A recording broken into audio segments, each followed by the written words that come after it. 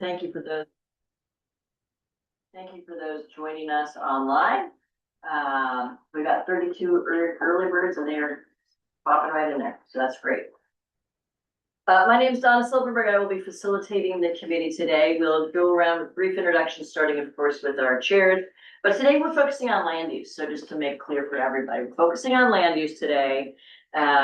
We have done, what have we done so far? We have done economic development, workforce, and water as the issues that the governor has asked the committee to look at. Today is land use. In May, we'll be looking at energy. In June, we'll be looking at affordability and taxation issues. July will be the committee deliberating about their report. So everybody can see the conversation that they're having about what they're thinking. We'll have a little bit of that today too. But today, our agenda, I'm gonna just hit the agenda and then we'll do the intros, okay? The agenda is, we're gonna start with the Department of Land Conservation and Development. We have the director. Thank you so much, Director Bateman, for joining us today. And Lee McElvain, who will be sharing with us information about the state's unique land use system and how data centers fit into that system. Part of the uniqueness of the system is it pushes, the state has big goals, local government has the local decisions. And so we'll be hearing from local government. We've got someone from a county, someone from a city. Then we're going to move on to those people who work with data centers to find, locate, and develop their lands. And after that, we're going to hear from a variety of Oregon voices about what do they, if people who are involved, steeped, I should say, not just involved, they are steeped in land use and work here in Oregon. And they will be presenting their perspective to the committee about, so what do you hope it looks like in the future? What is it, what do we want land use in the future on that horizon to look like in regards to relationships to data centers? We will then move to public comments at 2:00. And from there, we will move to a conversation amongst committee members of just kind of putting it together. This is a midway through the process. What are you all thinking about? What are questions that you're having? Just so you can share here in this committee room with everybody what you're thinking about. So that's it. For some reason, the owl is not seeing me today, which is really pretty funny. I don't know why that is, but that's okay. I'm by me. I am wondering though, if our presenters are speaking, if the audio will be able to track as it has in the past. Yeah, but sure, there's a speaker down there as well. Why don't you say something, Brenda? Hello. Director Bateman. Good morning. My name is Brenda Bateman and the owl seems to be Now thinking. she's a little late. There you are. Is there a different setting or it'll make it track better? I'll see if I can figure that out while you all. You want to down to the speakers. I think it's got me and it cites. Yeah, it does. She's there. Good. Okay. All right. So then why don't I move this on over to our co-chairs, Mike and Mike. Mike Jung, co-chair, Portland-based. I would just like to share that I am originally a Kentuckian. I'm actually originally a Korean, but Kentucky is where I grew up in America. And the first time I ever visited Oregon, I knew it was the place that I wanted to put down roots, to build a life, because of our land.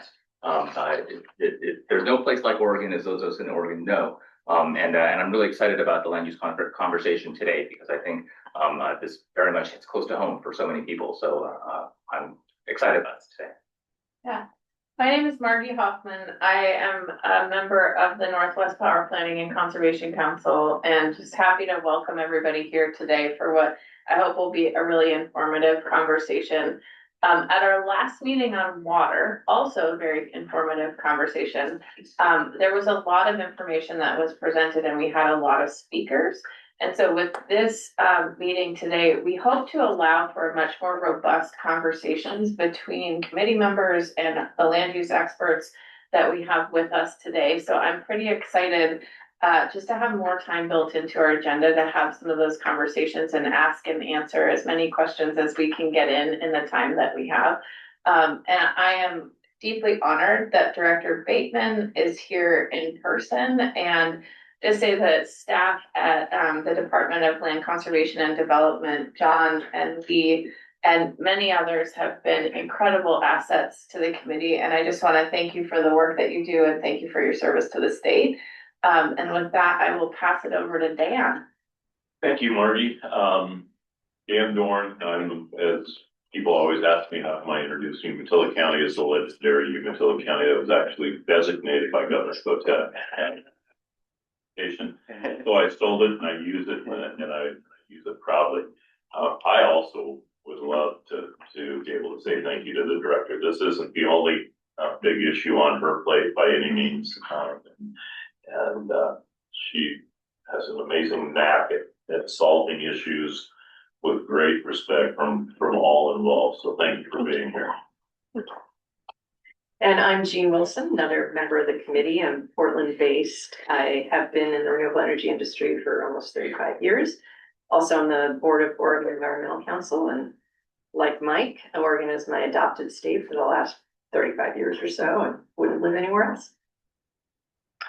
I'm Greg Dotson. I teach energy, environmental law, climate change at the University of Oregon. Worked the thing I've worked on most over the years is climate change related energy and environmental policies. So I'm really excited to be part of this conversation. I'm based in Eugene. I took the train up to Portland yesterday.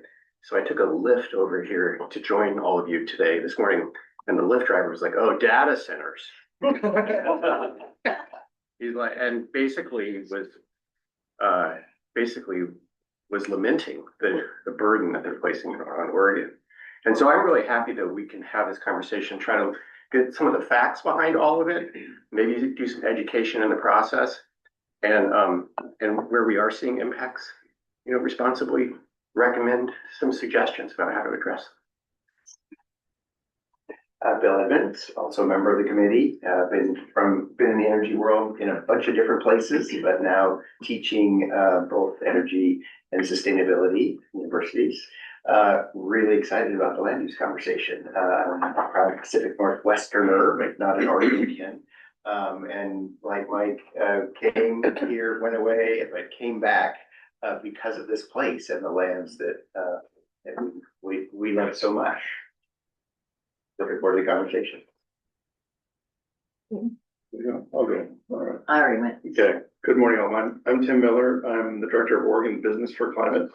I use he, him pronouns. And since we're giving a little background, I'm a Midwesterner who eventually chose to be here in Oregon because Oregon is such a great place.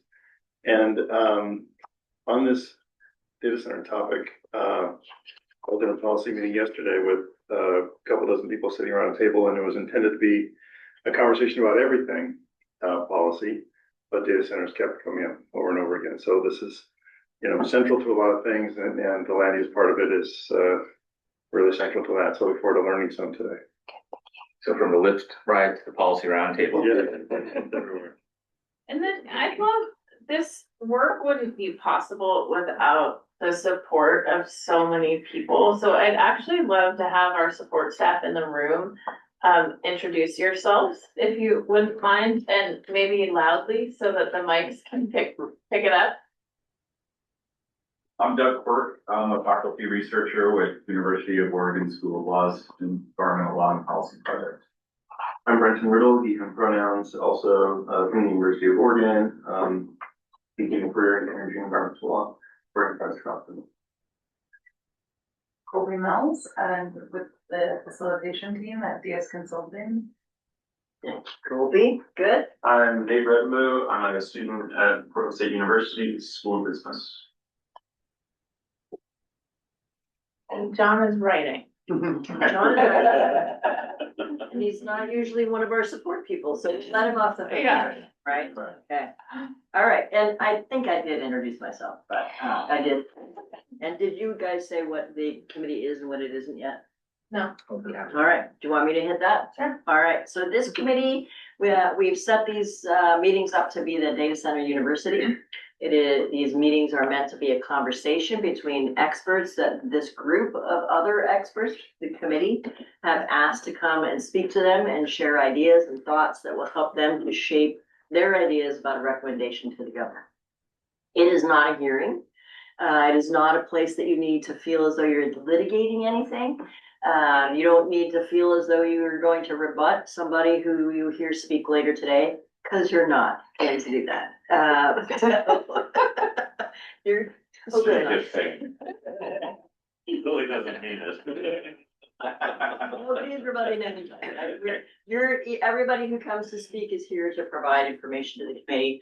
All of the speakers have had conversations with the chairs, and with, I think all of them have had a conversation with me as well about what we're hoping to be presented to the committee. So I just want to be really clear about that for everybody who's watching, who's in the room, who's doing the presentation. So really appreciate everybody. It's a citizen volunteer committee. So I don't know if you all said that enough, but it's really remarkable to me that you all are putting in the amount of time that you have been putting to think about who do you need to hear from and how do you hear from it and how do you structure these agendas. So wonderful committee to be working with and for. And so with that, is there anything more anybody wants to say to kick us off? We've got 4 more minutes. I yield the balance of my time. Yeah. Let's see it on the curve. Okay, let's do it, Ted. All right. Fantastic. With that then, let me grab the slides here for you. Get the LCD shut. Oh, but I will have some. Yeah. I remember 2 people on the screen. Well, No slides yet. We have the slides. I have the slides on, so if you wanna just keep focusing on the screen for now, that'd be. I'm sharing that. Try that again. Donna, Shit. I'm not using slides, so if you wanna keep them down for now. Perfect. Yes. I'm gonna just get you to the DLCD side. You go ahead and talk. You go for it. Okay, I would love to see, will I see anybody on the screen besides that? Oh, you won't see anybody. Fantastic. Thank you. My name's Brenda Bateman. I'm the director of the Department of Land Conservation and Development, and I'm going to immediately depart from my prepared remarks because I just wanted to pick up on the thread from the introductions earlier. Several of you mentioned how much you love the state. And often when I'm talking with groups, I ask, do you love the state? And if you do, can you verbalize or describe why that might be? And sometimes people can't quite put their finger on it, but there's something that's very special about this place. And it's not by accident. It may have been planned. So spoiler alert, I wanted to talk about the land use planning system, but that is so much more than siting a facility. The land use planning system in Oregon is about comprehensive planning at the local level so that there's a community who gets to envision what they want to be when they grow up. They get to design it, they get to grow into it and implement it. And the whole discussion is about the character of their community, what they want placed there, how they want it to function within a vision that they've clearly articulated. So that's where we're going to start today. Thank you so much for having me here. The work of the Data Center Advisory Committee is so important, and this is such a huge issue, as we've already talked about in our introduction. I'm pleased to be here with my staff. I'm here with Lee McElvain and John Jennings, who will be with you for the balance of the day, and we'll take all of your difficult questions. So Department of Land Conservation and Development is Oregon's land use planning agency, and the Oregon legislature established this in law along with our Land Conservation and Development Commission, which is our policymaking body, specifically to help local governments plan their future use of land so that they're conserving their working lands, their agricultural, their forest lands, other working lands, while pursuing growth and economic development opportunities. And the program, although established a while ago, it's continued to evolve to meet emerging needs in our society and our environment, as evidenced by our recent work in housing production, climate resilience, and equity. So the program is comprised of 19 land use planning goals, which you probably know. Those are established by the state. And this comprehensive framework makes Oregon rather unique amongst its peers. Most states leave land use planning to its cities and counties. And here in Oregon, the state has taken a role by providing a framework within which the cities and counties do their work. So our job as a department is to help our local government partners as they implement their statewide planning goals. And today I'm going to focus on 2 of the 19 goals because I think they continue to be really the underpinnings of what makes Oregon, Oregon, and I think they're very relevant to the work that you're doing and the questions you'll be asking over the next several months. So goal number 1 of the 19 is community involvement.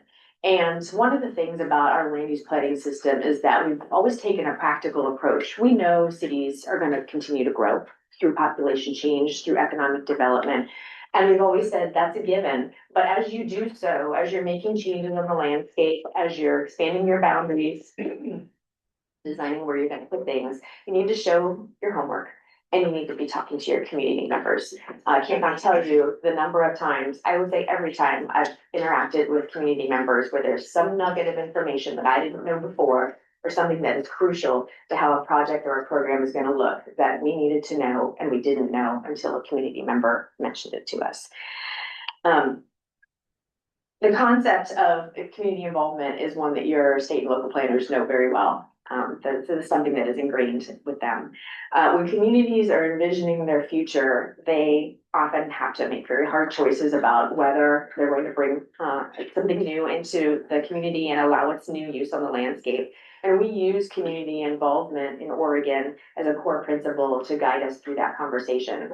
You've probably heard of the Oregon Way. It actually pertains directly to this involvement of community voice in comprehensive land use planning. That's where that term came from. Oregonians, as you may have mentioned, from the Lyft driver to others, they care deeply about the future of Oregon and the future that data centers, the role that data centers may play in that. And they are showing up to ask questions and to participate in this conversation. So please allow that, enjoy it, and involve them. The second goal that I wanted to focus on this morning of our 19 is goal number 2, and that's land use planning or comprehensive planning. So in Oregon, comprehensive land use planning relies on, quote, an adequate factual basis. We try to make our decisions based on facts. And this is where communities get to connect the dots. They are trying to design complete and functional communities. So this involves more than just employment lands, but it also involves the related housing that may come with it, and the related schools and healthcare and food systems and transportation systems. It's all mixed together, as you know, and if you've left one to the side or haven't given it enough thought, it will quickly become apparent. It will become a source of frustration for you and your families. So this is a comprehensive planning that brings all those pieces together. I wanted to note, I was talking with Michael earlier before the meeting started. Sometimes I think communities don't necessarily realize how much power they do have in this space. They get to set the criteria for what they want to encourage and to recruit into their communities.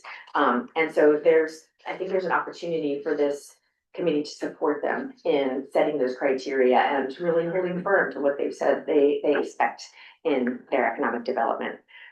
The state, the role that we play in all of this is that we have a broader lens. And so we have a responsibility to establish regulations that protect the greater good and to answer questions really on behalf of for the good of the order that sometimes the local community doesn't have the data for, or it's not necessarily, they don't believe it's their role to play.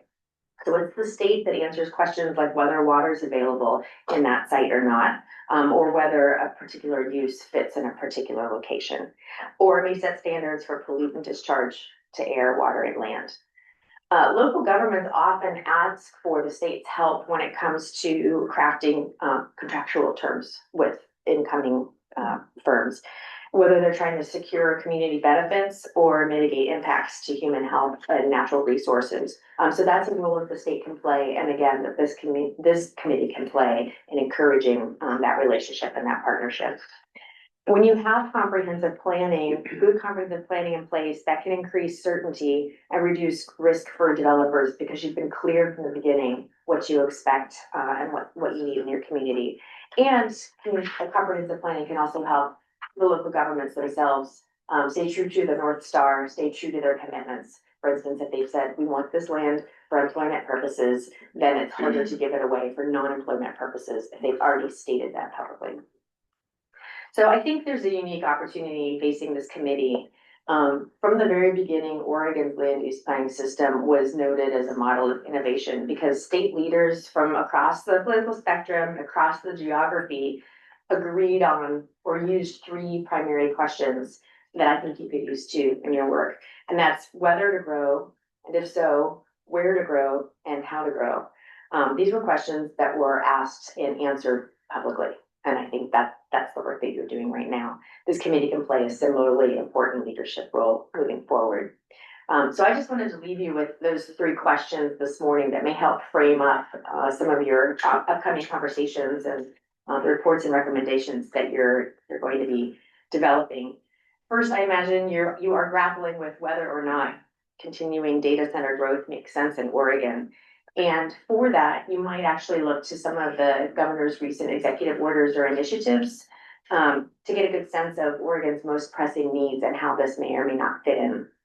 For instance, the executive orders and initiatives include housing production, climate resiliency, economic prosperity, mental health, and education. And you might ask, does the pursuit of data centers move the needle in the right direction in any of these areas?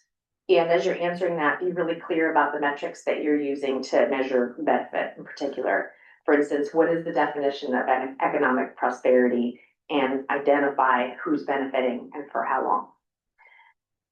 Secondly, you might be wondering where data centers should locate. And today you will hear case studies from both urban and rural Oregon. One place is data centers near existing infrastructure and services, while the other model tends to place data centers away from existing population centers.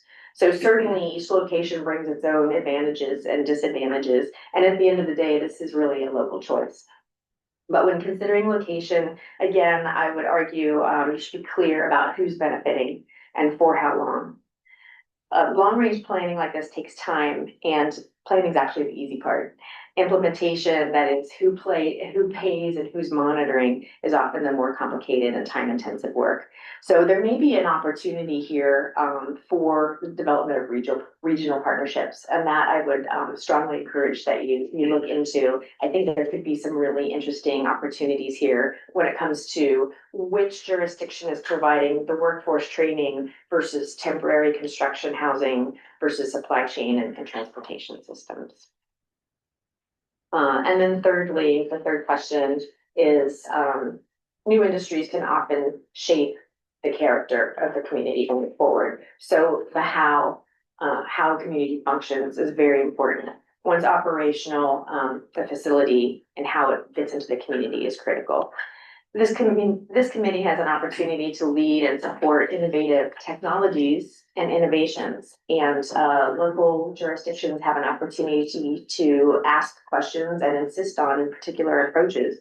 So for instance, where one method of cooling is finite, say water, but another method might be not so finite, like renewable energies, could and should Oregon insist on the renewable locally generated option? A question to pose.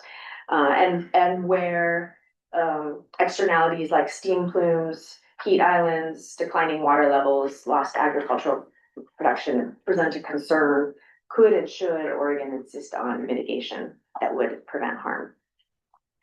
So to wrap up, I just wanted to bring you back to the historic view. Oregon's innovative land use policies have long served as a national model for comprehensive land use planning and public participation. Using these techniques, we've managed to protect what makes Oregon, Oregon, even as we grow.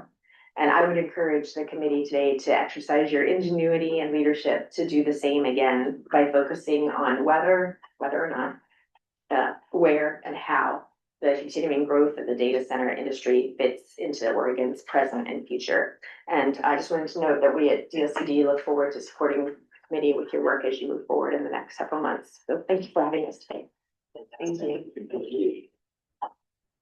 Questions for Director Bateman? Really nice visioning framing ideas. Thank you for that. Yeah. Mike and then Dan. I'm particularly interested, you talked about the state's opportunities to help local communities. I think you mentioned contracting in particular. I'd love to learn more about sort of the mechanisms through which that takes place, maybe some examples on how that's played out. Can you give us a little bit more of a snapshot there? Yeah, and I'll pull in my team as well. If you want to go to the table. Roll on up, John. You probably don't. That's okay. But I was gonna say, but I will let you know when it's your turn. I would hope that you would. I wanted to turn to Lee first for answering that question, because I think this is also where our other state agency partners come in. There are many sources of funding and technical assistance that other state agencies also bring to the table, and I'm thinking specifically Business Oregon, where we're sitting today, that I know are often very involved in negotiating community benefits and other contractual terms. So just wondered if you wanted to put a little bit more meat on that. Yeah, I think in some ways, the economic benefits are the easiest to put metrics around, and that's something that we should definitely be thinking about more seriously. When I think about how communities benefit from data center development, certainly jobs, certainly tax revenue. But I think we should also be thinking about costs to regions and local governments that come along with those things. Every decision that's made in the comprehensive planning process has an opportunity cost. There's trade-offs involved with each of these things. So we should probably be very specific about who job creation is benefiting, for how long, and what the value of that is to local, regional, and state economies. And whether there are alternative analysis. Communities need to ask for this help? Do they have to apply for it? Is it rate limited in any way? Is there a kind of a one-stop shop, or do they have to go to one agency for help with their contracting, another agency for helping shape community benefits? And how does this work? I wish that I could say that there was an effective one-stop shop, but the governor actually supported legislation during just the parish session to help kind of streamline the permitting process between state agencies. And I think that data centers might be an interesting use case for something like this. For the most part, private sector entities that are assisting with economic development opportunities in the state are going to be going separately to different state agencies to seek assistance. DLCD's primary customer is the local government, and we provide funding to cities and counties to do excellent planning work that benefits Oregonians on a rolling basis through various programs. But we do rely on funding from the state legislature to make that happen. Yes. Mm-hmm. Thank you. Okay, so I had a lineup of speakers. I've got Dan, I've got Tim, I've got Greg. Fantastic. And we will let you have your 20 minutes. Thank you. I was going to claim the four that was remaining. I'll follow up on Michael's question, because now I'm a little bit confused. Because Alrighty. I'm always confused. But benefit, you were talking about state agencies and the discussions of community benefits. I mean, we've always negotiated our own, and I'm pretty proud of a lot of the benefit programs we've established. They've been copied, those type of things. And when we reached out, there's that portion of that package hasn't been there. And DLCD would not be that portion. So I just want to, if there's something new that I'm not aware of, but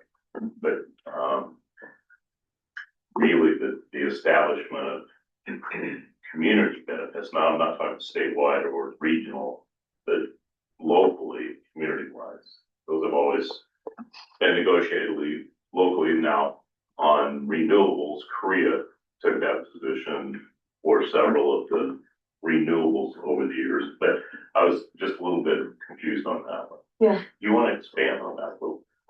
Sure. I won't be able to expand very much, and I should introduce myself since I haven't had the opportunity to do that yet. We mentioned your name, but we haven't fully. Yeah. And speak loud. I mean, there is a microphone right in front of you, and speak loudly enough so Doug can hear. Let me answer that. There was one thing that you guys did touch on that was really kind of interesting to me, was the regional cooperation concept. So you guys could expand on that.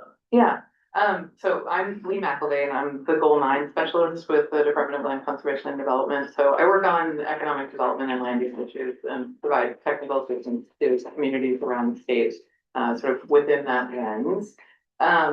I agree with you that there are not many state resources available for negotiating community benefits right now. Aside from floors set for various incentive programs for economic development, there really isn't a toolkit or something like that, or a program that communities can access that would provide them with that level of assistance. And I'm not sure it's even the Yeah. same place other than outside the boundary. So that's why I was curious on the conversation. Yeah, thanks for the question. And the question of regional coordination Yeah. is an interesting one. It is. Through a land use planning lens, we can identify some examples for regional economic opportunities analyses and various programs for industrial lands planning.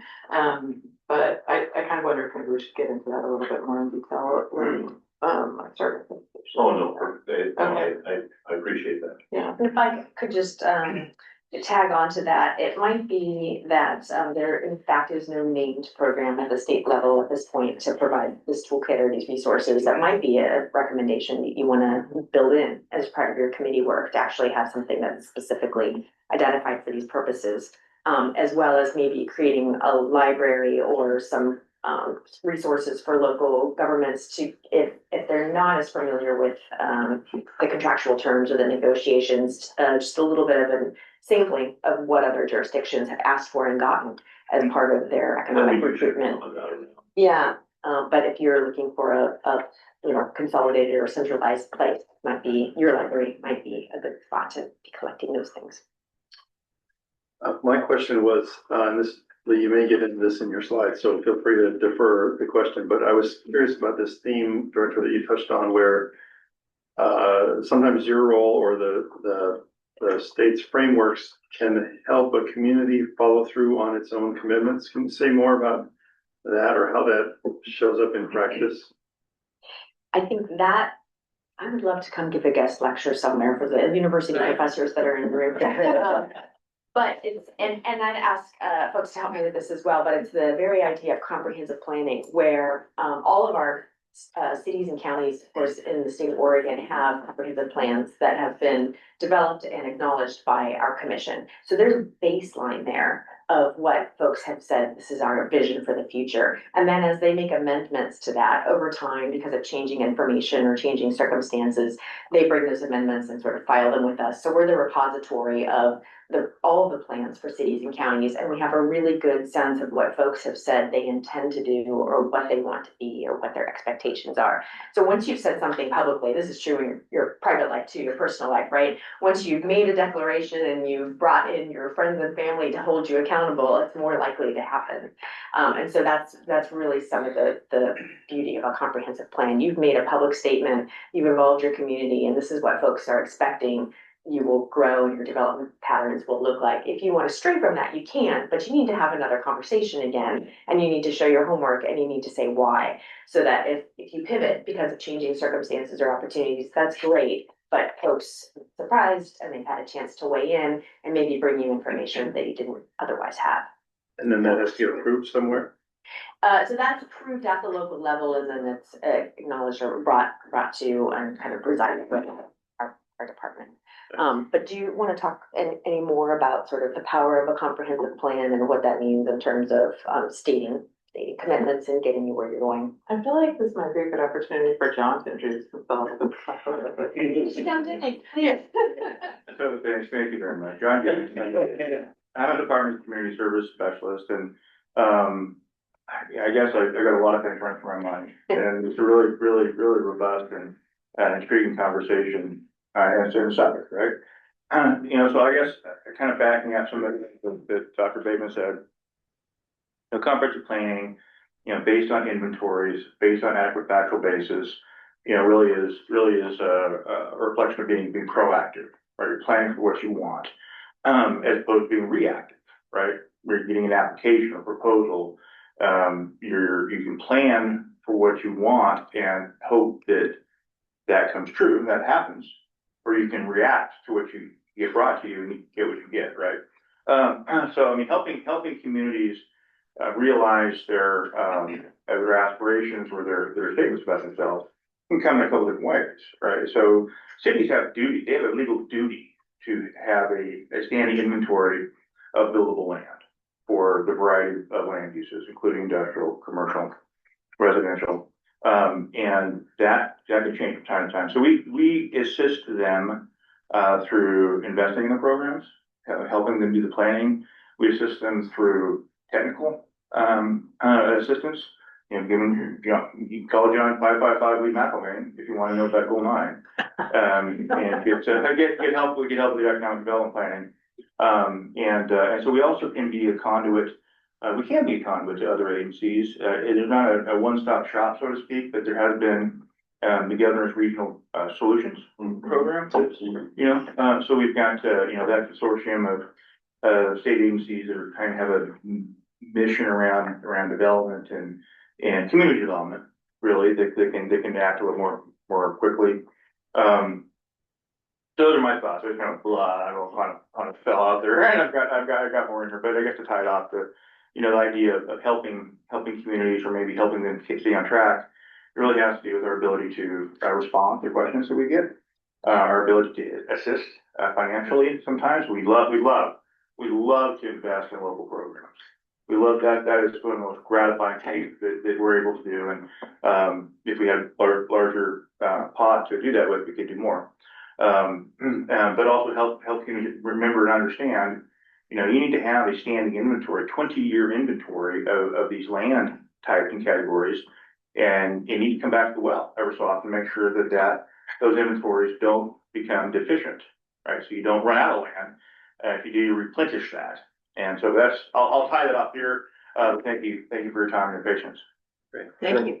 All right, Greg's next, and then I want to move us because I know that Lee has probably at least a half-hour presentation that may answer some of your questions. So you're going to shorten it down. Thank you. I want to ask sort of a counterfactual question, and it kind of gets at maybe the certainty that you mentioned, Director Bateman, and I think I'll pull some other things too, which is when you think back to like the 1970s, people started to become deeply concerned about the environment, and we saw a number of different state responses. I kind of think of them in two different categories, and Oregon's a little bit unique. A lot of states, like California, adopted their own environmental assessment laws. They said you can do anything anywhere, but we're going to scrutinize it up and down a 2-year study on the environment. Maybe I don't mean to say it has to be 2 years, but the point is they were sort of NEPA sort of inspired laws, and that's the way we're going to do it. And Oregon took a different approach in '73 and said, rather than that, we're going to plan.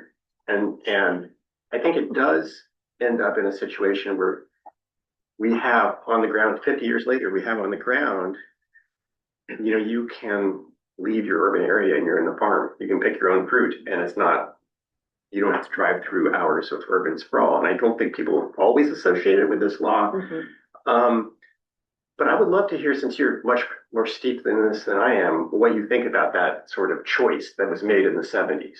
Do we do the planning approach, or we do the environmental assessment approach that kind of opens the door, but make sure we're very careful in every specific decision? I'll start it, and then you all are gonna have to clean up after me. I think you put your finger on it in terms of this managed growth approach that we've taken, and I alluded to it a little bit at the beginning, where I've said we know you're going to grow, and that's a given, but it's sort of how and who you involve as you do that. I think we're very proud of the results that we see 50 years later, where, as you said, you can be very much living in the urban environment, and then very quickly get to your rural areas, your forested areas, and it's very clear you've moved into a different type of land use, and it's accessible to you rather quickly. And so that's not true everywhere, and I think we're quite proud of that. So, anything you'd like to add? Yeah, I feel like this is a pretty large discussion. I appreciate your perspective on it. I also think that the planned growth approach means that we're going to sort of plan in place for everything, or if there's new opportunities on the horizon, then we have the intention of making those things possible through a process of mitigating impacts by foreseeing them ahead of time, rather than responding to a reactive siting process that says, well, let's evaluate every possible environmental impact that's going to be occurring on this specific site, rather than designating something more largely for planned growth in the future. I know that there's costs associated with both approaches, but I sort of think that the certainty provided by Oregon's planned growth approach is maybe a benefit compared to some of the more intensive environmental siting questions and processes that states like California go through. I agree entirely. I just added this, and I think, again, I think you hit the nail on the head.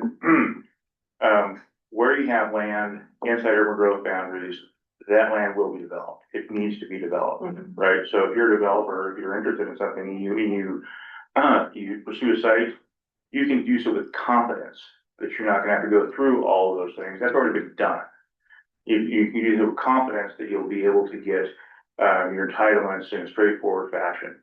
And if you're operating somewhere else or outside of that, okay, maybe that's a whole nother conversation, but, you know, when you're operating within a planned environment, you know what the tests are and you know, what the likelihood of success, and it should be very high. That's helpful. We could go all day. I'm sure you could go all day asking all sorts of questions, and I do, you know, I wanna make sure that Director Bateman, if you have more you wanna add at this point, if you wanna let Lee take it away with the presentation. I will leave you in the capable hands of DLCT staff, fantastic team, in case you haven't noticed. I'm so honored to be working with them. I don't want to leave, but I've got.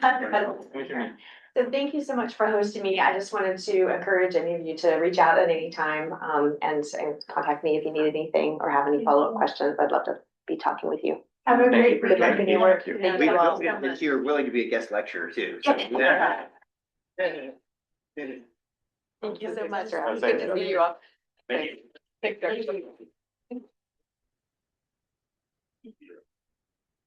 All right, so let's continue to hear more about your program that you're running and the whole of what VLCT is doing. Yeah. Yeah, and do speak up. We've had a couple people asking, you in particular. Well, I'll Just be a little louder, and I know you Closer can. to the mic now. There you go. So, That's perfect. yeah, let me know if you are Okay. hearing feedback. Okay, we will. Uh, Thank you.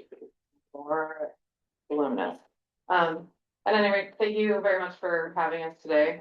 We're really appreciative of the opportunity to sort of orient you to the land use system in Oregon, especially as it pertains to data centers. And hope that this will be an informative presentation, that helps you kind of frame up what you're hearing later today from, various presenters who are gonna be spending time with you. So I've already introduced myself. My role is to support economic development and land use throughout Oregon. I'm here with Don Jennings, who is amazing moral support and also has over 30 years of experience working in land use in Oregon. So he's an incredible resource. And as Director Bateman said, we're happy to answer any questions today or provide support later as the committee develops its recommendations. We also have some colleagues online who I might be calling on if you have questions about maps or particular data sets that we're sharing. So I'll let you know. Let me when know you if I need to promote them. at any point. Yeah. And then do I just ask you to change the slide? Donna? Yeah. It's time. All right, slide please. Okay, well, there we go. Yeah. Is that right? There we go. All right. So I'm just gonna drop right into it. 20 minutes is not a lot of time to cover Oregon's latest planning system. So I'm gonna stay pretty high level here. An overview of data centers and land use. This is an Amazon Web Services facility in Boardman. I think you can look at this photo and understand why people across the nation and perhaps even the planet at this point have concerns about this type of development happening in their backyard. They have questions about what it means for community character. They have questions about the resource consumption of this industry. The economic benefits of data centers in communities across Oregon are very clear, but the costs are not always quite so transparent. And so these questions are being raised in city halls across the country, increasingly so in Oregon. And land use planning and the comprehensive planning process is one of the ways that communities address these questions. So this is a very important discussion to be having today. We are fortunate in Oregon because Oregon possesses, I think, the premier land use planning program in the country. It is a unique and remarkable tool that we can deploy to help communities think about their data center future. You know, how these questions and how the development boom that's occurring in this industry is going to be impacting their cities and rural areas. Oregon's land use planning system is respond to proactively predict growth, right? So we're not in a responsive defensive position. We're thinking ahead of time. We're thinking 20, sometimes 50 years in the future about what we want communities to look like in Oregon. Data centers challenge this system a little bit, because, you've heard a couple of my colleagues refer to basing our growth plans in an adequate factual basis.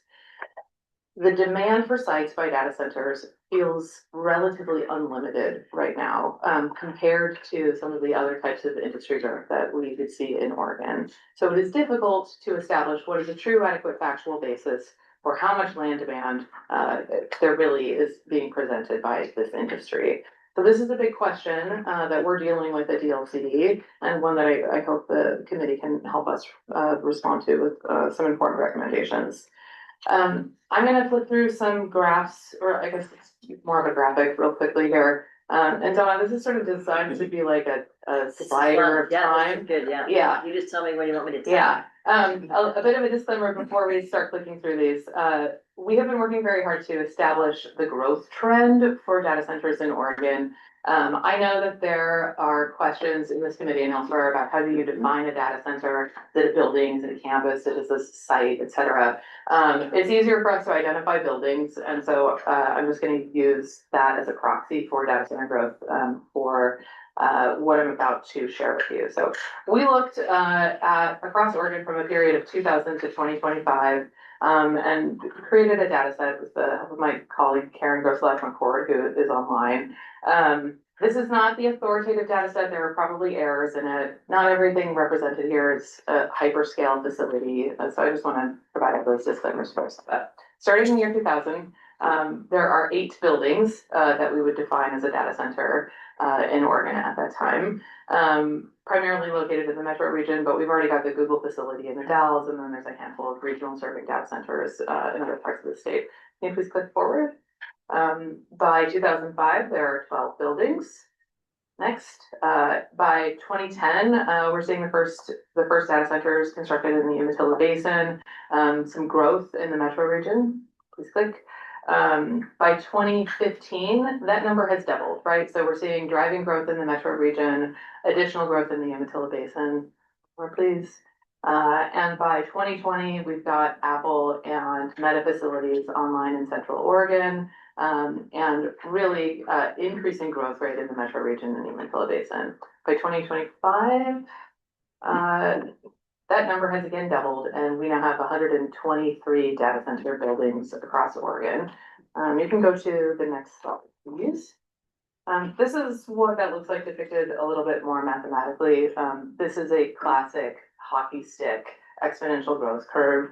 Starting around the year 2010, we see the number of data center buildings doubling every 5 years across Oregon. The vast majority of that growth has been in the Umatilla Basin, and we include the Dalles in the Umatilla Basin for the purpose of this graph, but it's not really part of it. Yeah.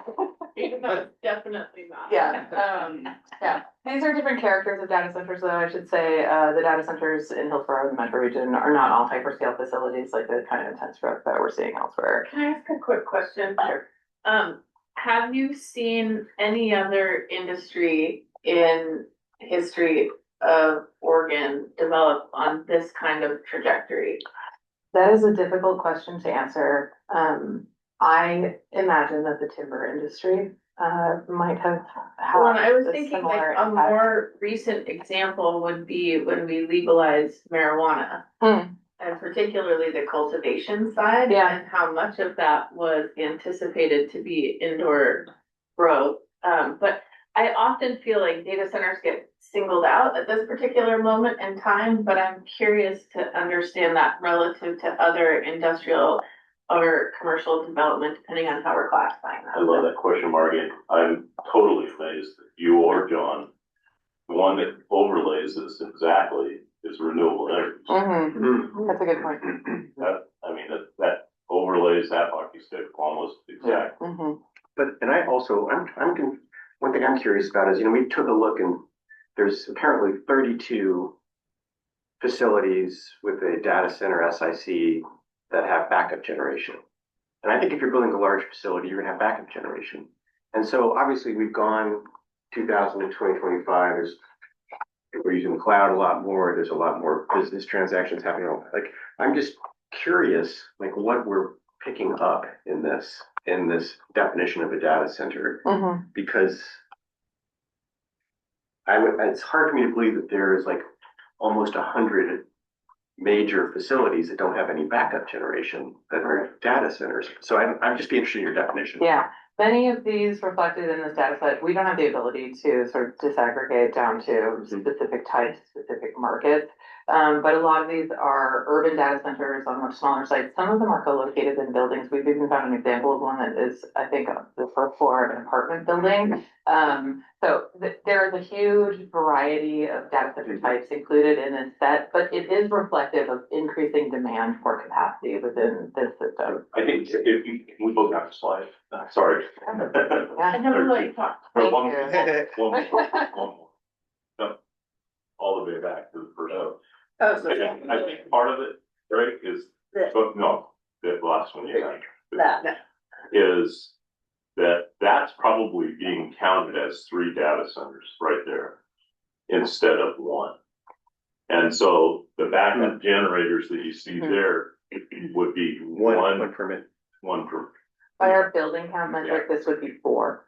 yeah, Yeah. but really that's 1 DEQ per. Yeah. I see. Interesting. All right.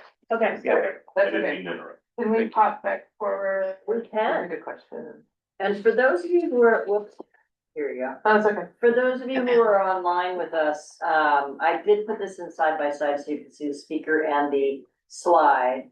If you want to see the slide bigger, there should be a line in the middle of your screen that you can pull to the right and have the people minimized and the slide enhanced. So I just want to let people know that.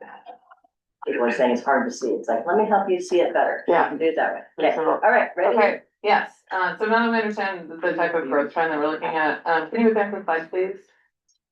Thank you. So let's talk about the context for Oregon's land use planning program. We've discussed this already, thanks to your excellent questions early on for Director Bateman, but Oregon is a planned growth state. That means that we think about what, how much, and where we want growth to occur. We tend to think about land use on a spectrum of rural to urban development. The state has rural policies that prioritize the conservation of working and resource lands for wildlife habitat, recreation, high value farm soils, timber, for example. Urban uses we tend to think of as more dense development, more intensive development, and we like to promote efficient place-based growth for urban environments across the state. I often hear a talking point in economic development circles that the land use program is 50 years old and it is out of date and out of touch. But I just want to note and reinforce what Director Bateman said, that it is actually constantly evolving in response to needs and opportunities for Oregon, in response to direction from the legislature. We're seeing the greatest change in our housing planning rules right now. But just 2 years ago, DLCD, our commission, adopted an economic development rule that makes it easier for small communities throughout Oregon to pursue aspirational economic development projects through every growth boundary expansion. So we think a lot about economic development too. And that rule, by the way, helps communities plan for data centers if that's the route that they'd like to go. But importantly, all of these processes are based in local control and public involvement. So the state sets the framework, but local governments implement it. Slide, please. Quick question. I noted in Rule 2, or Goal 2, that it includes the standards for exceptions to the goal setting process. Could you share quickly, how often do those kind of exceptions happen? Are those exceptions more common in rural versus urban communities? Can you give us kind of a lens into that? That is not a quick question. Okay. Yeah. It's something that I would be happy to share information. It happens though. Yeah, yes, it does happen. Okay. So These are not like once in a blue moon. Yeah, yeah, would it be possible to? Yeah, we take can the walk time through, yeah. then? Okay, great, and John is gonna be your man for that question, for sure. And I also see our local government, one of our local government people in the back who's like, taking notes and making sure he's gonna address something Yeah. from their perspective as well. So, Yes. Good. All right, so you have in front of you a list of Oregon's 19 statewide planning goals. They are implemented by local governments. The intention of these goals is really to direct growth to the least productive resource lands, so that when we grow efficiently and we're not wasting Oregon's precious resources as a part of that process. But our rural policies are really designed to direct future growth opportunities in a way that preserves working lands. Oregon's land use planning system thinks about land as an economic asset, and that's for both forest lands, for timber resources, agricultural lands, and also wildlife habitat and the inherent value that we have in all of the different landscapes in Oregon. John mentioned this, but urban growth boundaries are really designed to provide a 20-year land supply. Sometimes we think that the term boundary is a misnomer because they are designed to expand. That is the purpose of them. But that expansion requires an adequate factual basis. So local governments have to do some work to determine what their future growth trajectory looks like and what they want their communities to look like. Slide, please. So I am descending rapidly down here into goal 9, economic development. This is the best of the statewide land use planning goals. But under goal 9, local governments have a responsibility to provide adequate opportunities for economic activity that benefits the prosperity of Oregon's citizens. Okay. What that means in terms of comprehensive planning is that their local comp plans need to provide an adequate supply of sites for a variety of industrial and commercial uses. And if a local government has the appropriate locational factors for a data center, and that is a priority for that local government, then they may choose to provide sites for data center development. So it does not require an exception. No, not within an urban growth boundary. Yeah. Next slide, please. I might move through this very quickly because I think that Director Bateman gave a good overview of what the state and local roles are, but very briefly, the state's responsibility is to sort of set a framework for how growth occurs, but local governments implement that growth, and it is really their prerogative what kinds of economic opportunities they would like to pursue. They provide sites, they serve those sites with infrastructure that is necessary to implement those plans. And local government is where our public engagement and community involvement opportunities take place. Great slide, actually. Okay, glad I looked. All right, let us move forward to the next slide, please. Got a question? No, when she's Mitz? done, when she's done. Okay. When she's Getting done, in the queue. you're getting in front of the line. So if I get there first. All right, so I've talked a little bit about what the 3 primary regional markets are for data center growth in Oregon already. But for your awareness, about 80% of data centers, and this is measured by building, not by site, are located inside of urban growth boundaries in the state. And I am learning from the work of this committee that that is largely a result of cities having a water right that they have not fully grown into, so they have that resource available to serve data centers. About 20% of data centers are located outside of urban growth boundaries on what we would consider to be rural industrial lands. The majority of this growth is occurring in Morrow County, although there are a handful of rural data centers elsewhere in the state, including one in Umatilla County.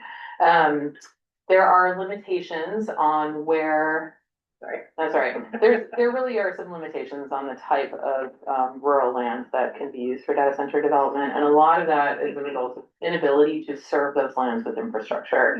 Port of Morrow is a pretty special situation. Quick clarifying question. Would urban inside UGBs and on rural lands be roughly comparable to cities versus counties? Yes, it would be exactly that. Next slide, please. I just want to show some of the mapping work that DLCD has been doing related to this. So I'm going to go over our key regional data center markets as they exist as of a couple of months ago. This is Central Oregon. As you can see in Prineville, there's a real distinct division between the residential and commercial portion of the city and all the data center development that is happening up on the bluff. It's an interesting geological feature that allows the city to pursue its economic development strategy so successfully. There's a couple data centers in Bend, but land values are too high there, frankly, for that to be a reasonable market. We are expecting to see some interest in the city of Madras soon, which means that we will now have a 3-county region, Deschutes, Jefferson, Crook, that will be a growing data center market there. Next slide, please. So if we just go back real quick, I apologize so much. I can't resist pointing out. And in the map triangle, you can see below, that's a fairly large solar project. A little lower. Down Lower, Lower and left. Yep. Yeah. To the left. Oh, yeah. Right, right Center there. The dark Right. squares. And I just, it may be entirely coincidence, there's a couple of the larger county approved solar projects in that vicinity. I don't know if there's a nexus to the data centers, I suspect there may be, but anyway, I couldn't resist pointing that out. Thank you. Yeah. It could also be because that is Pacific Core Yeah, territory, that and is Pacific Core is mentioned, subject to higher RPS renewable energy requirements than across the street, which is served by Central Oregon Electric Cooperative. So maybe. Yeah, I don't know, I thought it was, I find it to be a remarkable coincidence, and maybe it's just that. Yeah. Okay. Thank you. This is our, another key regional market, obviously. So this is the Umatilla Basin. Each of the 3 cities where you see data centers cited right now, Hermiston, Umatilla, and Boardman, have recently completed or are in the process of going through an urban growth boundary expansion, specifically for data center development. We're expecting to see intense interest in Aragon. Not depicted on this slide is the city of Arlington, just to the west in Gillum County. That city recently sold 400 acres of light industrial land to Amazon Web Services. So this is growing beyond what you see on the map. But I do want to point out the rural development trends here among the irrigated pivots. These are data centers located outside of urban growth boundaries. And I love this visual because if you remember back to Director Gall's presentation, each data center on average uses 1/5 of one center pivot of water consumption. And this, you can see the center pivots relative to the data center. So I just think that's an interesting visual from a water perspective as well. Yeah. Nice. Thank you, Mike, for pointing that out. Can Yeah. I point out the depot real quick too? So in the center there, Donna, that bare land, that's used to be the Umatilla, Army Depot, Right. but that is now the Columbia Development Authority. And it's split up, basically 4 ways. The tribes have about 4,000 acres.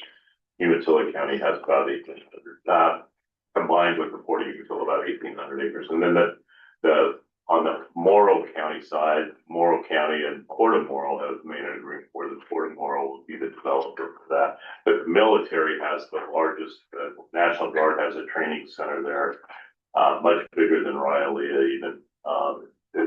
It's huge, right down the middle of it. But also there's transmission there, the D mill site where they burn up all of the old munitions and mustard gases and stuff. This also has that power here already, so, but it is, that is already free zoned at the time that it was transferred. Between, depending on whose property you're looking at, but it's mostly conservation, industrial data center, and heavy industrial, all pre-zoned when that came out, and that's outside of urban growth boundaries. So, obviously a lot of interest in those areas. All right, y'all. So I just want to note that we have about 10 minutes We're left. getting in trouble. Sorry about that. You're not getting in trouble. I'm just raising awareness that, that's the problem when you get comfortable and have a really nice, good conversation. Time flies. You're having fun. So Lee, Thank you. let's do it. All right, next slide, please. And I'm actually going to skip this slide because my colleague Ann Diaz from the city of Hillsborough is here and he can speak about this. But I hope that one of the considerations that this committee will make is that there really is a need for state resources to be able to develop data sets like this that allow us to track where growth is occurring, what the impacts of that growth are and what the possibilities are to make informed decisions in the future. So that requires funding for the state and it requires direction for who's responsible, for keeping this information. Next slide, please. So we receive a lot of long-range land use plans with DLCD, as you can imagine, and I can very quickly just talk about what the site requirements are for, and I should be specific, this is just for hyperscale facilities.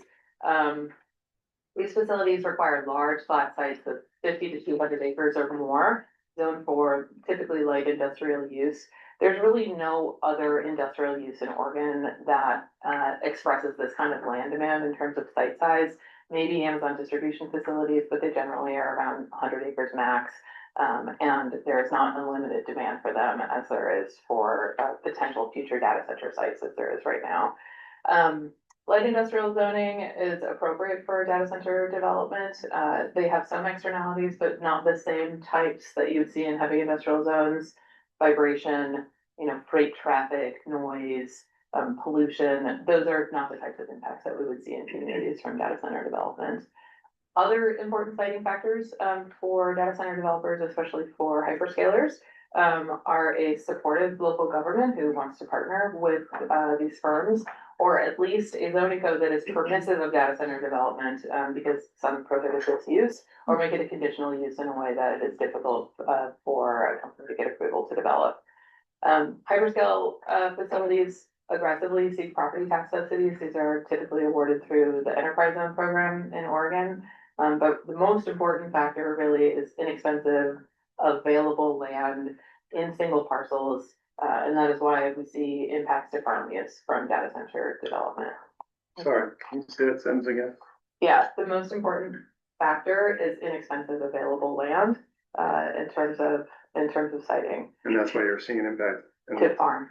Yeah, but that's not what we're seeing in I will. Hillsborough, right? In Hillsborough, we're seeing the land rush. I mean, Yeah. it seems that way. The land's very expensive. Hillsborough has different locational factors. And Dan will talk about them. Yes, he Okay. Right will. behind you to talk You about will. them. But we can expect on some of this too. Yeah. Not to rebut and count. Thank you. Dan and I always agree with it. Next slide, please. All right, I'm gonna rip through this. Rip it. So, how does the growth process work for cities that are looking to accommodate data centers within an urban growth boundary? This is a public process. Cities are required to adopt local comprehensive plan amendments. We're talking about goal 1 right now, so public engagement, community involvement. Talking about goal 2, comprehensive planning rooted in an adequate factual basis, and goal 9, economic development. If a city determines that it would like to site data centers, it is very likely that it does not have enough land available to do this, because the sites are so large, as we discussed previously. To demonstrate that they need additional land, they go through a process called an economic opportunities analysis. This is a study that is described in administrative rules for the planning program, and it's essentially used by local government to forecast future economic growth and then compare the needs for that growth with the existing supply of industrial or commercial sites with a different type of economic development priority that's in the city. If the city determines that it doesn't have adequate land available, then it uses that economic opportunities analysis as the factual basis for an urban growth boundary expansion. A UGB expansion is its own analysis that generally evaluates the suitability of land around the existing UGB for expansion to provide sites for the types of economic opportunities the city is pursuing. Generally, that UGB analysis is going to direct growth away from the highest value soils or other natural resources. But there's a little bit of a shortcut for something like a data center because we're talking about very specific site needs, including proximity to high capacity transmission lines. Generally, site size is very important. Developers really only want to look at large parcels that are already aggregated. So it really narrows down the number of potential sites around a city that could be considered for expansion. This is a very quick question. Yes. Employment land, does that just mean housing? No, Oh. thank you for asking that. It's jargony. Employment land means land zoned for economic use. So it could be land zoned for commercial use or industrial use.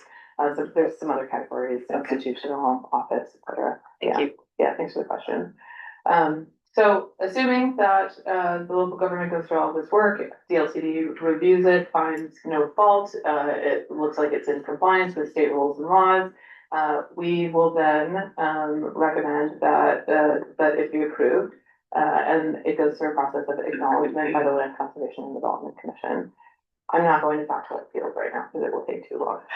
Yeah, But it is, Yep. it is state approved, it's not just locally approved, state approved, so you. Acknowledge. Yes. Thank you. It's the expansion. Mhm. Must it be acknowledged? Yes, Can it be rejected? yes. And can you reject it if it's using farmland and there was other land available? Yeah. Could happen. Okay, but I guess I would just point out too, though, you know, we understand and expect that cities are gonna need to grow, and they're gonna expand urban growth boundaries, and that they're gonna identify needs, and in some cases, the only way to satisfy those needs is to occupy high-value farmland. If that's the situation, that's where it needs to go. I'm just curious though, like, you said 80% has been developed within the urban growth boundary, 20% has been developed on rural industrial land. So how many have been sited on high value agricultural land? That's a very good question, and we could perform that analysis. Okay, You can do that, okay. Have you any been? I don't know yet. I think that would, not for today, but I would love that as a follow-up. We tried to find that and we found none, but Yeah. that may not be the answer. Yeah, it'd be good to know that for our, There's certainly just to assertions about understand that. the It doesn't- policy. Yeah, in Hillsborough especially, Yeah. probably. Yeah. So my suspicion is there's a couple different things going on here, right? So And there you've are. got 4 minutes. I'll Never let Dan ask the question. No, go ahead. thank you. All right, please skip this slide. But we'll get down that, the notion of, After my questions. yeah, we've got coming, but that's fine. Patience is gonna be. We'll follow up on that. Yeah. I wanna note that we have in hand plans or inquiries representing, over 9,000 acres of new data center development across the state, 6,500 acres of which would be satisfied by urban growth boundary expansion or rural upzoning. Next slide, please. We have evaluated, how UGB expansions for, additional industrial land are being used or designated right now. From the period of 2014 to the present, we looked at every urban growth boundary expansion that brings in new industrial land to the city. You can see the gray here is general industrial land. Anything that is in yellow represents industrial land brought into urban growth boundaries specifically for the purposes of accommodating new data center development. Between 2020 and 2026, this represents 2/3 of all new industrial land in the state is for data centers right now. Next slide, New please. land, right? Yes. Yes. There are many community land use considerations that I think we can probably talk about at another time. But I do just want to say that, this is an area where DLCD sees an opportunity to provide resources to local governments, and I might include, developing community benefits, Commissioner Doran. I think that we can support local governments in the state much more effectively to do this work well in a way that really serves their communities. Can you, speak briefly, key differences between rural upzoning versus UGB expansion? Yeah, a rural upzone, would be land remaining, in county, land use jurisdiction, but would allow industrial development. That would be an exception pathway in Yeah. many instances, not all, but in many instances. Thanks. And there's one question is the online, which is, do UGB swaps follow a similar process to what you were talking about earlier? Not exactly. Okay, And is that relevant for data centers? interestingly, land swaps are an important topic, and Tamara Mabbitt, who's going to be presenting after this from Yes. Morrow County, can speak more about that. Fantastic, okay, Okay, thank you, yeah. great, okay, 1 minute. Okay, please go to my last, not the very last slide, but second to last slide, please. Which one's second? Keep going. Keep going. Thank you for bringing maps. You're welcome. Yes. I want to thank my colleague Karen online. Please go back one. Okay. So let's wrap up, this run through land use in Oregon.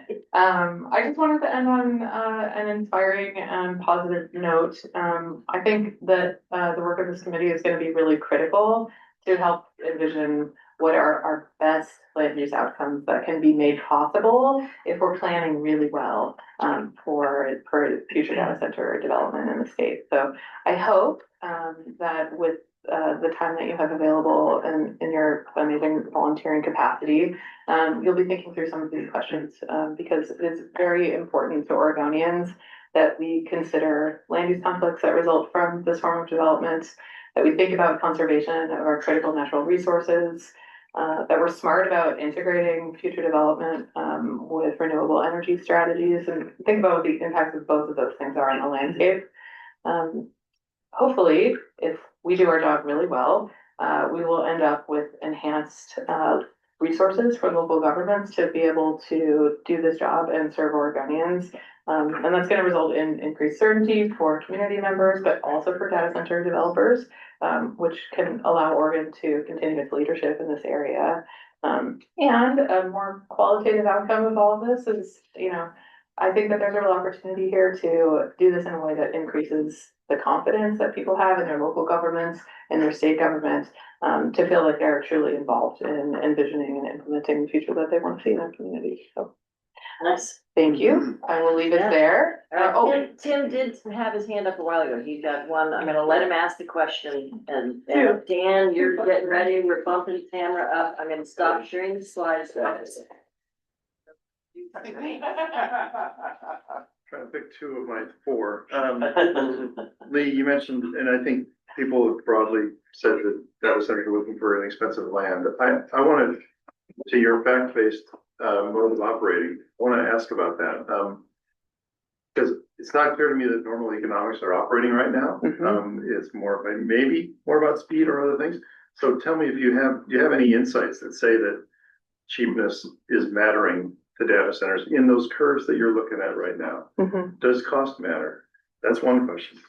The other one is, given the local process and the opportunity to ban and get an exception or get acknowledged for the change or all those good things, why are people coming to the state legislature to talk about needing that? Just to clarify on the second part of your question, why are people coming to the state legislature to talk about needing land for data center development? Or industrial and light industrial and data centers and whatever else. Yeah, I'll answer that question first. Okay. We talked about this a lot at DLCD. I think in some regions of the state, expanding an urban growth boundary is a bit more challenging than it is in other regions of the state. There are various factors that play into that, but a lot of the time, when a local government goes through its analysis for UGB expansion, the land that is identified for where growth should be directed to is not necessarily where the city wants to be growing to. And sometimes we see a little bit of conflict in terms of what types of lands are developable, the cost of developing those lands, and where it is that cities are, actually would like to expand to. There are also factors where property owners have intense interest in expansion of an urban growth boundary and apply pressure or are lobbying their local government to change the direction of where an urban growth boundary expansion should be occurring. So that is also a factor. When communities run into these issues, they go to the legislature and sometimes seek resolution through a law, for example, that would be a carve out for them. So that's your second question. Your first question was regarding. Does cost really matter? Yeah. Does land cost really matter? It does matter.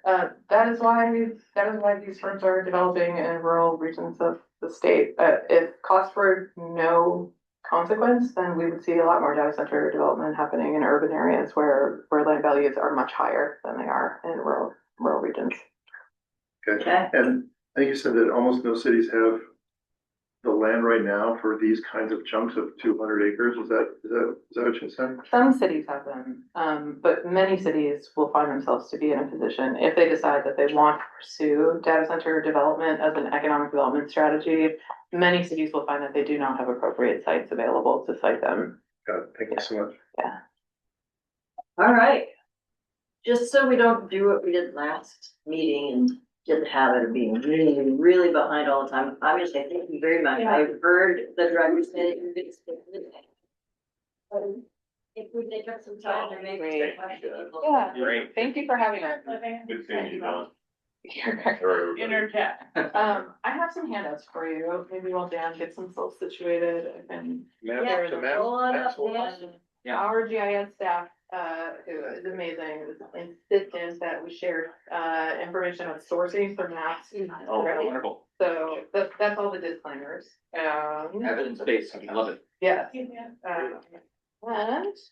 This is a handout that may have been provided to you already, but this is a brief write-up on land use and access written Oregon. I hope it is useful. What do you do? Slide on the importance of the unemployed fire. Okay, so I'm gonna welcome Dan and Tamara. We'll get set up, and I think I have on my list here, Tamara, you're leading us off, is that correct? Yes. Okay, great. All right, so do you want to start saying something and then I can share the slides with you? Yes, please. Yeah, you bet. Well, good morning. And Donna, yes, if you want to share the slides, and then at one point in my presentation, I'll switch over to the online map, if that works. Is our next friend? Yes. Yeah, well, good morning. I'm really excited that I was invited. And hopefully my county, local, rural perspective will be useful for you. And I'm pleased to follow on the tail here of my colleagues from DLCD. I was lucky enough to work for them for a year, and then COVID made things crazy and I returned to local government. So happy to do that. I'm Okay. trying to find the right one for you. Okay. Yes, please. I won't know the others. I think it's in the middle of that. Up one, yeah. There you go. Oh, right, the one that's all teed up, right there. Yeah, yeah. Yeah, I think that's right. that's it. There we are. Excellent. Yay, okay. Excellent. Thank you, Donna. Nice work. Okay. So again, my name is Tamara Mabott. I'm the Morrow County Planning Director. I've got 35 years experience as a planner in Oregon. All but a couple of those years were at the county level. So the focus at the county planning level is really protecting farm and forest ground, which is admittedly pretty prescriptive in Oregon. And then we also get to dabble in some other things, other uses other than purely farm and harvesting trees in the farm ground. So today I will give you the rural and the local perspective. Next slide, please. Mhm. Okay, sorry. So for context, complementing the mapping that Lee shared, in Morrow County, we have 10 data centers. These are the large exascale campuses, and the map on your right shows the majority of those data center campuses. All of those, whoops, go back. Thank you. All of those are outside the urban growth boundary of Boardman, except for the one you see on the left.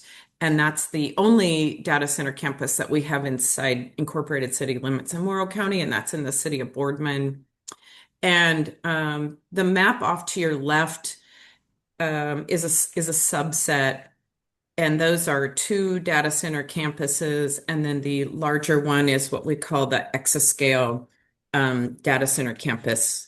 And I'll talk about that more in just a little bit.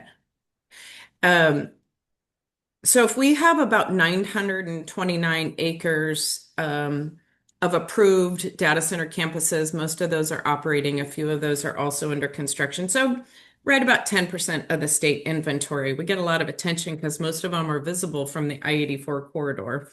And granted, it's some pretty big industrial development for a rural county. Let's see. I will show you, looking at that slide, the one on the left, relative to the Boardman Airport. The map on the left shows the exascale data center overlay, and I'll touch on that. all of the data center campuses have been built on land that has been zoned industrial since acknowledgement back in the pursuant to Senate Bill 100. The county's acknowledged comprehensive granted included thousands of acres for the Portomoro industrial development. So all of the existing campuses, again, are on lands that's been zoned industrial use. We've had two opportunities in Morrow County, market-driven, private sector-driven, to rezone some acreage that's in the farm ground. And Marky, to your point, that has not been high-value farm ground. It's been class 6 and 7 soil without water rights. So on a scale of 1 to 7, there are a few 8s in Oregon. 1 is the good stuff. 8 is the poor quality soil. We haven't, those rezones did not affect any high value farmland. I will show you a map when I get to run the map. But the private sector initiated this exascale data center overlay concept where they rezoned land that's zoned exclusive farm use, so set aside acknowledged for natural resource farming use, and said, we think we have a higher and better use. We want to rezone it from farm to industrial, but we'll put an overlay zone on it so that the use permitted within that industrial zone would be an exascale data center only. And so that was a 1,300 acre, 1,200. Cameron, can you give us a definition of exascale? It's big. Well, in this instance, did that help, Commissioner? Yeah. In this instance, for this 1,260 acre, it would be the equivalent of 4 of those data center campuses that you see on the inset map on the right. So a typical large data campus that we see in our area includes 4 buildings. Oh gosh, I got to remember the acreage. About 100,000 square feet each. And an exascale, that particular site, the overlay zone allows 4 of those. So it's a magnitude of 4 compared to those campus sizes adjacent to it. But it's not a definition of the data center. It's not. That was not, I'm not tracking. I'm sorry. What do you mean it wasn't? So is exascale defining the property or the data center? The data center, and we call it the data center overlay zone. That's only been applied to 2 properties through a legislative action, a local legislative action. And I will say that, is that enough information? Yeah, I think one of the things that you're hearing is that there's a need the committee has identified that that some of the definitions will be necessary of, what is an exascale? We've heard that once, and then people are like, wait, is that a hyper? What's what? So I think really they're going to need to do something about that. The report, I think Dan was trying to get ahead of that. Is there more you want to ask about? That makes sense. So moving along, that 1,260 acre rezone, that application was filed by a large farming operation in the county. And as part of that, they proposed what we call a land swap. I've only had experience with it a couple of times in my career, where they said, we want to take this land out of exclusive farm use zoning, and we're going to swap it. And then we're going to downscale some other land that has a space age industrial overlay zone. That sounds sort of odd, but back in the visionary Tom McCall days, there was a couple thousand acres in Morrow County that were zoned space age industrial, thinking we might get the next Boeing test rocket or aircraft center. And that's not come to fruition, but that zoning still remains, even though it seems pretty obsolete. So even though at the local level, the county approved that rezone, there was a very rigorous process. They had to take exceptions to statewide planning goal 3. And the way I describe an exception, it's kind of like a variance on steroids. So you have some very rigorous standards that you The record would have to show, again, the applicant has that burden of proof to show that they meet those exception standards. It's rather subjective, and the local government would have to concur with it. And in this instance, the state looked at it, some other interest groups looked at it, and at one point, the state thought they might appeal the local decision because we are rezoning farmland for a non-farm use. And through really no direct involvement of the county, they negotiated with the landowner and set aside the other land. So we call it a swap, more or less. Yeah. Okay, so next slide, please. I can talk more about that later. It might make sense when I share the map. So Donna asked me to talk about the permitting process for those data centers. So each of those that are in existing industrial zones, it's called an outright use or a land use decision. That doesn't mean they are permit free, if you will. They do have to come to us and get a permit, but it's on the scale of things, a ministerial action is really an over-the-counter kind of permit. A land use decision requires that the local government write findings and provide notice and an opportunity for comment. And then the third, or what often is called type 3, is a conditional use permit. So in Morrow County, it is a land use decision. Part of it's very standards based. So if they meet certain criteria, the local government's more or less obligated to approve it. And it's not a one-stop shop. I think I heard Margie ask that, or one of the committee members. But in Oregon, really all local planning and permitting is somewhat one-stop because we have this program called State Agency Coordination. And it's Oregon's version of SEPA, State Environmental Policy Act compliance. So the planners have an obligation to identify other permitting that might be required at the state or even federal level. And as part of our administrative process, we provide notice to them. In instance of something like a data center or a larger development, we usually have a pre-application meeting where state, local, federal agencies are invited, and they identify any standards or permitting requirements that might be required of each individual agency. So because data centers necessarily require a traffic impact analysis, our standard at the local level is if your development generates 400 trips or more per day, you have to do a TIA, the traffic impact analysis. And because that is a subjective review, that's what triggers the administrative review process with draft findings, which is planner jargon for our report and our written legal brief, if you will, and then an opportunity for public comment. The county could have chosen to make the review of data centers a conditional use permit, the type 3. Actually, our planning commission had recommended that they be a type 3, and the board of commissioners said, no, let's keep it a land use decision, which really was what the industry wanted. So it's a little bit more guarantee for the developers to have to go through a land use decision process than it is a conditional use permit. There's a little bit more opportunity for restrictions or even denial for the applicant. Okay, next slide, please. Sorry, Tamara, to go back one slide, that legislative application, that last set of bullets, is that refers to the land swap that you were describing previously with the exascale overlay?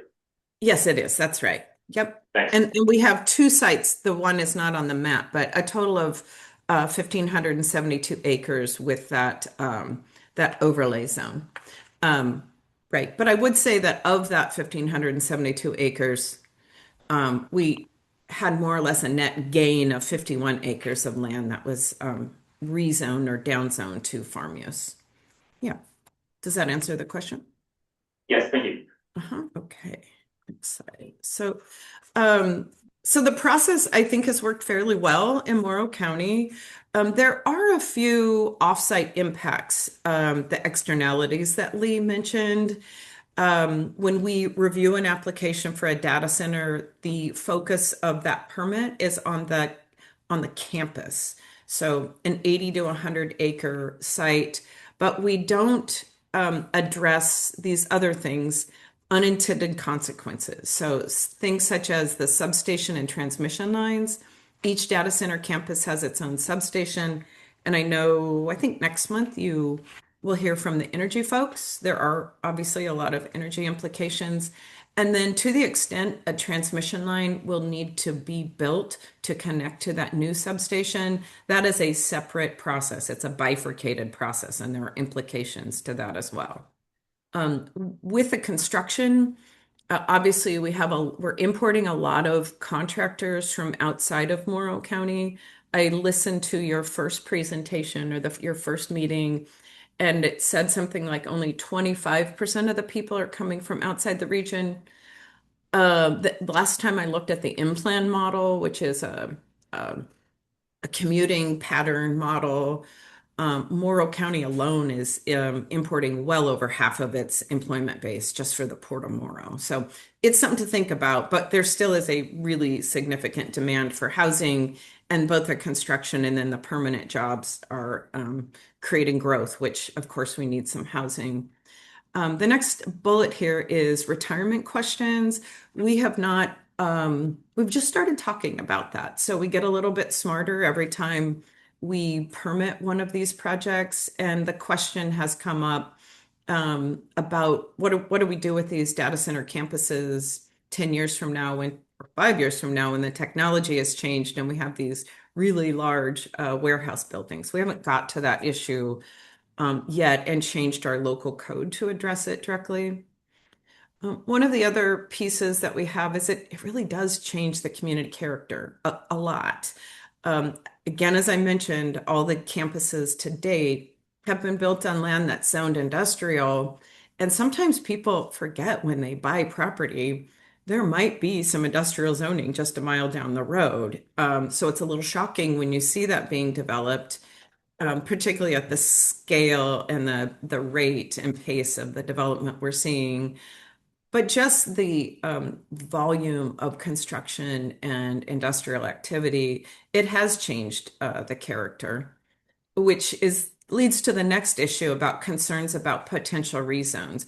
We're starting to hear from some folks, not necessarily NIMBYs, not in my backyard folks, but some of those who've said, those data centers in the industrial zone, we get it. That's their bundle of rights, their property rights to develop those properties. But we're concerned if our neighbor might be rezoning property and they witnessed the 2 overlay zones that we approved, and they want to make sure that their neighbor, if you will, doesn't sell their 100 acres or 200 acres and have that property rezoned, because the impacts adjacent to, say, a small farm with the residents on the farm, those would be pretty significant and have some major changes in the community character.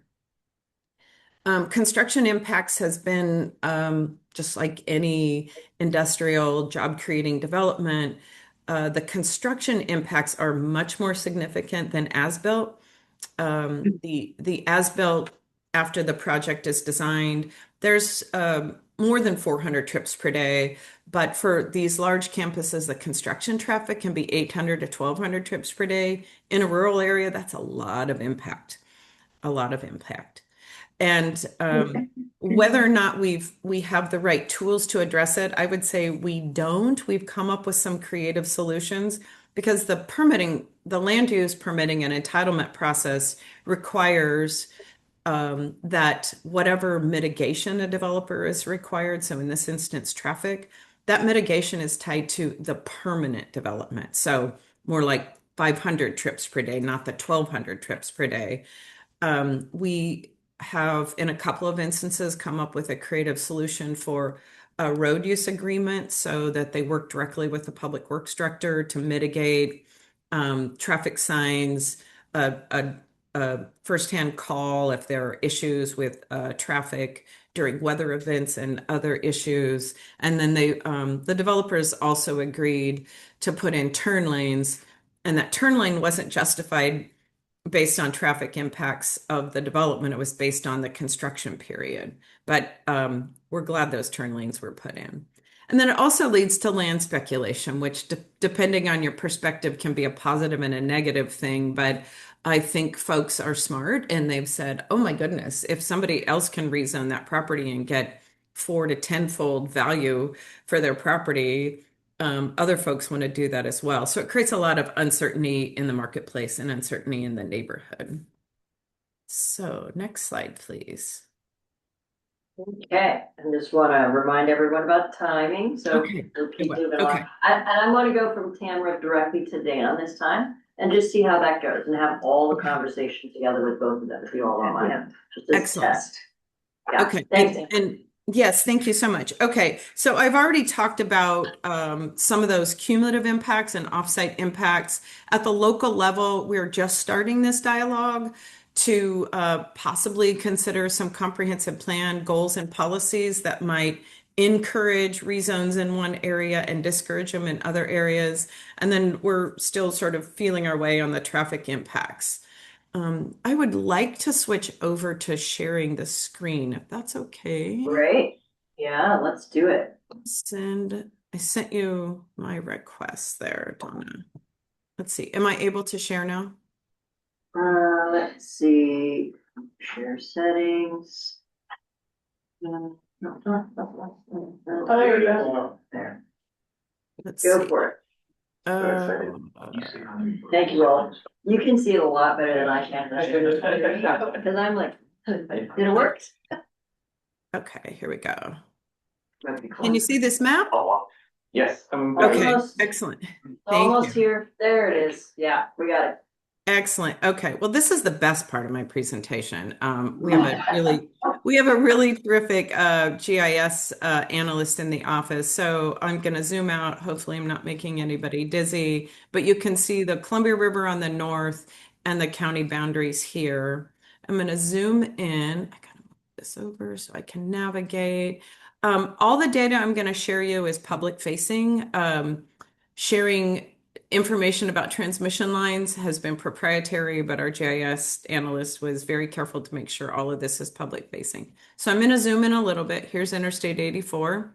And all of our data centers are right around this Boardman area here. So I want to turn on and show you our data centers. There's all of those, and I can move over just a little bit and show you, whoops. Oh, shoot. Here's the Boardman Airport is right down over to here. So I think what is really interesting is to show you also each data center has its own substation. Here's the transmission lines. Ooh, let's see, I got to kind of zoom in to show you those transmission lines.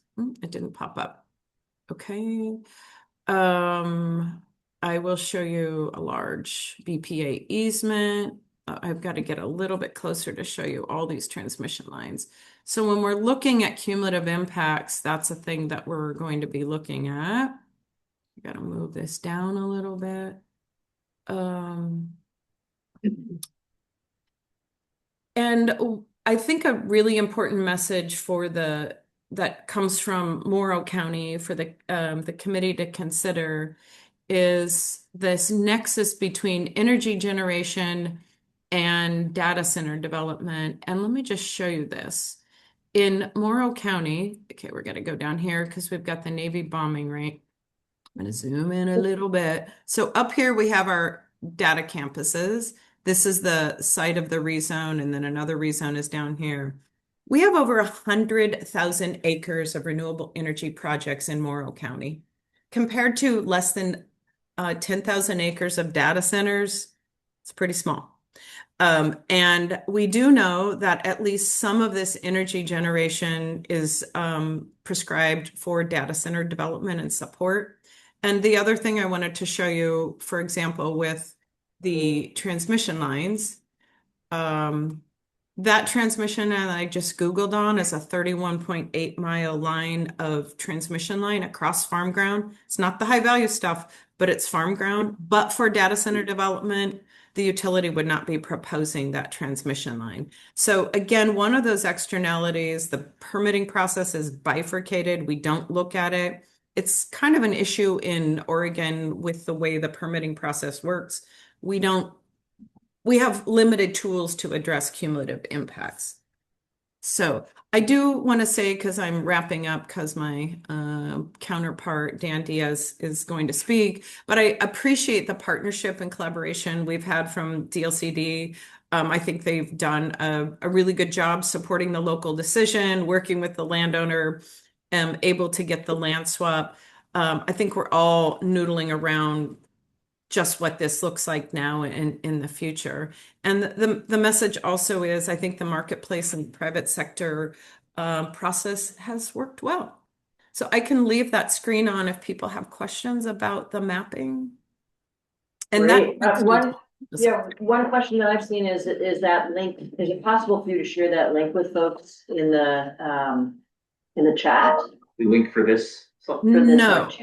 I have, it's a prescribed access. However, if you go to, I can share our interactive map at the county level is a public facing on our website, as is a story map our GIS analyst has developed that shows all of these renewable energy projects. It's a really cool tool, and it'll show you how much of those are solar, how many are permitted by the state. Oh, fantastic. Yeah, I'll share that, Donna, you bet. Okay, so maybe while Dan's talking, if you can share it even in the chat for everyone. I don't know if you can share it, chat. Can she, as a panelist? Yeah. Okay. And if that doesn't work for you, then let us know and we'll make sure we share it with everybody who's attended here. We'll get it on the Odo website. Excellent, of course. All right, Tamara. Okay. So my suggestion, Tamara, is I'm gonna move straight to Dan. We might come back to this slide, so stand ready, but I wanna just make sure Dan gets a chance to talk. Yeah, and to be just respectful of time, so I can prioritize our points accordingly, 10:46-ish now, how long? We have until 11:15 with you all. Great. So, Right. and so that's, so your presentation and the conversation with everybody. And so while Donna's pulling up our presentation, we pre-prepared this. I do want to come back maybe and just touch on a couple of the questions I've heard previously as well. There were some inferences to Hillsborough, just to kind of address some of those up front, and then I will also come back and hit them, a couple of them in a little bit more detail during the formal presentation. So I'm just going to take them kind of as I took my notes, if it's helpful. One is, have we ever seen an industry grow this rapidly? And there's some conversation there. We generally agree with that. But I think something you'll hear in our presentation too is it's important to think about this industry is an industry, but it really is also much of an infrastructure that is overlapping and underpinning many other industries where you can have food processing, and food processing is important, but somewhat contained around the agricultural products coming in, the processing of the food and the sale of the food. It doesn't spill over into multiple other industries that can be somewhat related or distant. The other piece is land cheapness, and a big piece I will highlight here in a minute is really dependent on the specific data center type, the specific data center user, and the locational factors. And I'll talk a little bit about how Hillsborough and Umatilla are very different and for very important reasons, but also how we can also be somewhat maybe complementary in thoughts. But the land cheapness isn't really always a factor in our world as it might be in a rural context, and we can explain some of the differences there. And it really gets back to the type of the need of the data center and the locational importance of the data center, kind of to the old retail cliche of location can come into play. So land there they might be willing to take a far higher cost, and we'll touch on that in a minute. And then lastly, I just want to come back and clarify this one too, because there can be a lot of public discourse on this. Hillsborough has been before the legislature a couple times in terms of broader industrial land, and I'll touch more on this later in my presentation. I want to make clear that that is not exclusively or solely for data centers. We actually will talk about, it's actually really kind of contains the data centers. We have that need because There's a variety of legislative prohibitions and laws that have passed that really are outside of everything Lee spoke about this morning and really constrain Washington County and Hillsborough in terms of our ability to support multiple industry sites and needs. Data centers get included in that. So I'll come back to that piece, but I did want to talk a little bit about from our local perspective that I don't think was in the full answer previously, just a little bit of that context. And so I want to thank Tamara for kind of going ahead of me, and then DLC setting the stage there. I'll bring the city perspective from a more urban context and really highlighting Umatilla Basin versus Hillsborough, the differences of rural and urban in these ways. And really that we don't necessarily compete with what you just heard from Umatilla Basin or some of the rural areas.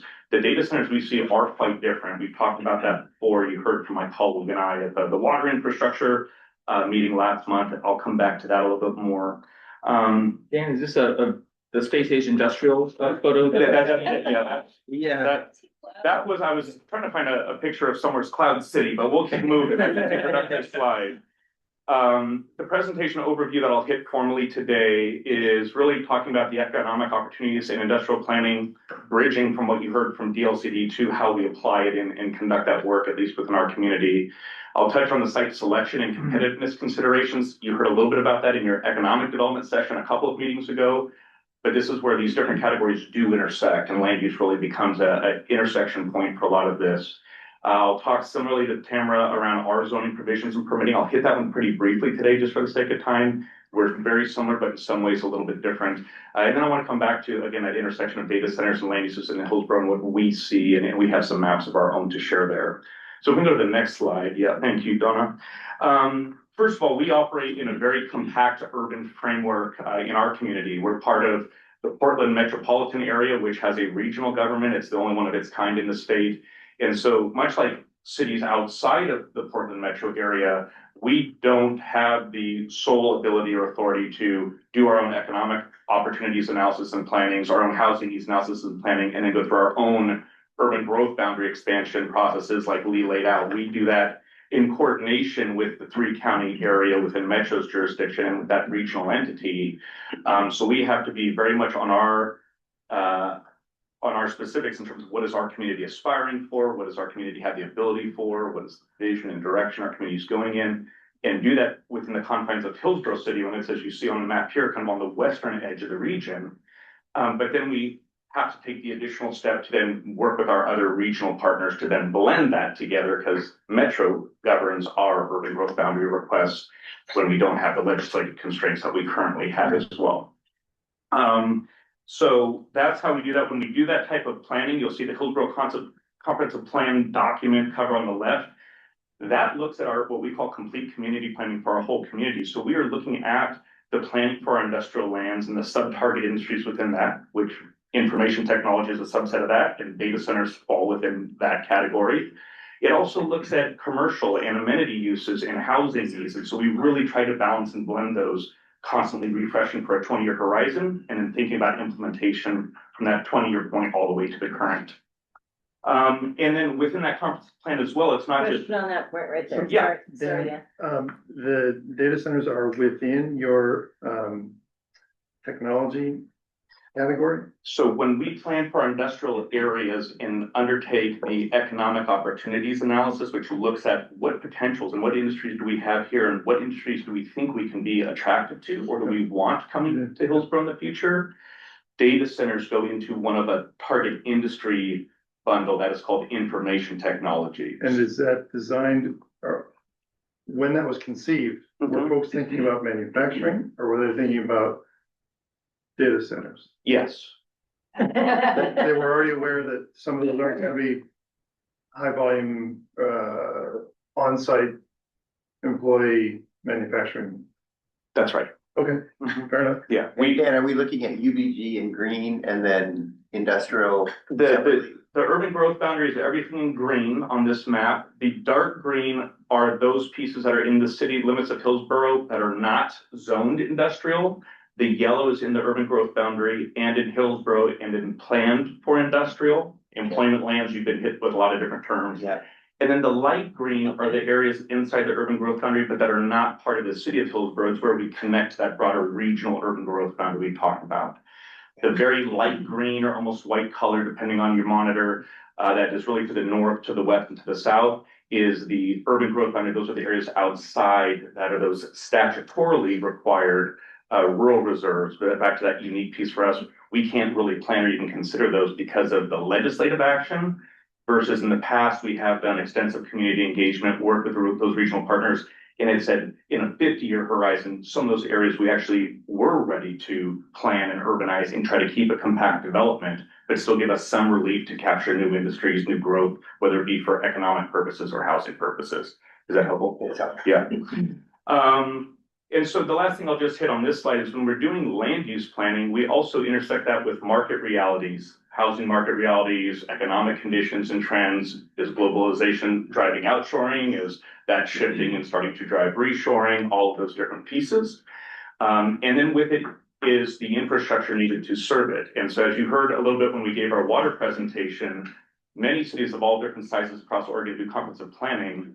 We have been planning for these industrial areas and subsequently delivering them since the mid-1970s. But it takes time to plan them, and then it takes even more time to finance and build the infrastructure needed to then have the water, the sewer, the road capacity, the workforce capacity, the housing capacity to continue to support that. And so we want to recognize all cities across Oregon might be in different phases of their aspirations, their ability to deliver their maturation points. But when we do our planning, it is land use infrastructure and a financing component that estimates where and how is the new development going to pay for itself, where and how do we have to come up with public funding sources, whether at the local, the regional, the state, or the federal levels, and then how does that happen? We as a full service city control our own water systems, sewer systems, and most of the transportation for this area. But when we're doing this work too, we do our best to connect with franchise utility partners as well. Is the power infrastructure there with PGE, Portland General Electric, and Bonneville Power upstream from them. We'll coordinate with Northwest Natural Gas in terms of natural gas provisions, if and when that's important coming in here. And then similarly with some of our other adjacent TriMet, ODOT, things like that. So we go to the next slide just to keep us moving.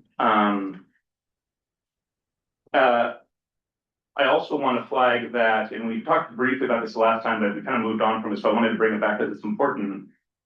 Back to the question, were we thinking data centers or a high volume and high employment manufacturing? And when I said yes, is we really try to identify the collective economic environment that companies and industries, and whether you're a small startup trying to break into a new space, whether you're a very mature company looking to operate a more significant facility, very seldom are those in isolation. There's a lot of cross overlap and cross desire there. We experienced that to a tremendously high level in Hillsborough and have tracked those trends and tried to re-innovate and reposition for those trends multiple times over in the decades.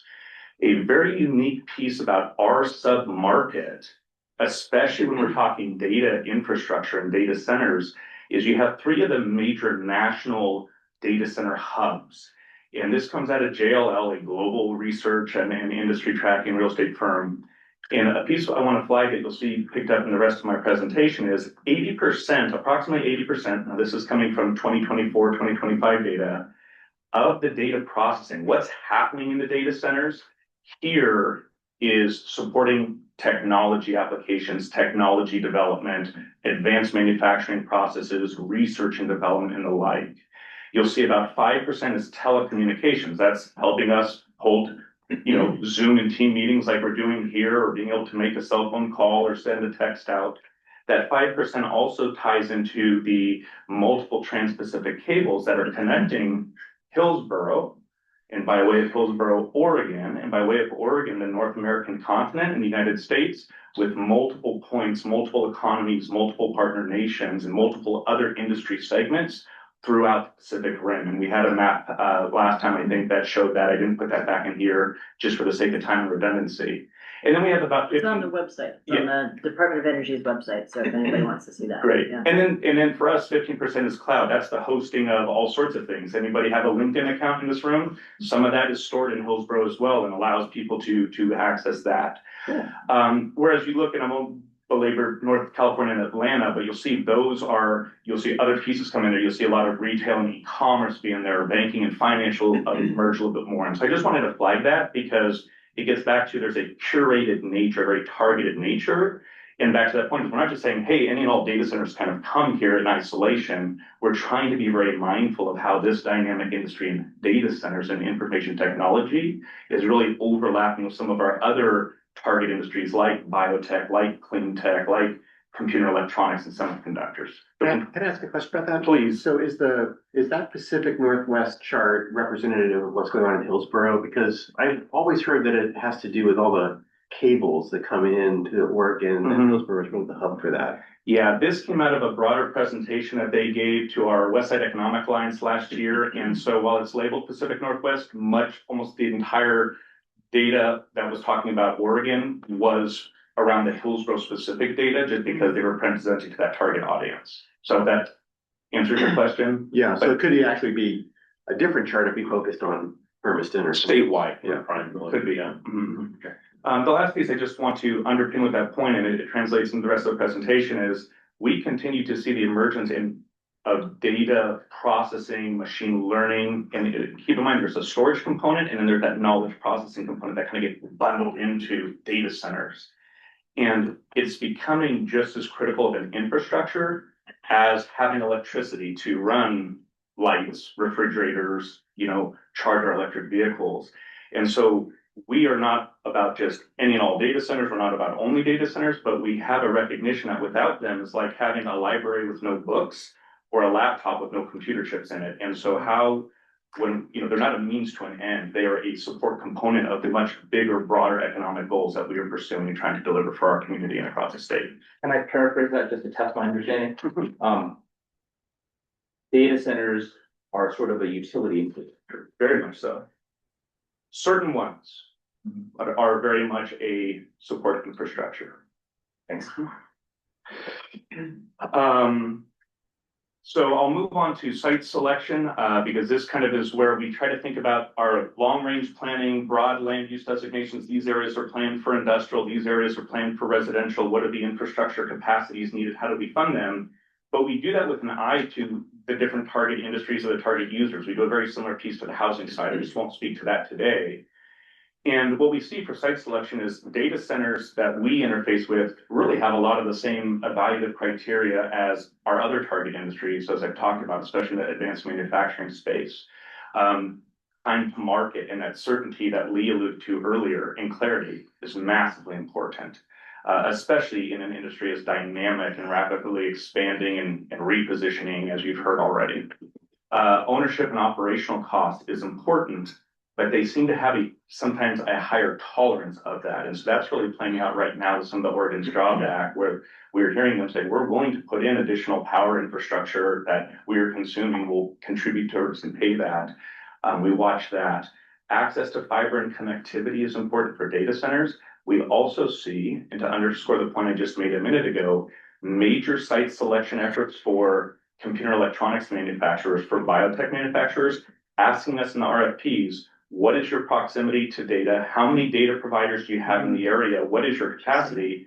In the same sections where they're asking us things like, how much water do you have available? What's your sewer capacity? And that is increasing in terms of the importance and what they're asking for, which to us underpins that hypothesis of that interconnectedness of these industries. And so that becomes a competitiveness tool for certain industries and for certain opportunities of Oregon.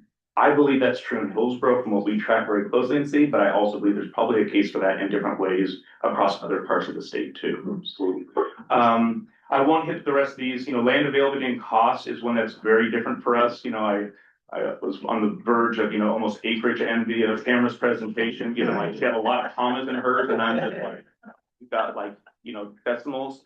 But it's really important to have land availability for all these target industries, data centers as a subset of that. We can want all the industry in the world, and if we can't put substations in to power them, we're stuck. If we can't put data into power to support them, we're stuck. And in Hillsborough, we are, and gets back to some of the legislative conversations, in a really attractive position because of the 30 years of planning our infrastructure and concentrating supply chains and industries in this area, where we could really help to lead and continue to support to the state's broader economic positioning. But we are very policy constrained in our ability to put more sites for all target industries. Again, I'm not making the claim for abundance in thousands of acres of land for data centers, because that's growing an economic base.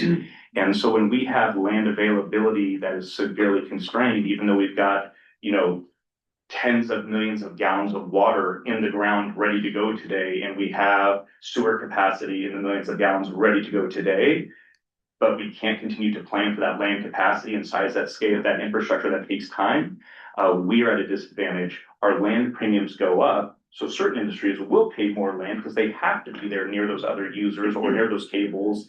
And then what that does is it starts to displace other key industries potentially, or we just simply lose as a state and as a locality in terms of those opportunities that we otherwise could have gotten. Some final considerations on this that I'll come back and touch, and I'll call out each of the projects here. On the right, Flex Central Data Center, while I can't speak to the specific users in there, that is a data center that is exclusively being used to directly support technology businesses and major manufacturers and industries in Washington County. But in the data center area specifically, the proximity to certain industries for us, for many, not all, is becoming increasingly important. And we're seeing that reciprocated on the other side. Not all, but many of the projects we're interfacing are saying, when we're doing research and development on certain cures, we need to do a lot of DNA processing, which is data, and we need quick turnarounds on that information and the testings, or we need to create a digital twin. Nuanced term, if people have questions, then I can come back to it. You know, we want some of those proximity nearby. What do you have? And so we're watching that. Yes. Can I make sure I heard something correctly? Please. An imbalance between land supply or land availability and demand for that land has an effect on land prices. That would it be correct to understand that as a connection point to affordability? For sure. Yes. And from affordability, a connection point into attractiveness and competitiveness and their ability to successfully locate and operate here versus possibly a peer region. And again, that's not that we're going to go to Hillsborough or Umatilla is the difference. It's no, we're going to go to Hillsborough, or in the same case, we're going to go to upstate New York, or we're going to go to Austin, Texas, into that urban tech environment, not a hyper or exoscale rural environment. And Dan, this proximity matter, two biotech firms want to be near each other because they want to share information, or they're just looking for the same context? Why do they Potentially want both. Sometimes it's because they have a direct business relationship or supply relationship. Other times it can just be around sharing and access to things like the workforce or the innovation more broadly. I mean, look at It's the same way, like industries cluster, like you'll see the brewery industry cluster, Yeah, like yeah. a lot of industries cluster, and a lot of that is workforce. that's right. Or like if it's good to develop one area for one person, it's probably indicative of that being a good area for an industry. If you're using data centers for research or running genetic models or doing some technology like that, why do you need proximity? Why, they're not making trades on Wall Street. You're running a model that's gonna take What's funny, many even minutes trades to on run. trades on Wall Street. That is a long answer. I'm going to try to do it justice in a short period of time, but it's very complex. Certain processes require access and timing to immediate response and feedback of information can be key. So for example, I'm going to use a global generic now. If I'm getting ready to try a new chemistry mix in a multi-million-dollar piece of equipment in my manufacturing process, and if I take too much time on that feedback, I've now blown up that machine, which is losing me that value and now shutting down my supply line, versus if I can quickly go into a digital twin that is nearby, process that technology, and then get that answer, I can save time and money. We have manufacturing processes that require, think about if you're storing all this information, you have a design for something, you're going to make a widget. So you've had to take all this data going into your design software. Here's what it's going to look like. Here's all the details for that design. I need data that is secure, nearby, and accessible for me to hold all that information as I built it. And then we get to the processing side. Now I have to take all that information and in an instant, in a manufacturing step, apply that. So I know that can be hard. So now think about maybe something more of us can relate to. I really want to look at the video of the cats on my phone. Like I really need to see that right now because I'm having a day, and you click on it and the circle loads and loads and loads. And if you have multiple precise steps in the manufacturing process that are having to happen right now, latency, milliseconds becomes important there. And so that's why sometimes it being here versus it being in Iowa can make a big difference. And that's why when you look at a global scale, we're starting to see a little bit more and more. If you have something that say is in Japan, but is interfacing with something in North America, what are the two closest points within that data line that you can get to without physically moving them?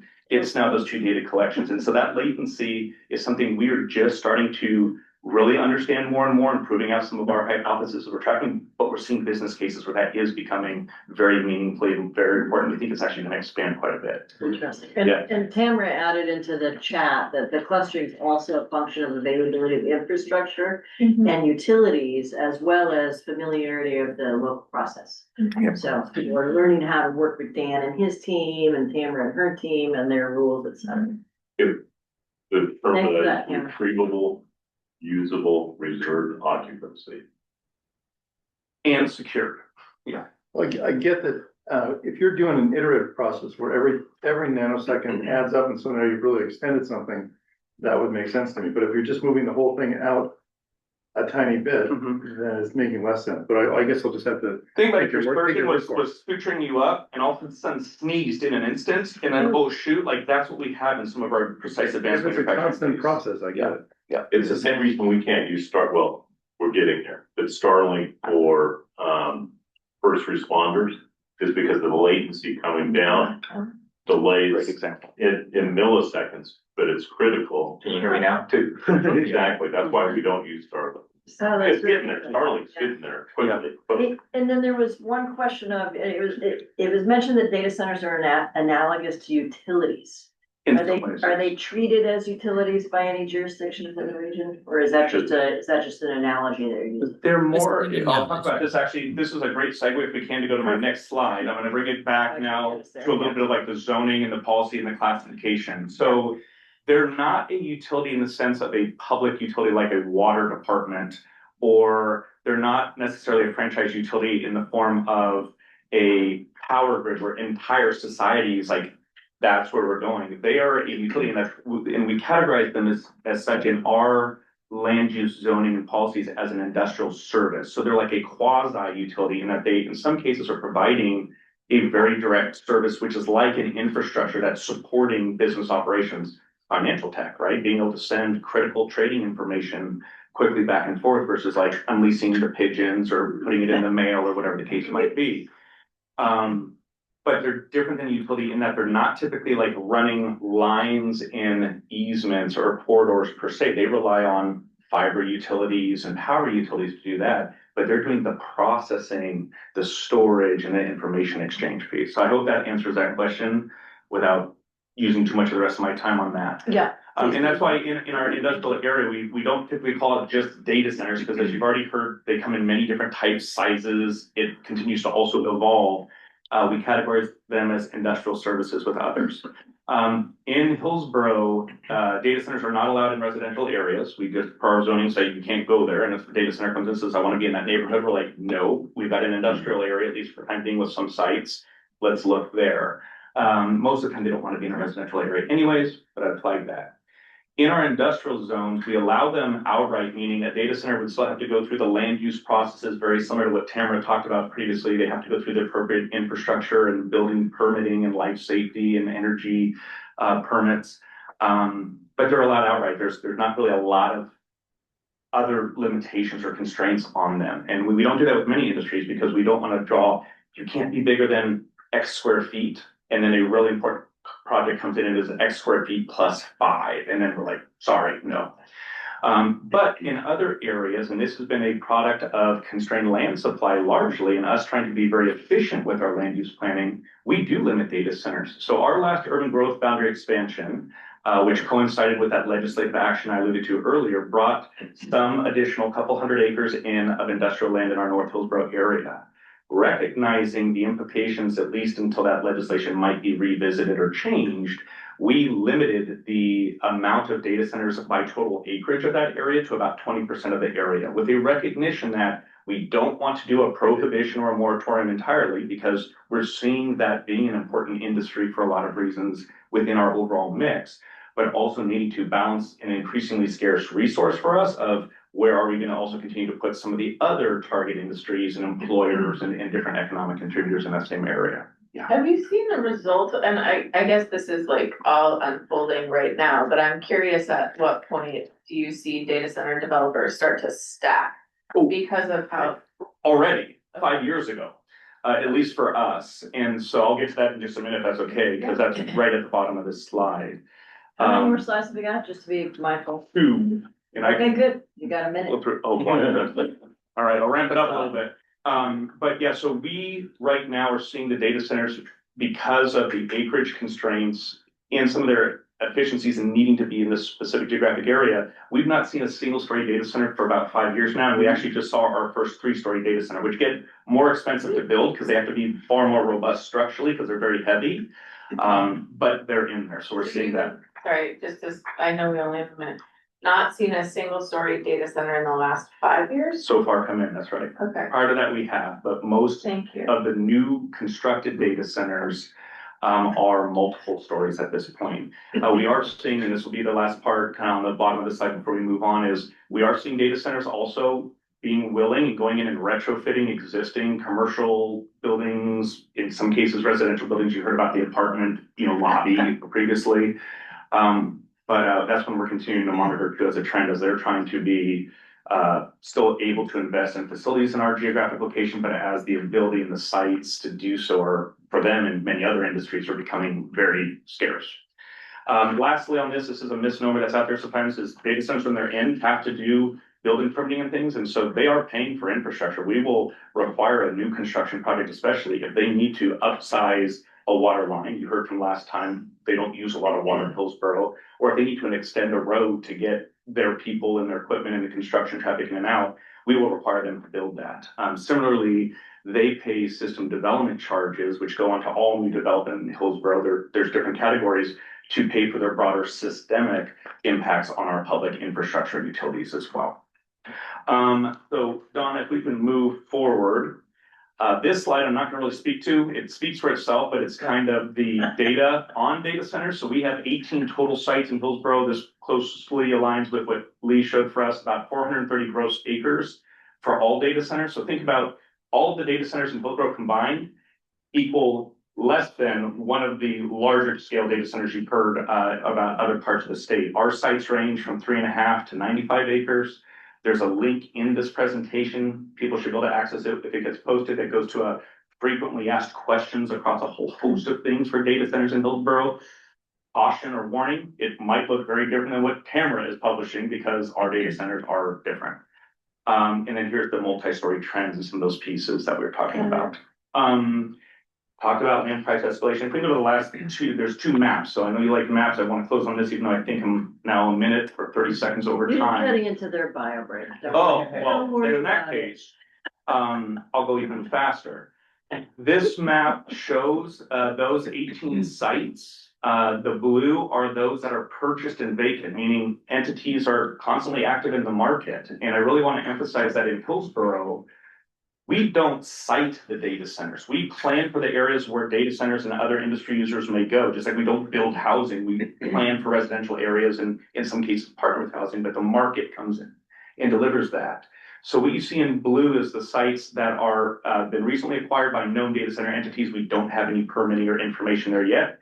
They might build, they might sell to somebody else, they might do something different. In yellow are those that are in permitting or under construction. And then the green are sites that are built. Now, sometimes a built site could come in and add an additional building kind of tucked in a corner, but I just wanted to flag that for everybody.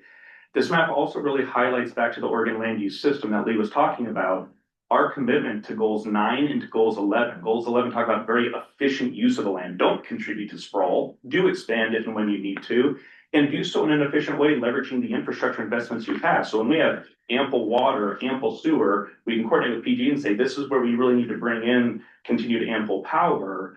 That's really helpful to us. And so you can see really the concentration, the denseness of this north half of our city within the urban growth boundary on here, which is kind of that red line kind of to the north. The last thing I'll show here is, and we'll zoom out just for the very last slide, is the way that the data centers aren't just these standalone campuses around like you might see in other markets. They really get intermixed. And some of that is because of our very compact urban form, but some of it gets back to the proximity to where's a cable landing station or where's one of my customers and in some degree of flexibility there. So the fun fact, interesting fact about this, I'm going to stray away again just from data centers for a moment to really emphasize the point that they're interconnected.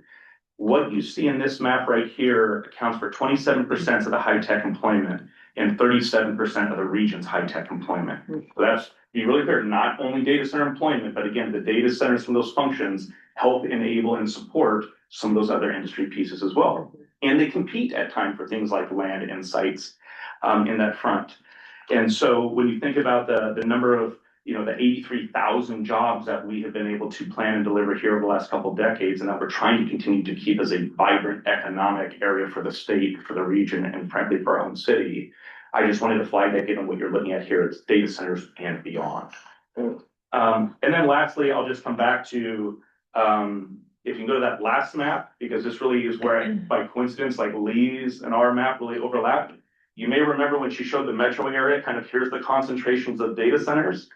I'm going to throw data centers aside for a minute. This is the concentration of the high-tech advanced manufacturing, it's really semiconductor ecosystem specifically. This isn't biotech, clean tech, some of the others, only semiconductors. And so you really see here the different colored dots are part of the unique supply chain that we have here in Oregon that is one of only a couple of this maturity and concentration in the world, and a major advantage of Hillsborough and of the Oregon.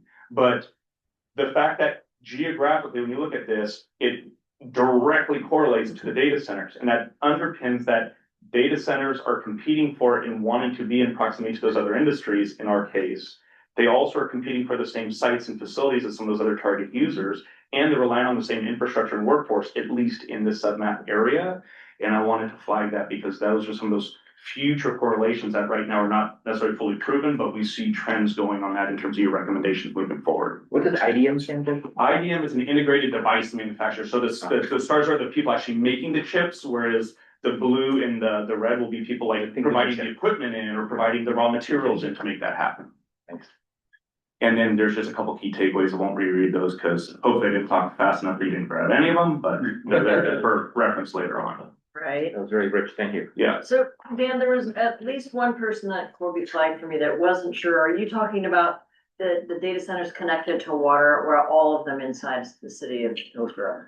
So that I'm aware We of. talked about the 18, right? Yeah, so there are 18 data center sites Okay, in Hillsborough. okay. In our urban framework, data center sites sometimes can have one building, sometimes can have 5 buildings. 4, if we thought. And the buildings, it's not, they're all 100,000 square feet. You might see that in other models. For ours, they really are variable based on what is the data center doing, what type of equipment do they have in there. So it's not just also connected to water, it's those are the number of data center sites in our city limits that are developed and constructed and known to date.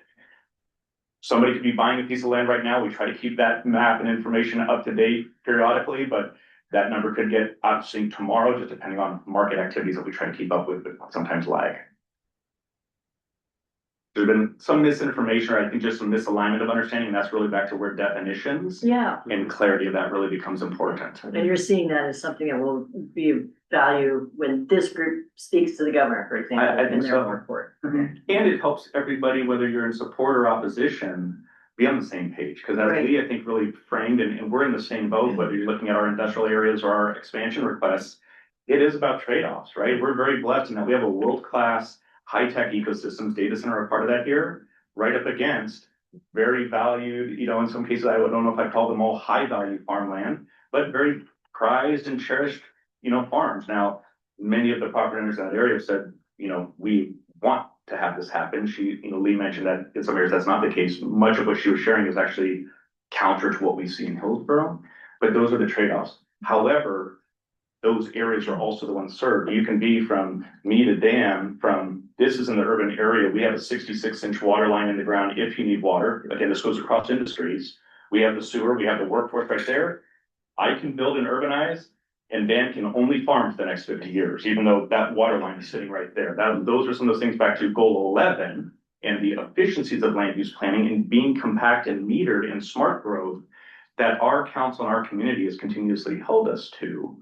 And that when Lee talks about goal 1, our community has also repeatedly said as one of its primary priorities, please keep a very diversified and resilient economic base And the way that that gets materialized and realized is a lot of the work we just talked about here today between our planning, tracking of industries, targeting of industries, provision of infrastructure, and then the permitting components that are that last step before it physically manifests.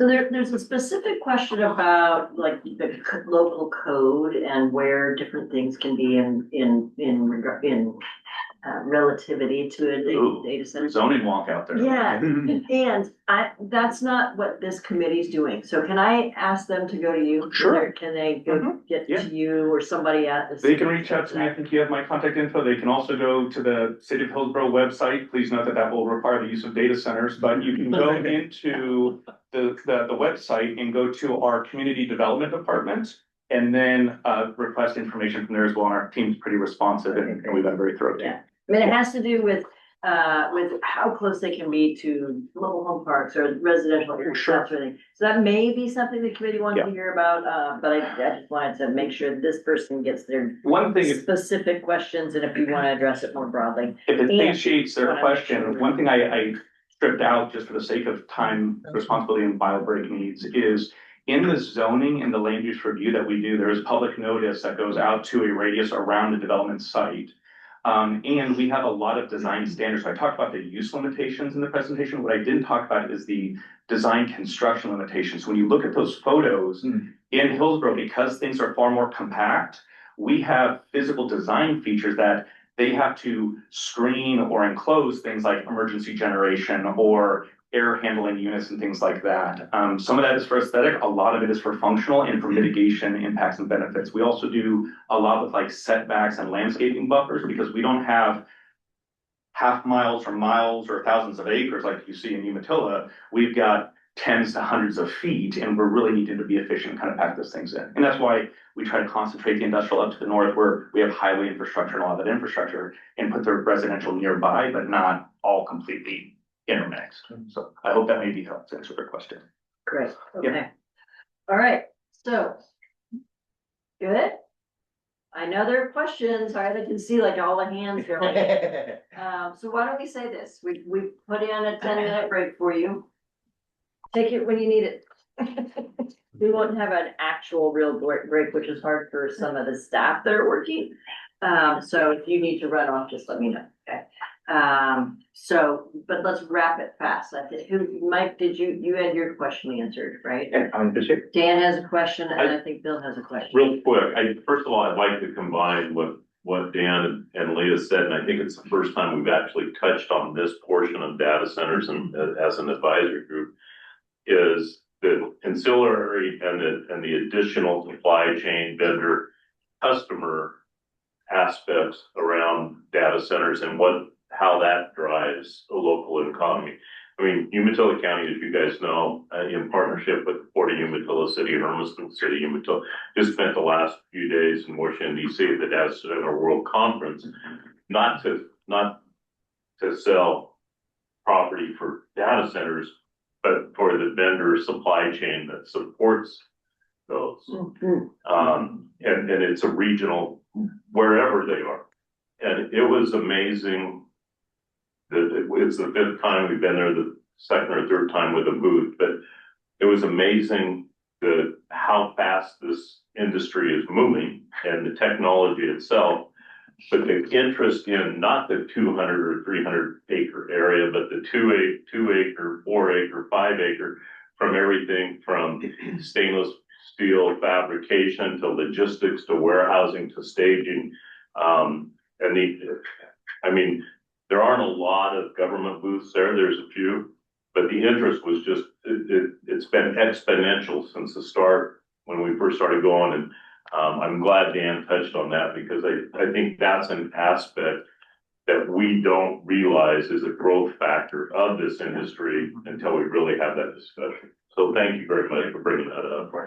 And if I may, I know you've been way gracious with your time and we've all used a lot of it this morning, but I would like to reciprocate the appreciation because you all have a significant task ahead of you. And that's why I kicked it up to 1.5 speed in terms of presentation is because there is a lot of very nuanced and important information out there and there are trade-offs and there are shifting trends. And so some of what Dan, I think you're flagging too is where just society and the infrastructure is going is that is called now locational, or they'll start to talk about, more of the, I'm blanking on the term right now, it's the edge, where the big facilities and what they're processing then have to get pushed out to go into the autonomous vehicle shift or into the medical imaging application. And that's where that latency piece that we're starting to track comes into play. And that was one of the biggest technology changes since 5 years ago, is edge computing and how the reuse of space in the already constructed data centers is being leased out, because not do they want it across the street, they want it at the end of the building. Yeah. And it's amazing. And that's why I just thank you for the questions, the objectivity and the balance that hopefully you all will take into account, because we have so many inputs and there are so many trade-offs, but just thank you for that. Dan, Massively we're important. focused on land today, as we need to be, but we were talking about water, we will be talking about energy, and I wonder how you think of those constraints in Hillsborough. What do you hit first? It depends. Power is one of the most important pieces for data center specific and for some of our other target industries. Data centers, because of their rapid evolution and shifting, have, even when we're planning for 20 years, and if we have clarity on land capacity, for example, in our case, what we're planning or not, what we thought they needed 5 years ago, let alone 10 years ago, is shifting. And so that's where there might be even harder conversations in this ahead of, what does our power infrastructure evolve into and may need to shift and look like if we want to support this or not? And or do we just accept a constraint and lyric an excuse just not to do anything with it, and then the rest of the world and society will move on? And so there's things like that we run into. But that is really back to what Lee was saying, the uniqueness and really the specialness of the Oregon land use system that we largely try to work within. And I'm sure we run into some immovable walls at times, but it gives the thoughtfulness the best we can, but then plans have to shift. And that's why I ask you, be objective, be moderated and very intentional in the recommendations you bring forward, because you won't have perfect answers, but you will hopefully have well-informed answers, and we need to still have adaptability as we move forward. Can I ask a question? Yeah. So perhaps you followed what's happening in Northern Virginia, where there's obviously a lot of data centers, and they were very, I think, popularly supported for a long time. And then public polling shows that they got to a certain level and then the public really soured on them. And now there's all kinds of legislative activity in Virginia. Is there any, and I think Northern Virginia is more like Hillsborough than it is Umatilla or Forreston or Hermiston, I would imagine. I'd maybe challenge that assumption, but we've been to Ashburn a couple of times, not to mimic them, but to try to learn from them and figure out how we want to learn from them and be different from them. And that's my question is, what are the lessons that Oregon would take from that experience, or Hillsborough specifically? So Ashburn, if you go back to that JLL graph, Ashburn is actually really the heart of the internet. So anybody that's liked, whether it was, using AOL with a dial up or all the way now to, Claude, if you're using it, a lot of that runs through. I think I heard a stat when we were visiting them one time that like 99% of like Visa or online banking transactions went through Ashburn globally. So anybody that likes buying things without penny shortages, like keep that in mind. The difference of Ashburn is they have more true hyperscale. So they've almost taken, like you saw in Umatilla, and put that in a more quasi-urban context. Whereas ours are smaller scale and far more like niche type of data center uses in a variety. So that's an area that they're different, I would say. But are there lessons from that? There are experience. There's lessons of how you mitigate the impacts. There's lessons of how you try to geographically locate and plan them. Virginia doesn't have the land use planning program that we do, for better or worse. There's a lot of taxation and financial lessons to be learned there, some good, some bad. So there's definitely a lot of lessons there. We could go on that. I just want to be mindful of other presenters too. Yes, and Tamara has her hand up. She wanted to add something to the conversation. So let's hear from Tamara. I've got Allison and Ian from McKinsey that are here. I've also got Odessa and Kevin Martin online that I'm going to post soon. So I just want you to know they're here. They're waiting. Your next speakers are. Tamara, go ahead. You're on. Yeah, really briefly, because Dan went quite a bit over. Good presentation, no criticism, but and we coordinated in advance yesterday. I want to stress the attributes of the rural versus the urban environment. It may be that this committee concludes that these large exascale, the big ones, might be more appropriate in the rural areas. So, for example, those attributes may be that we've found a way, both in the city of Umatilla and in Morrow County and in Umatilla County, that water isn't wastewater going to a stream because of the rural nature. That wastewater is either being pumped into a treatment system outside of a city, so it doesn't compete with infrastructure of a sewer system or a wastewater system, and it's being land applied and put to a beneficial use. Some of these data centers, most of them are actually a fair distance from the urban area and households, so it creates a really healthy buffer. So again, as you're thinking about this, please remember that I do think there's a place in Oregon's landscape for both rural and for the urban, and for different. Yeah, the committee has definitely been trying to give a look at the east and the west. In fact, at first it was mostly east. And then we thought, well, we better add Hillsborough in. For all the reasons that Dan has just been sharing with us. So, yeah, thank you, Tamara. Dan, any other final quick questions, or should I just move you on? She touched on the point I wanted to. Okay, awesome. Okay. We're gonna roll in quick. We're gonna do a quick roll Thank you. while we roll. Sure, was there. Tamara, thank you for coming off your vacation and talking to everybody. Yeah, I know, thanks, yeah, amazing. Welcome. I'm going to sign off now and go enjoy my friends. Enjoy it. Thanks again for having me. Yeah. Thank you Okay. so much, Tamara. Thank you. We'll follow up Bye-bye. with our questions. Thank you, Margie. Thanks, Donna. Yeah. Okay. And there is Edessa. Hello, welcome, Hello. Edessa. So we just lost most of the committee. They just ran off to go to the bathroom. They need a break. Yeah, so Edessa, and then Kevin.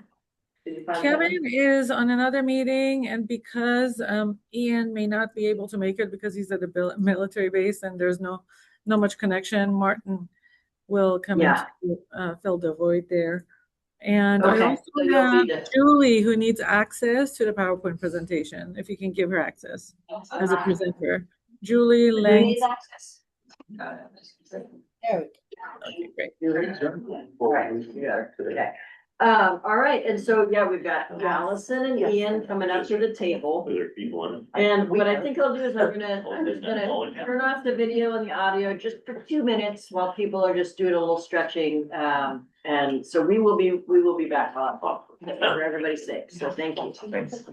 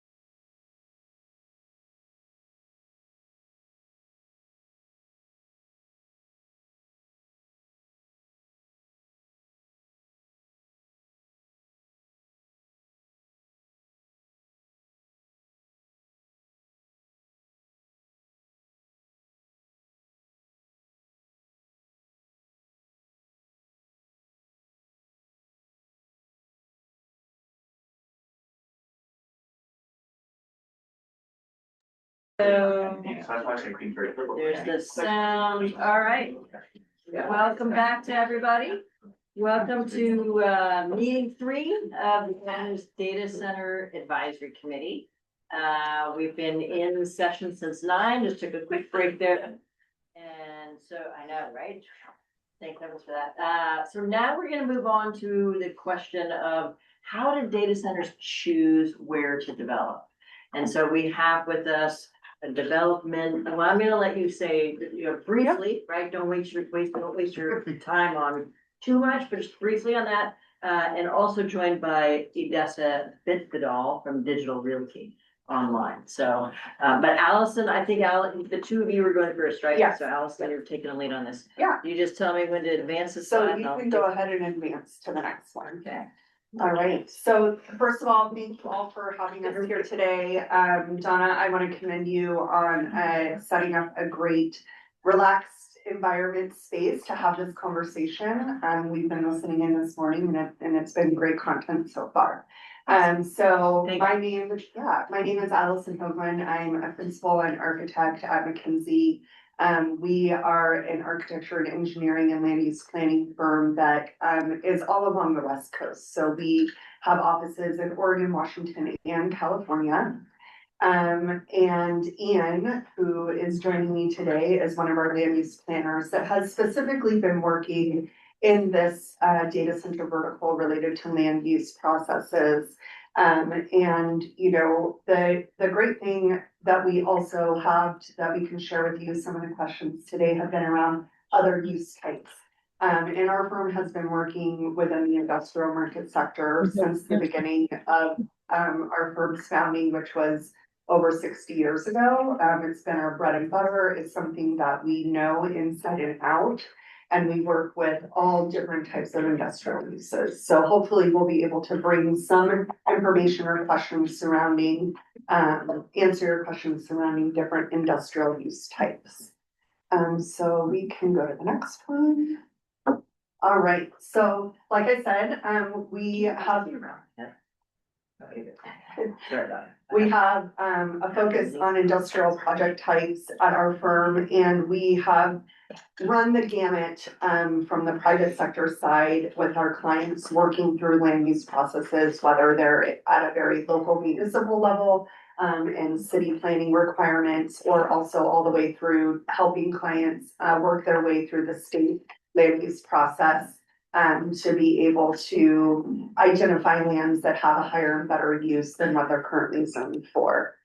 I'm also a part of the Green Building Initiative, so I am the immediate past chair of the board, and that is a nonprofit organization that has been working specifically within the data centers vertical for the last 5 years, trying to really help drive the innovation in the data center market.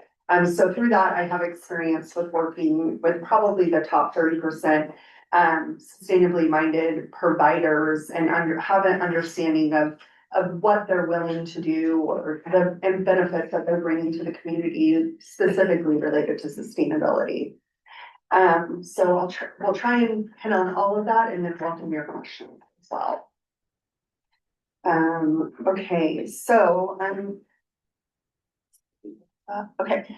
so one of the things that we wanted to maybe bring up or talk about, and it is something that's been talked about today, is the various zones that we have just statewide. And Senate Bill 100 was set up to really protect our state resources and our land. And from our perspective, it's working well.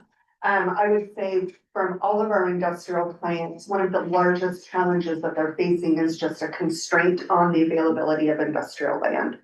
And yes, data centers are large land users, but other industrial types are as well. As building technologies has evolved, the ability to build larger and larger footprint buildings has changed the need for the size of sites that industrial users want.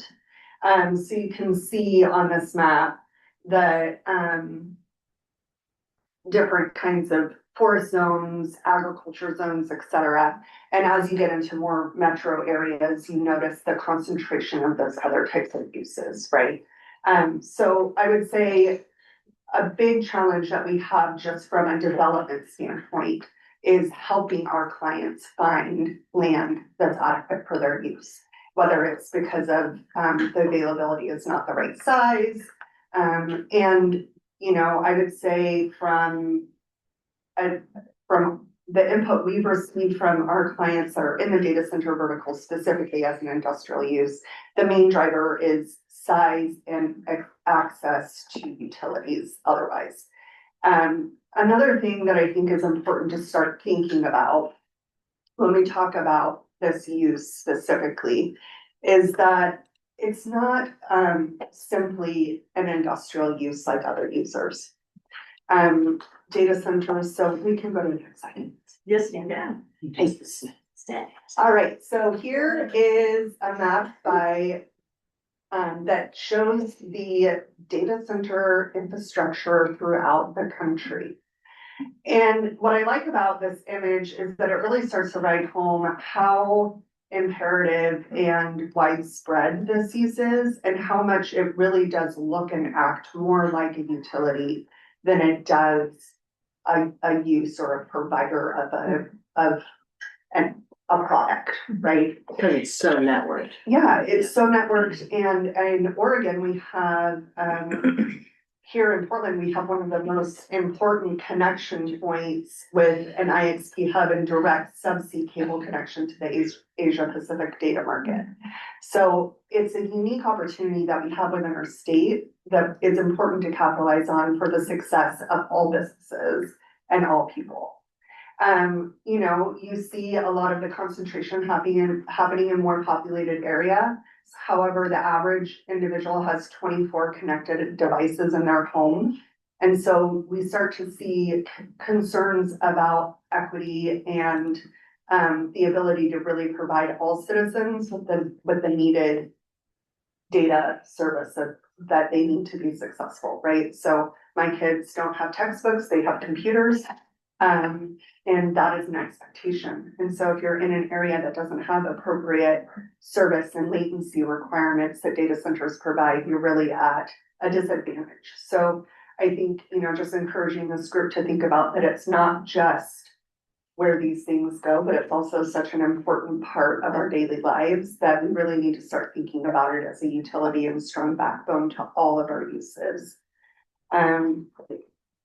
Yeah, so I know that Dan spoke earlier about the Silicon Forest. It's something that we're all very proud of in Oregon. And I think that we would love to see continue to grow.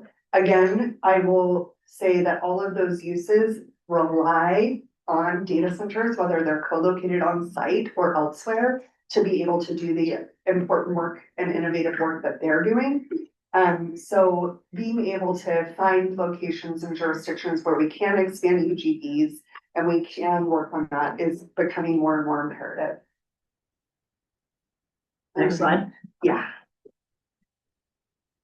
Okay, as Allison mentioned, I'm Ian Sisson. I'm a land use planner for Mackenzie. And my role at Mackenzie is to assist with land use entitlement applications for all kinds of different projects that come through our doors, but including different categories of industrial uses.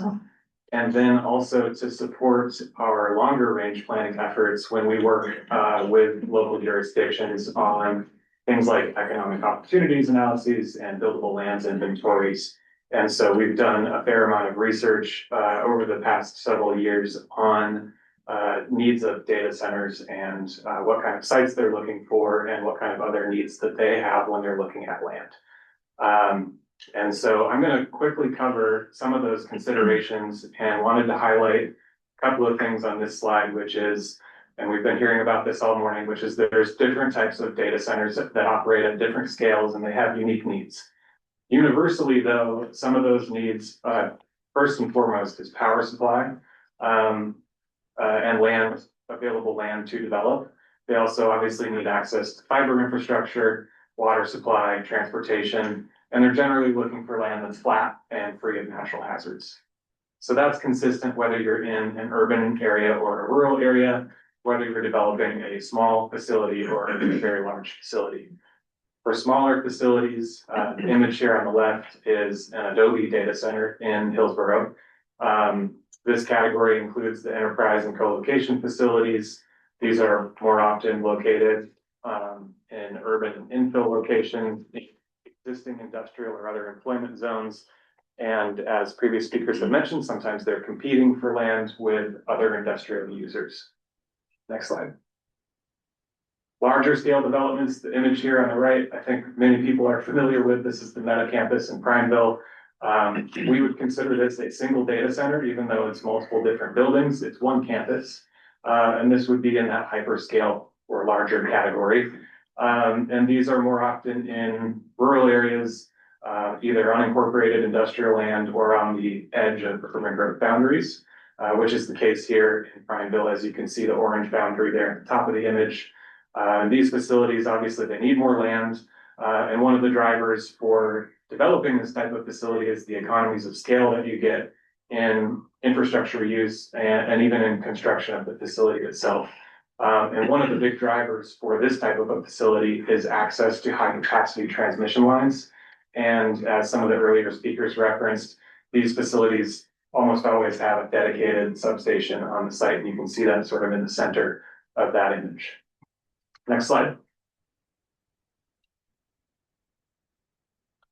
One of the projects that Mackenzie has worked on is this industrial development competitiveness matrix for Business Oregon. Here we are in Business Oregon's offices, which is great. And we worked recently on updating this matrix, which has existed for some time now, to add a new category, column M there, highlighted in the orange area, which is for hyperscale data centers. And so it was identified that this was a unique new category of data center development and has specific needs.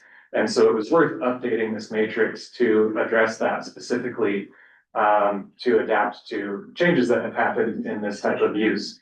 And what's great about this matrix is that you can get a side-by-side comparison of all different types of industrial uses and what they need. So at the bottom here in the first row is site size, and you can see some of the comparisons across different industrial use categories, and hyperscale data centers are obviously kind of at the top of that end. And we can continue the next couple of slides. We've been struggling a little with the definition of hyperscale. You've heard that, and I don't know if it's agreed upon that 50 to 100 acres is everybody's hyperscaler, or if you just sort of came up with that size differentiator. Yeah, it's 100 plus. We have worked on what's the term? Exascale. Exascale. Yes. You've heard that term before? Yes. Yes. Because if you talk to the developers, they've never heard of it. Yes, we've heard that term before. We've worked on an exascale, one of the Oregon exascale land use process projects. And what's the definition of it? I would say it's an emerging term, right? We found it in literature review that started cropping up in 2023, 2024. And I think what it's really meant to define is something that's larger than what we've seen with hyperscale data centers. Again, those are closer to 100 acres, maybe a little bit larger, could be about 1 million square feet of building area. What the industry seems to really define these facilities in terms of scale is how much power they use. Yeah. So when you're thinking about an exascale type campus, it's not just the land area, but it's how much power they're using. And so this is where you're thinking of like a campus that might use 500 megawatts or a gigawatt or more of power. So an exascale is a gigawatt or bigger. I mean, I just left the Data Center World Conference and nobody had ever heard of it. I don't think there's a clear definition of what exascale means. I think, again, it's meant to indicate that this is something different and bigger than what we've seen a lot of lately in the hyper. By land. Land size and power. And by power. Yeah. And so we heard in our first meeting, we heard AI hyperscaler, and so we don't have that up here, but how would you characterize that as in terms of these definitions? I mean, I think that there can be hyperscalers that are cloud computing and also AI, right? So you see hyperscalers in both. It's just that what they're serving. But it was said to us, AI hyperscalers are so big, we don't have any here in Oregon, and anyway, I'm just trying to understand whether there's an actual meaning to these definitions or not, because I'm getting wrapped around a little bit of it. Yeah, I mean, I think that, you could likely say that hyperscale and exascale is very similar in nature, right? Which is why you are hearing it at the conference. You know, I would say the majority of clients define themselves as hyperscalers, not exascale.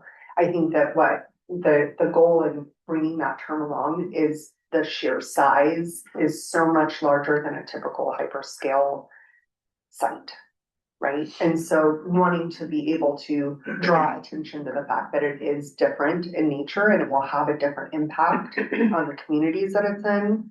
And, you know, from an economic standpoint, everything, right? It's a very different type of use that will wind up happening. So your work with Business Oregon, did Business Oregon establish definitions? I'd have to check if there's definition in the rest of this report that specifically defines hyperscale. There's a definition in, like, at least in statute. I don't know if there is in like something like practice. Yeah. And, you know, there's terms that are used by the industry, there's terms that are used by planners, there's terms that are used by the media, and they're not always aligned, and so that's a challenge. There's so many. So, and I'm gonna keep moving you along so that you stay on the land use component, because Yeah. that's your focus. We can certainly help with some of the definition stuff Later, yeah, Thank that's you. awesome, thank you, Al. Happy to follow up. Yeah, that's fantastic. So So there's, here's your next one. this is the next one, so this just gets further down, into the additional rows that are included in this matrix. There's obviously a ton of information on this slide, there's even a second one, just as much. Ooh, should I go there now? We don't need to dive into all of it, but I wanted to highlight a couple of things, which is site size, which we talked about. Trip generation is another one, so these are relatively low trip generators once they're operational. I think Tamara spoke earlier about construction traffic during the build out phase of these can be very high, but once they're operational, they generate relatively low trip volumes compared to other industrial uses. Next slide. And to highlight a couple other items here, water use obviously very high as it compares to some of the other industrial uses, and power use also very high, which I think you are already well aware of. Next slide. So next, wanted to speak to the land use entitlement process and highlight some of the differences between urban areas and rural areas. I know you've heard about this a bit already this morning from DLCD and from the city and county representatives, but I think the great thing about this is we have some of the same exact talking points. And so there's consistency there, which is good. Within urban growth boundary areas, again, these facilities are typically going into zones that are already established for industrial uses.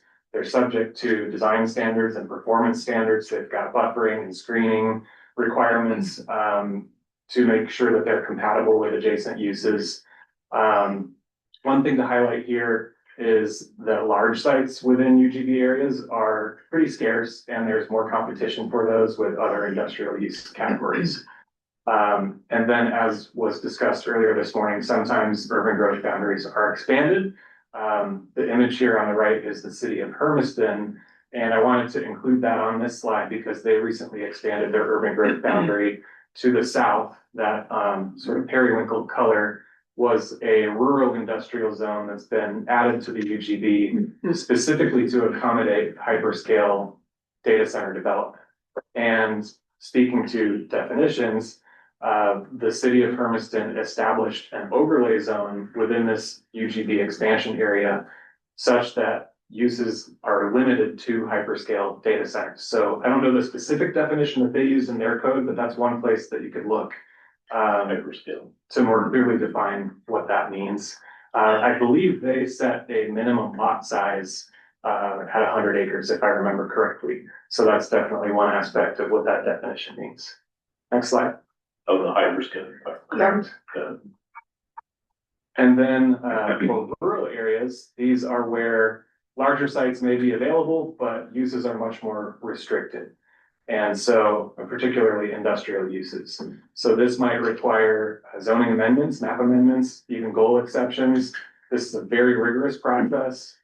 Experts need to be involved. As Tamara was speaking to earlier, the burden of proof is on the applicant to go through each and every one of these very specific rules.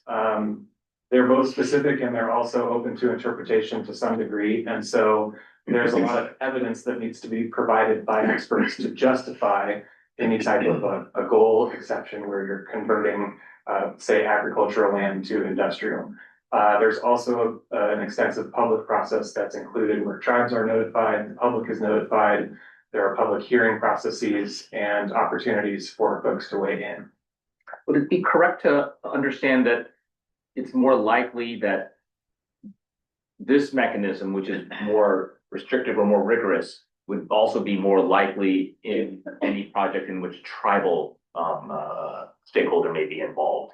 Is it more likely that that would be an overlap? To clarify, do you mean if the land is owned by the tribe? If if the land is owned, either directly owned or maybe it's ceded land, is it more likely that this more rigorous process for a land use kind of entitlement process change would be also where a tribal government may be? If it is truly tribal land, then they're their own. Right. So they have their own set of rules. They're separate governments. Right.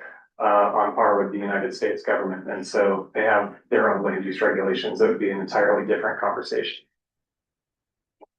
But they are brought to the table if it's, they're notified to be able to engage in the public process. Correct. But The state requires notification. So if it's a private landowner, let's say it's a farm operator who's identified land that they believe is, not farmable, feasible for other type of development, maybe data center, and it needs to go through a goal exception process.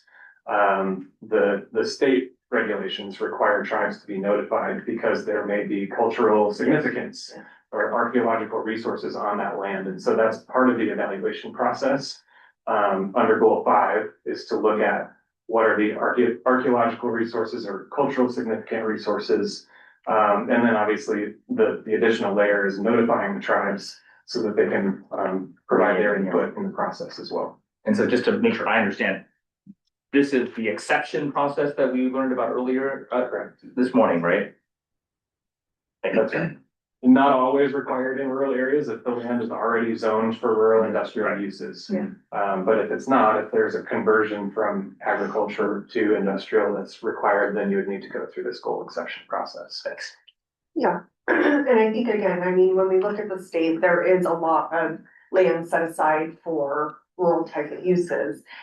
What's interesting in our experience with representing some landowners has been that, people know their land pretty well. And sometimes they know if nothing will grow on that soil, right? Yeah. And so it does provide a benefit to the community to be able to identify those options and then work through the public process to see where we land. And it's good that the process is rigorous because we all appreciate in Oregon how great it is to drive down the street and be in nature. I will say from our industrial client standpoint, that the process is right now creating a constraint on the availability of the land, right? And so how do we somehow speed up the process without losing the rigor that it has? Or how do we start to plan faster, further in advance without changing the rigor? And I think that that's the challenge that we really need to answer when it comes to land use. It's not necessarily that changes need to happen to the process, but rather how do we identify the opportunities to grow quickly so that we aren't left behind. And I think that gets into the heart of what John was talking about earlier, like that long-term planning and setting aside, because you're essentially like pre-qualifying industrial lands for industrial development for the next 20 to 50 years versus making site-by-site decisions. Because one of the things that I've heard on, working on different projects throughout my time is like you might mitigate for wildlife or natural resource or tribal,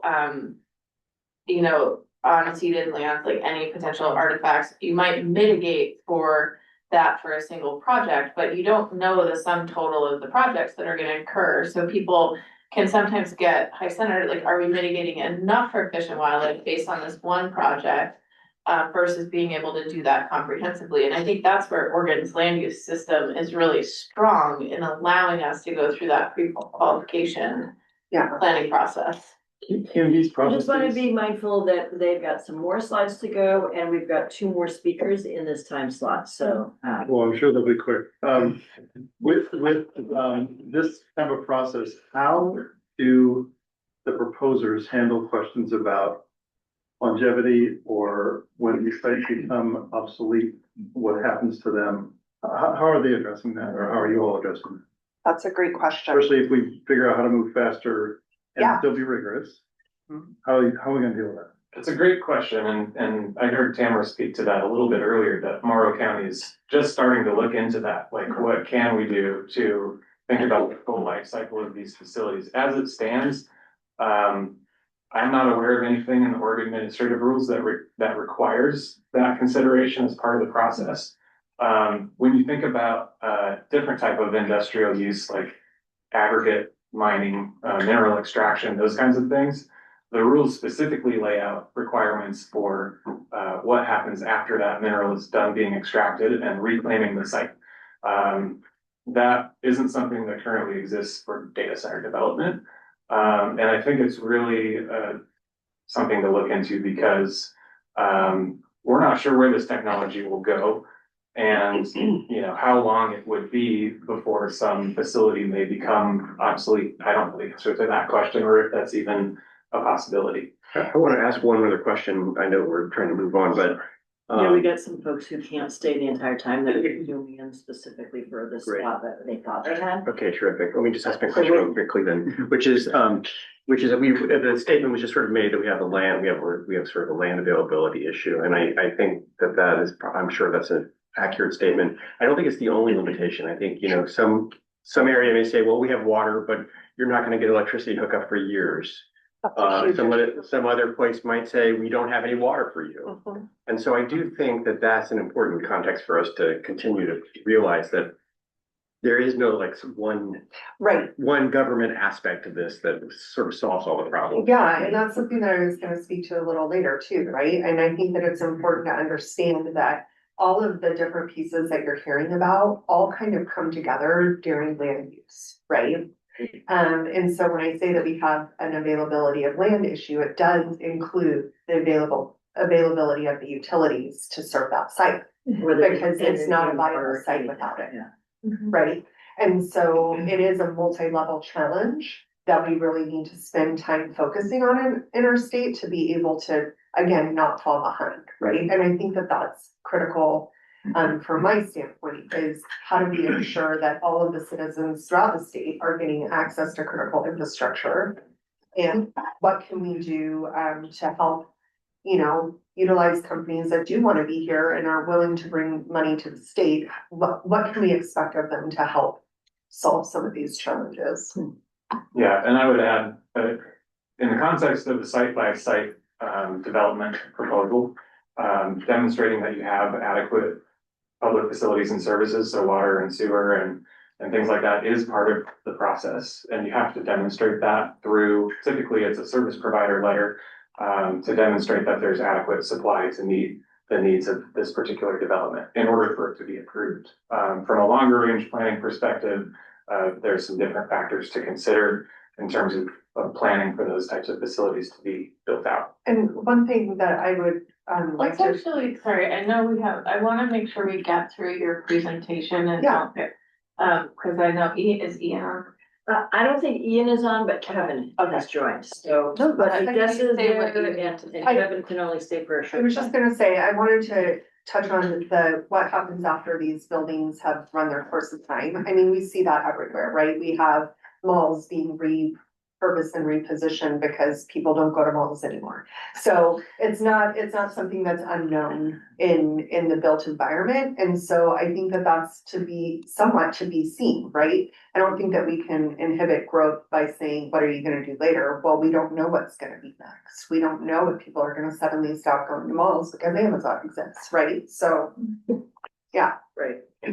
We're Fast the change. data centers. Do you want to hit a couple of these? Then Yeah. we'll push you this up. We're gonna ask you to stay. You're gonna still be part of the conversation. I was just gonna mention, we skipped past a couple of slides, which we can go back to if you have questions about them. It was more about the rural planning process and goal exceptions and what goes into all of that. But I want to pass it back to Allison to talk about sustainability foundation and then share a specific example of a facility. Yeah, so just real quick, because we do have others and a great company has joining us next that is a very sustainably minded company. So they can probably touch on the realities of this as well. But you know, what we're seeing in the data center vertical related to sustainability is that there really is truly an operational financial driver for sustainability in and of itself, right? They recognize that they're high power and water users, and so they've really spent a lot of time innovating in that space to help limit their consumption, because let's face it, there's also a bottom line challenge to that, right? And so, you know, I think that the difference is we see a lot of companies having very specific sustainability goals that actually go outside of any requirement currently in code or in jurisdiction. And I just want to encourage this group to, you know, we can provide names or whatever, but reaching out to those groups to understand what they're already doing anyways, and how do we set the bar of what they're doing so that we ensure for our residents in Oregon that we're getting at least a high bar minimum and not just opening the door, right? So, you know, they look at technologies to reduce water and energy use. There was a struggle, you know, data centers have been around for about 30 years. What do we conserve, energy or water? We're big users of both. And, you know, the whole industry kind of went in heavy on, well, there's renewable technology for energy, but there's not for water, right? And so a lot of the large water user data centers are actually at end of life or very historic nature of buildings, right? So now everybody is using either air cooled or non-evaporative cooling water technology. And that's because those are more energy sucking, but the idea is eventually we will have renewable sources to be able to have those be at a net zero, right? And so that's the way that the industry is really trending. And then I'll just want to share a quick example. If you go to the next slide, Donna. So in Hillsborough is getting a lot of attention. Yeah, so there's Aligned is a company that is really strong in sustainability. So again, I'm part of the Green Building Initiative. They rate their projects with Green Globes. You can see here that this is a 3 globe project, which is very, very stringent requirements to be met. Just a couple data points there. They are using 100% renewable power, an Energy Star score of 97. I know that there's a lot of energy people in this room, so I don't need to explain to you what that means, right? But I think that it's, you know, they have a target company-wide to be carbon neutral by 2040. And I think that that just goes to show that the companies are thinking about it regardless of if there's policy in place to require it.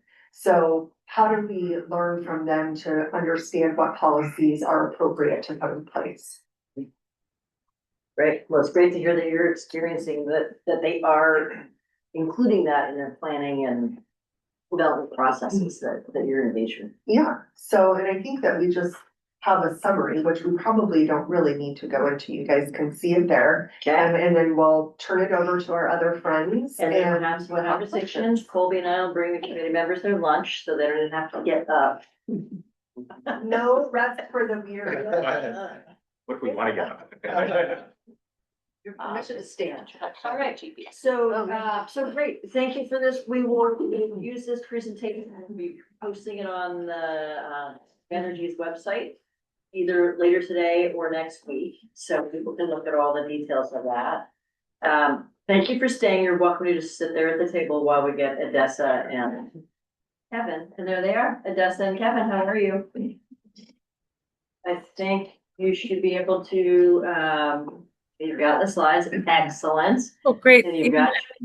And Ian just joined us as well. Oh, Ian did as well. All right, let me find Let's see him. if we can get him. I will boost them up to. No, roll up. Yep. Four from the top. Yeah. One Ian wasn't enough for the day.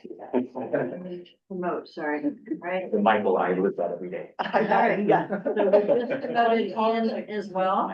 So for folks online on our television that aren't in the room and have your agenda right in front of you, this is Digital Realty that has been serving Oregon and the nation from what I can see. Thank you for joining us remotely. We really appreciate you being here, and hopefully Ian is there as well. Okay. Take it away, Edessa. Great. It is a great pleasure to be here with you. My name is Edessa Bitbedel. I'm the Public Affairs Director for West Region of Digital Realty. And today I'm joined with my colleagues, Ian Black, who actually just said that he doesn't have a speaking access. So if you can provide that for him, that would be great.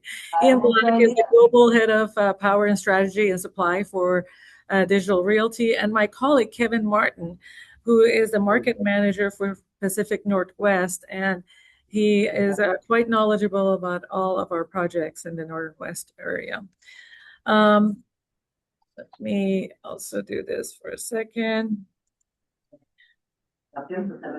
I just want to say thank you, co-chairs Hoffman, Jung, and the DCAC members for your work on the committee and including us. And Donna for being the glue and convening this meeting. It has been very educational. I've been watching it and listening to it, not only on April 17th, but this one as well today. So it's been great to hear the community and all the experts speak about data centers. I just want to say a couple of things about myself in terms of my background. I have 20 years of experience in economic development. I was an economic development professional for different cities, so I'm quite familiar with land use. And I was a former planning commissioner, so land use is definitely a passion of mine. And prior to joining Digital Realty about 6 weeks ago, I was helping out other organizations get their permitting through the systems and organizations. So it's a great pleasure to be with Digital Realty at this point with this exciting process. Kevin, do you want to introduce yourself? And then I will give time for Ian to get back if he can speak, or if not, I'll go to the next slide. Yeah, sure. Hey guys, Kevin Martin. So I'm actually based in Seattle. So today I'm up in our data center in the Seattle area, but I oversee the Hillsborough market as well, primarily on the leasing and asset management side. So looking after financial returns and monitoring our expenses and revenues on a month-by-month basis. And then I also play a part in the acquisitions and future growth in both markets. So great to meet you all. Great. As you can see with Digital Realty's guiding values, whenever I look at a company, I always want to know what their values of the company. And we're customer focused, teamwork, and results driven. This is not just for our internal, but it's also for external stakeholders. That means that we hold true to these values, whether we're talking to a customer, employee, vendor, and the community. More about Digital Realty. We've been here for some time. We're a builder, owner, and operator of data centers around the world. We have over 300 data centers across 55 cities and 30 countries across 6 continents, supporting over 5,000 plus customers who rely on us on a daily basis. What you've been hearing about hyperscale and co-locating, that's how we have so many customers, because a vast majority of our projects are co-located. And we also do have hyperscale in our portfolio. Our customers in this case include banks, museums, technology companies, hospitals, and vital public service companies, universities, and even governments. As we're sitting here, probably we're using a data center. It could be ours.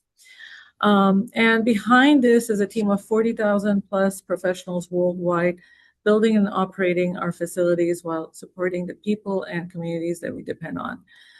Digital Realty has been a public company for over 20 years. So whenever I hear they're saying like data centers are new, well, this definitely is not. And companies place their technologies in our facilities because of reliable power, strong security, and high-speed connectivity. So that's one reason that they come to us. Just in general, I know that we have gone through a lot of the ABCs of the data centers, and I don't want to go over it in details, but I just want to say that when a doctor pulls up a patient's medical history in an emergency room, ambulance is routed through traffic in real time, and a small business clears payroll for its employees, and a family's on vacation, booking it online, those are all done through our data centers. And that is one of the many ways Digital Realty provides services to Oregonians. All of these everyday moments depend on data centers. I don't know if Ian's on right now. Donna. I'm here. Yeah, I'm here. Yeah. Okay, wonderful. You're- Because you're- I'm going to you your were area. doing- Yeah, it's all good. You were doing And so it's- well. I didn't want to interrupt you and Kevin. No, So and please add, because definitely I always enjoy listening to Ian, and I always have been learning quite a bit from him as well, and of course from my colleague Kevin. So at any time, please jump in. I appreciate it. So maybe I'll just quickly, Odessa, Please. you're doing great. I don't want to slow you down, but I just want to introduce myself. My name's Ian Black. I'm the head of our Power organization, which is also new within digital. Power for many years has been just an assumed input to the data centers, but now is becoming critical path along with land use and water. So I lead our power efforts globally, and really happy to be here with you guys today. Sorry about the background noise. I'm on a military base doing volunteer work today. So looking forward to meeting all of you in person at some point in the future. Thanks, Ian. Okay, let's keep going. We are committed to sustainability. We believe growth and care for the planet go hand in hand, and that is the philosophy of the company. That is why we build state-of-the-art data centers powered by renewable energy, designed to use less water and cooled with high efficiency system. And I know it was alluded to that a few minutes ago. From closed loop cooling to low carbon concrete, we're constantly reducing our environmental impact, and that's something that we're always striving to work on. In many cases, we even go further, investing in land restoration, so the places we build are better than we found them, while creating jobs and opportunities for local communities. And some of the facts about the organization, which I really wanted to share with you, and that's what really makes me proud to be part of this organization, is 90% plus is renewable energy used globally. 1.1 plus gigawatts of renewable energy in our portfolio, enough to power an entire city. 75% and more of our 300 plus data centers don't use water globally. 75%, that's unbelievable that they don't use the water. 42% plus of water used for cooling and irrigation comes from recycled resources. Our entire portfolio uses less water than 18 California golf courses, an entire portfolio, which is over, we're talking about 300. And Time Magazine has named us a most sustainable company in 2025, and that's just last year. And we hope to keep that title for a long, long time. And with that, Ian, please jump in to add more. Moving forward with community, which is something that we truly care about, and I am deeply invested in. Digital Realty believes in giving back to the communities where we operate. We believe in being a good neighbor. It means more than just showing up. It means investing in the people, institutions, and future of every community where we operate. Our commitment runs deep and shows up in tangible ways every single day. That includes volunteerism. We give back to the same communities that we work at. The picture on the slide is from yesterday's tree planting in honor of the Earth Day, and I'm one of the very small people there, if you can see that. We were so happy to take a morning off and just go out there and give back to the community where we're working at. We have been giving back to the communities for years through schools, homeless shelter, and many other nonprofit organizations. So this is not new to us as an organization. And communities benefit and benefits and collaborative efforts. We do believe in community benefits and collaborating with our communities. We are supporting educational programs at community colleges, high schools.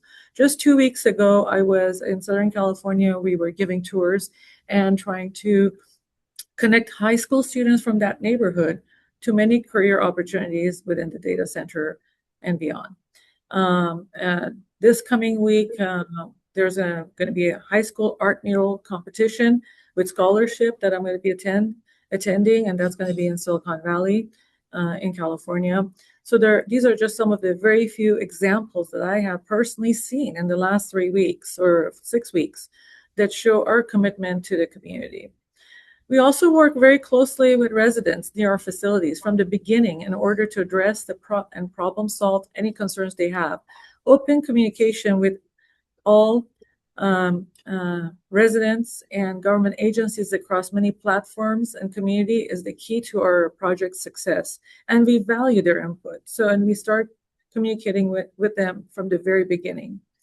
Once built, data centers represent large, fixed, long-term capital investments, including predictable property tax revenues and revenues, ongoing spending on operations and maintenance, and confidence for municipalities planning infrastructures and services. The truth is that organizations like Digital Realty, we develop and we stay. And we want to be good neighbors, and we want to have great relationships with different government entities. It's not just municipalities, it's federal, state, and all regulatory organizations. And our principal approach for collaboration is very simple. We engage early in issues, concerns, and priorities, integrate with the community, manage and minimize disruptions. And of course, we're economic drivers, so providing jobs not only within the organization, but outside, and also many jobs throughout construction, a high-paying construction job that stay on for 2 years, working on projects, and economic vitality to local businesses. So with that, we also just wanted to say, I'm trying to cut my presentation and to honor the committee members' time. So I just wanted to say that I'm trying to be mindful of everyone's time and other speakers' times as well, who are going to be coming after us. But just to also state, because transparency is quite important to me, Digital Realty is transparent about how its data centers are sited, designed, and developed, which I can get into a little bit more later on. Digital Realty is responsive to community inquiries. It understands trust must be earned and maintained in the long term. Great. And with that, we've been in Oregon since 2012, and we're very proud to be serving the Oregon community. For any developments, that there needs to be a predictability and clarity. And that is true with every project, with every development, but even more so with data centers because things are moving fast. So there's not a lot of development that doesn't need that. But it's even much more important with data centers. For site selection criteria, I know some of the speakers have mentioned in the past power. And I know you hear different things, but I wanted to let you know, as a consumer, as a user, power is quite important. Zoning, access to power, including opportunity to pay a fair share. Zoning, we want to make sure that we're going where we're welcomed and allowed. And fiber, that is very important. They must have access to fiber and be able to serve users, such as businesses. I went through some of the questions you had on the agenda, and I just want to make sure I'm responding to them before we look at some of our projects here. We have 3 projects in Portland, in Oregon. This one is the co-locator PDX-10 that you're seeing. How do data centers choose where to develop? Primary drivers, as I said, are power, flexibility, existing infrastructure, utilities, fiber, water, geography and the population, natural hazards and climate, and the regulatory environment. And that's why we try to work with organizations, regulators from very early on. Another thing that you were wondering about is the process that we use to find and develop data centers. The process can vary.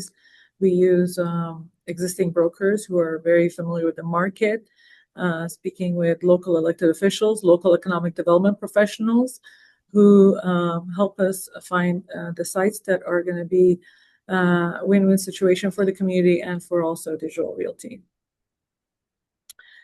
And considerations for data centers. What considerations do data centers make when contemplating developing new centers? Of course, power, speed to market, scalability, and cooling resources, construction, power rates, taxes, incentives, they all really play, and working with the community as well. And Ian, if you need to jump in at any time, please do so. So in terms of how does the I can jump in, Odessa. Yeah, in terms of the land use with Oregon, if you want to discuss a little bit more of that, our project. Yeah, so let's take a step back. I'm gonna step off the slides here. Yeah. Let's talk about what Digital Realty is doing and what we've done, just at a higher level. Digital Realty has been doing data centers for 30 years. Up until 12 months ago, no one here probably heard of us or knew about us. We've been operating in Hillsborough for over a decade. We've been operating data centers globally since 1997. In Seattle, we are connected to the first ever Pacific Northwest fiber optic line connecting Asia Pacific with North America. We handle every first responder phone call from Boise, Idaho to Anchorage, Alaska. We provide mass transit services to the cities of Atlanta, New York City, Los Angeles, Chicago, and several cities in Europe and Asia. We started 30 years ago effectively providing expanded telecom services for cell phones and first responders. What we've grown into is the center of this business that we're now also focused on, for good and for bad reasons. What we stand behind is we've been your neighbors now for 3 decades. You've never heard of us because we have great relationships with the communities we work in. Anytime there's a conversation about land use, water use, power use, we are in the middle of it. Digital Realty itself is maybe less comfortable with being as forward-facing and public-facing. That's not our natural stance. We like to do our jobs, be good neighbors, go home, and not talk about it. We don't have a choice at this point. Data centers are the center of so many different conversations. I think if you're going to take away anything from this 15 minutes, it's that we are already here. We've been here for many years providing essential services. We want to continue doing that and growing within the community while trying to be leaders in a few things. A, land use. In Hillsborough, there's a lot of discussion today about kind of the urban envelope. Our focus is on infill parcels in Hillsborough. So we have 2 data centers already, and our expansion in Hillsborough is within the urban growth envelope, and it occupies infill parcels. Generally speaking, we adopt air-cooled facilities. So we know there's a trade-off between water and power, and it's always critical to be mindful of both, but we generally operate air-cooled data centers. And we have great relationships with every community we're in. So whether it's a Board of Soups, whether it's a governor's office, whether it's a local county office, our operations teams almost always live in the communities where we have our data centers. They don't come in from states away. They don't fly in. They live where they work. So we have dozens of people who live and work in these data centers who live in Oregon now, and they are a great resource for us on the front lines of understanding what the critical issues are and where we need to be paying attention. We want to continue doing that for another 30 years. And if you take anything away from this presentation, it's that. We want to be a good neighbor. We want to continue to do what we've been doing, which is behaving the right way, following all the rules, and taking input from committees like this to adapt our practices to follow evolving best practices on land use, water, and power. Thank you, Ian. I really appreciate you joining in. I wanted to also address one more thing that was mentioned, and I during the April 17th listening session, I was listening to the tribal leaders and community members. And one of the questions was, how do we engage local communities? We engage all communities, including the tribes that if we have projects, we definitely will be including them in the process, as they're an important part of the fabric of Oregon. And the same thing is with neighboring communities and those who are stakeholders. So their community engagement is quite important. At this next two slides, we're going to show you just the current projects that we have, which is PDX 11 and PDX 12. As you can see, they're LEED Silver and LEED Gold projects. And with the last slides, because I want to be respectful of your time and allow time for questions. I'm sure you have some questions. Wanted to leave you with Digital Realty is the organization that connects us all. Everything we do is going through probably Digital Realty at some point. We are committed to sustainability, and that is what makes this company so forward-thinking. People like Ian, and there's so many other employees who are committed in that, and the community. We are committed to work with the community and to make sure that we're being great neighbors and also giving back, as I mentioned, through our volunteer work, because not everything in community benefit is monetary. It's all about the manpower you put in to serve the communities that you live and work at. With that, thank you so much for your time, and we're here to answer any of your questions. Great, thank you. So we got a couple of questions for you, Tim. You're up first. This is not the water day, but you shared a really impressive statistic about 75% of your data centers use no water. I'm wondering if that's partly because you do a lot of infill work, or maybe put another way, what is the average size of your data centers or the median size of your data centers? I'm just trying to figure out how it's possible that you do all that with very little water. So we have, Odessa, I don't want to jump in front of you here, but we have data centers ranging anywhere from 2 megawatts up to 400 megawatts per site. We operate in places as dense as downtown Paris and New York City, and as remote as the countryside in places like North Carolina and Georgia. Yeah, I'm just trying to figure out whether the on the water side. Average, yeah, is it coming from having a good number that are quite small? I get that you have some that are really big, but I'm trying to understand that 75% number. Odessa, if you have that handy, go ahead. Otherwise, I was going to talk a little bit about our drill lab in Virginia, where we essentially have, whether water cooled or air cooled, we tend to find that there are different restrictions. So in Europe, for instance, they're pushing really low PUE standards. So trying to push PUE below 1.2 as kind of a continent-wide standard. To do that, it requires us to use more water. If we're not pushed on the PUE, then our preference is air-cooled. We find that that's more reliable.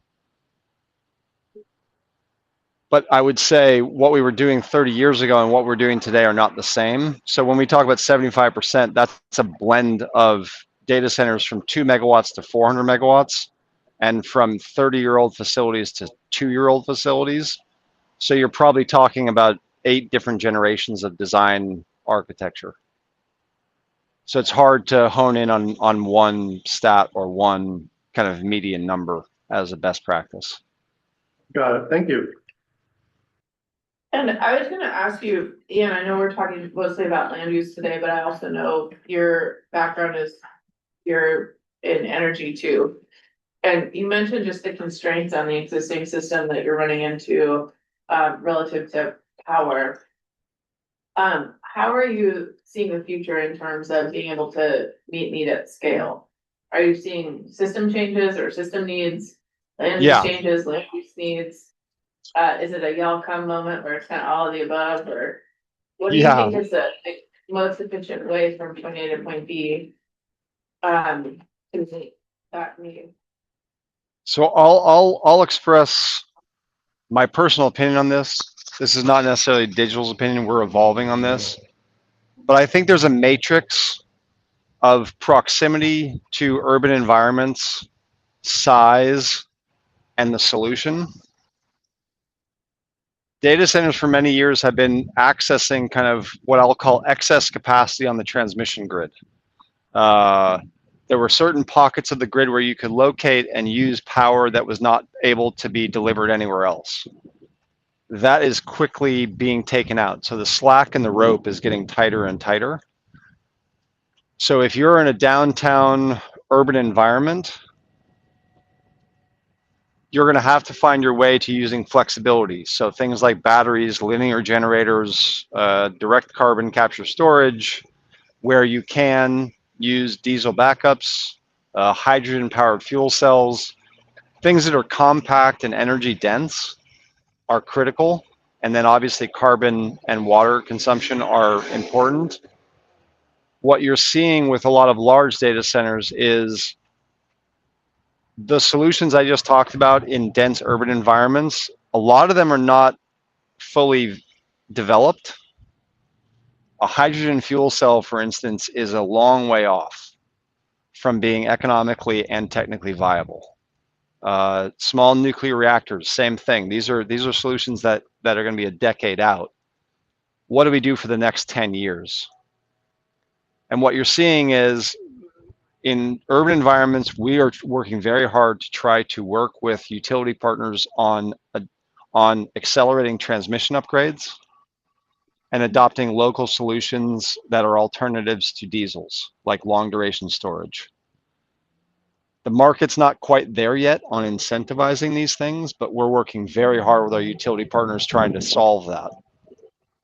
If you're further from an urban environment, you're seeing this at FERC, you're seeing this in Europe, you're seeing it in Asia Pacific. Almost everywhere we work, there is some version of the data center bringing power with it. And that's all sorts of, that can be solar and storage, wind, gas, whatever. At the end of the day, what's important to us is we want to pay for the power that we produce and or use so that we're not asking the grid to subsidize us. We want to go quickly and get reliable energy as fast as possible. And so we're technology agnostic. And then the third piece is speed. When you talk to a customer, an end customer who needs data services, you can't talk to them about 2030, 2032, 2033. That's like asking someone to buy a cell phone today that they'll receive in 7 years. The technology evolves so fast that you really need a supply chain that works to deliver something within 12 to 24 months. Beyond that, the technology envelope is just too uncertain. And so that creates a real friction point for us in terms of how we deliver, is just how do we deliver this land use piece, this power infrastructure piece, and this compute piece in a two-year window. And that's the collective challenge we face with you guys here. And then I have one last question for both of you. One of the things I read a lot, and Both of you being digital and correct, Mackenzie, sorry. yeah, Thanks for the clarification. And you talked a little bit about like end of use, and that's not a new challenge. That is something that we have dealt with as we grow and innovate, like change as a society. But sometimes like what you hear as a fear raised is like everything is changing so quickly and we're investing in this infrastructure, and then what if in 3 years that infrastructure is gone? And I'm just curious, like, how do both of you, what are you seeing based on your experience? Like, do you see that as being an issue, or do you see that as like the amount of infrastructure we need will continue to look like the hockey stick? And so we're gonna be utilizing like all available infrastructure, even if what we're investing in today has changed.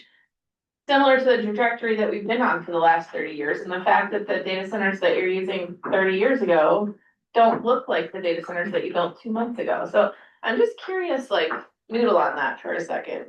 I can jump in and just say a couple of words. And of course, Ian and Kevin had to unfortunately. Oh. Pause you there for a second, Odessa. Yes. Yeah, we start. Okay, So I think that what's interesting is we're kind of in unanticipated territory at this point, right? I think that, you know, a lot of people around this table have been working in power. I don't think we probably ever anticipated being at this point. A grid, when it was built, was state of the art worldwide. We built in a lot of capacity.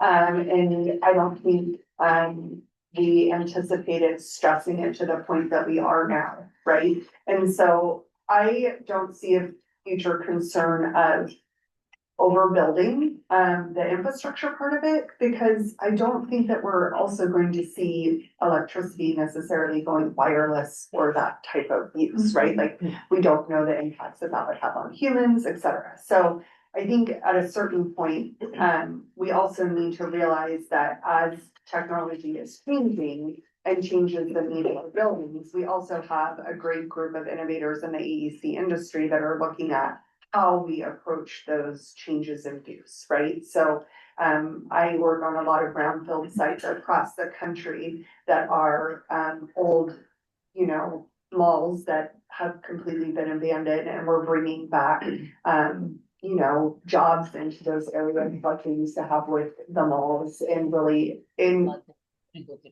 increasing the economic viability of those communities through changing those out to distribution centers or other needs that the site is already well set up to provide infrastructure for. So I think that that's what will change in the future, is the infrastructure that's put in place will lead to future needs that we don't really know that we need yet. Does that make sense? Yep.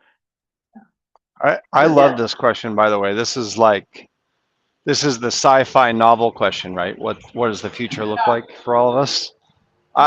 The observation I would make is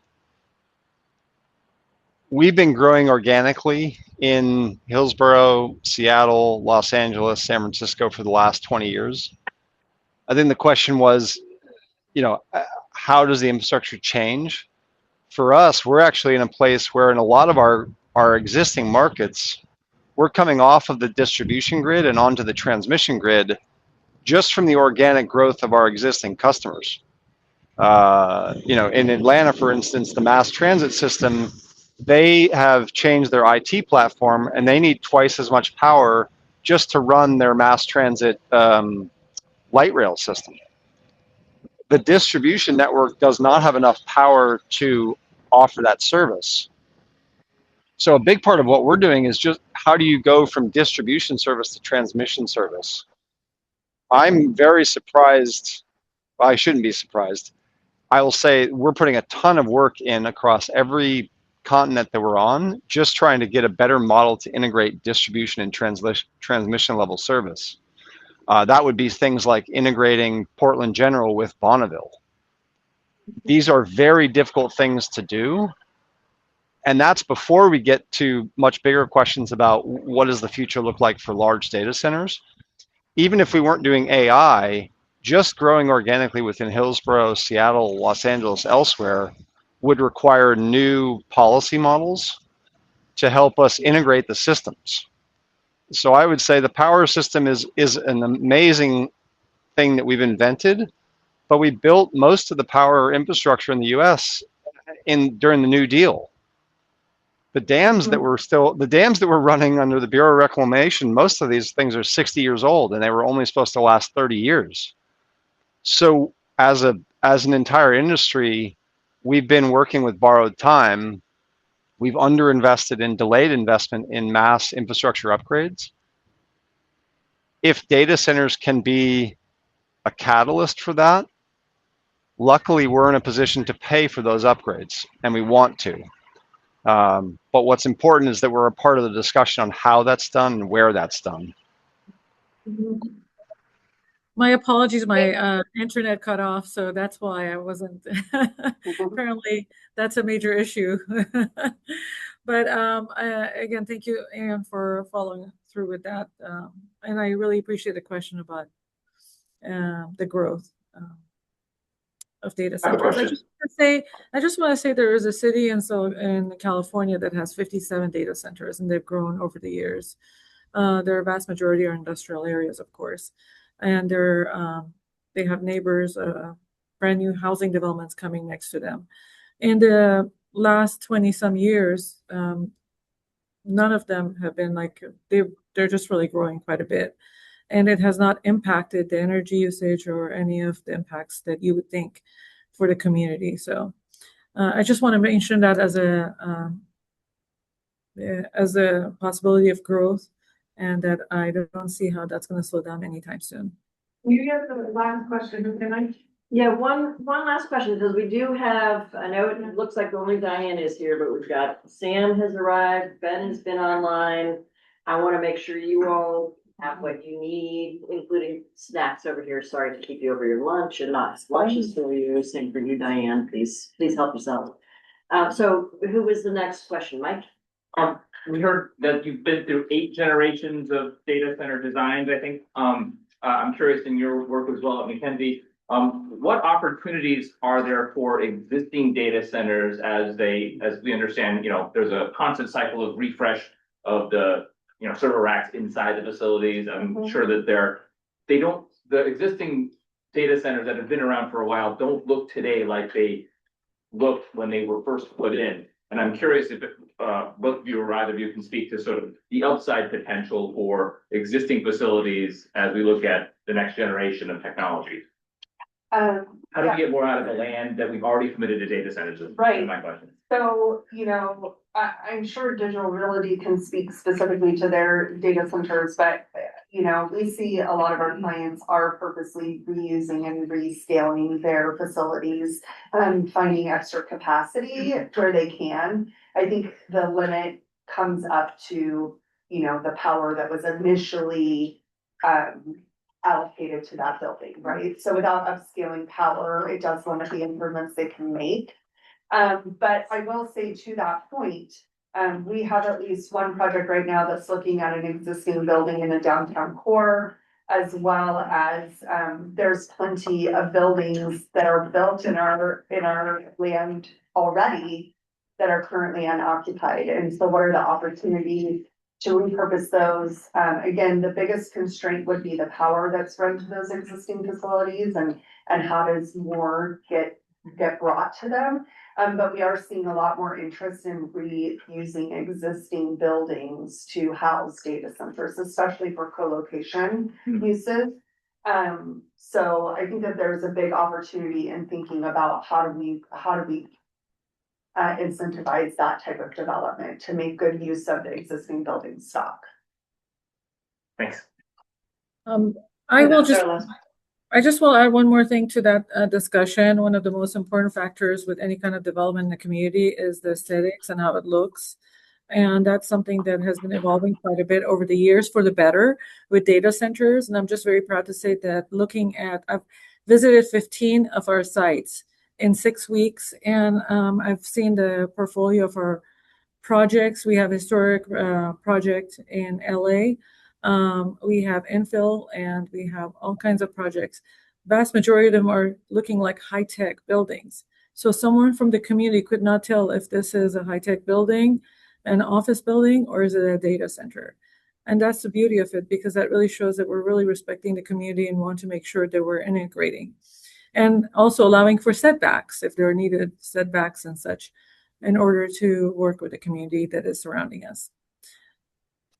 Thank you. Awesome. Well, thank you both so much. And thank you to those of you who are joining us online. Ian, thank you for stepping out of your volunteer opportunity to join us. So we probably, knowing this committee, will have follow-up questions that we might forward along to those of you who could help us answer them. So thank you so much for your time. Thanks for having us. Thank you. Nice to meet you all.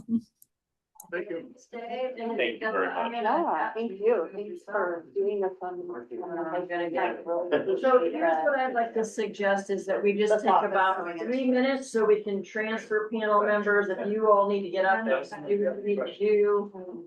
We'll get transfer panel members on the table. I'm not sure. Thank you. Thank you. Appreciate the opportunity.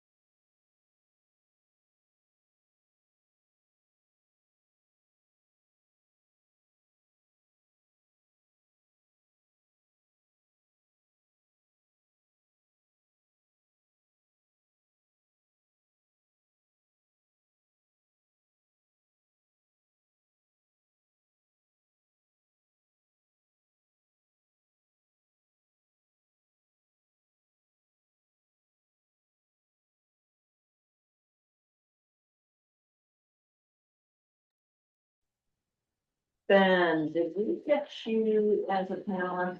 Yeah, I did. Okay, great. All right.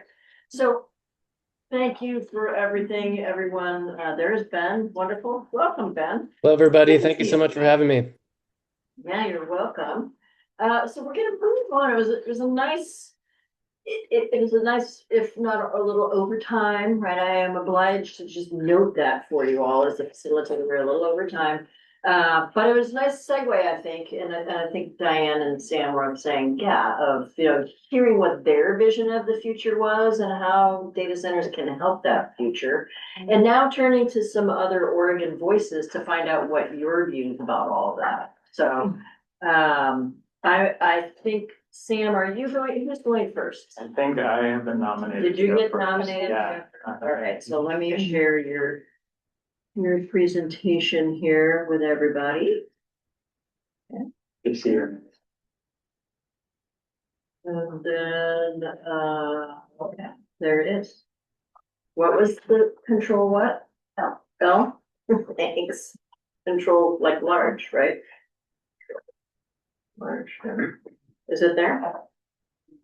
Yes, yeah, you can see it. Let's try this again. Let's try it. Oh. Not sure what that means. Let's try it this way now. Okay, we're gonna do it that way. Okay. Apparently my computer's not as good as yours. So. Okay, well, yeah, thank you for having me. My name is Sam Diaz, he, him, his, Executive Director at 1000 Friends of Oregon. We're accountable to Oregonians all throughout the state. Half my board are farmers and ranchers. The other half are affordable housing developers, planning directors, former elected officials at different levels. And so we really have appreciated just listening, learning about your conversations for data centers. And I'll just take you back a little bit to the summer of 2022 in Prineville on a very hot day when we're pulling water bottles out of an ice chest in the back of a rancher's truck. And a group of ranchers had just told us that their water allocations were reduced. And a bunch of our board and staff said, oh, because of drought, because of climate change? And they say no, because of Meta. And that was when we first started hearing about data center development in Oregon. Fast forward, as you all know now, Oregon is number 3 in the world, according to Cushman and Wakefield for data center development. Which means that we are, as a state, open for business when we're talking about data centers.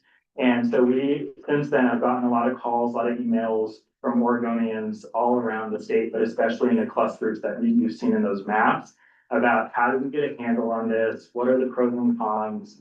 And really starting to help build a vision for what shared prosperity looks like into the future. Because as these permits are being filed, as shovels are in the ground, Oregonians are still experiencing mass layoffs. They're still seeing a lot of headlines about the economy and a doom loop, so to speak. They're still seeing a lot of vacant buildings. So there's a bit of confusion amongst a lot of our members about the vision of economic development.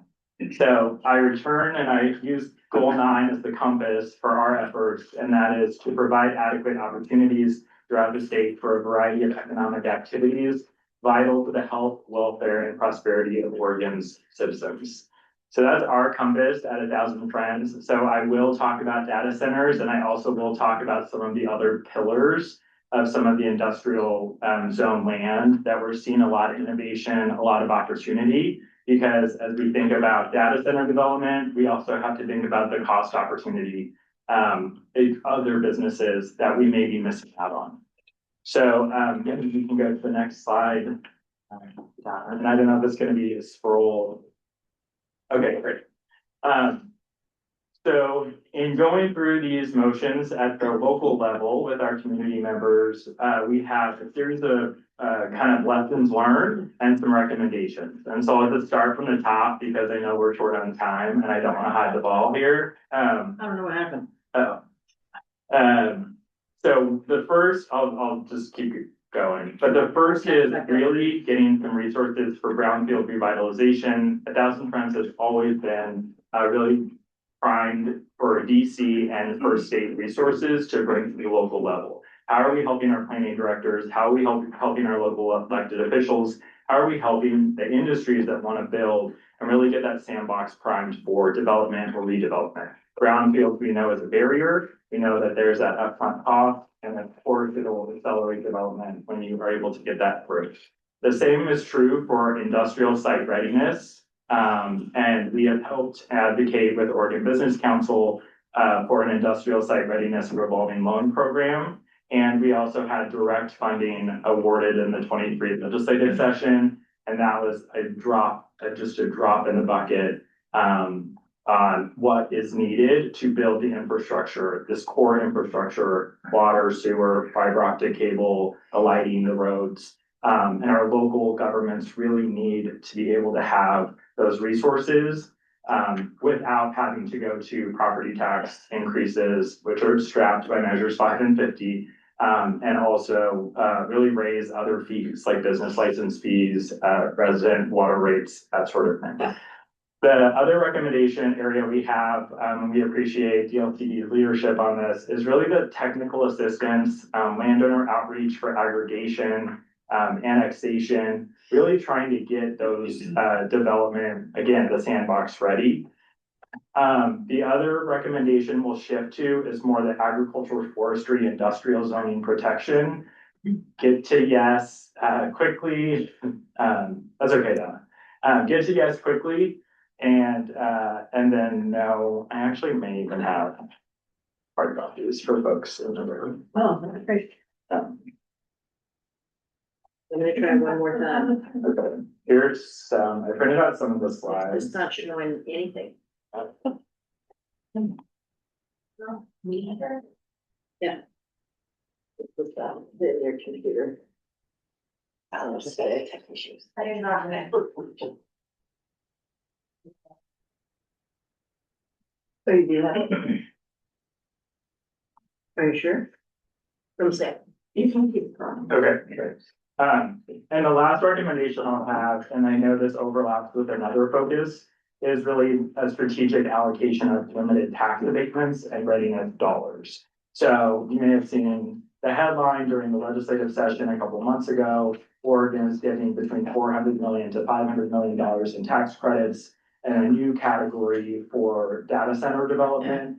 And so the question that is coming up for our members is, are we getting the outcomes we want? And I think that's really where 1,000 Friends is saying, let's have more outcome-oriented economic development efforts, especially with zoning designations, and especially with our tax credits or our infrastructure dollars, because we know that's a limited pot. At the state level, at the local level, we know the federal level is really tough these days. And so how do we make best use to get the high quality job creation we need to take care of Oregonians for generations to come? Donna, I'm seeing you pull it up, but okay. Colby's pulled it up on hers. Okay. On her, yeah, you got it? Is it there? No. Or we got your So the one survey that I will point you to, and this is a gap, although DLCD has really helped us fill it on this conversation, is we do not have a statewide inventory of available industrial lands. That is something we desperately need. That is something that site selectors will benefit from, planning directors at the local will benefit from. And so that is actually a concept that we have asked for in partnership with Oregon Business Council to say, we just need to operate from the same set of facts.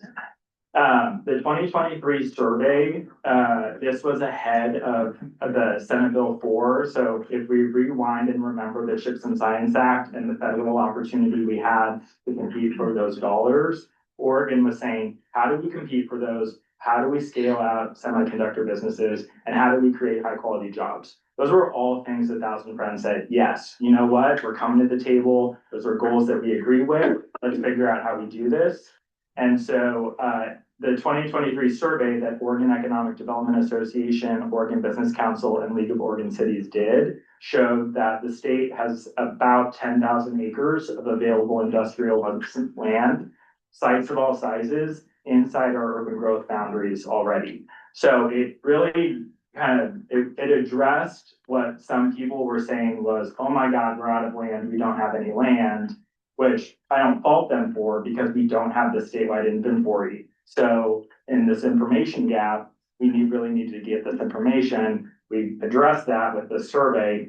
And now the question becomes, how are we using that industrial land and what is the definition of industrial? Which is what I really want to hammer home on today, which is we really need to help local governments be patient with that industrial land and make sure that there are some outcomes tied to that land that result in the really net positive, those high quality jobs over the long term, those tax benefits going to our parks, going to our public schools, going to our libraries, and making sure that locals are supported in their negotiations in that.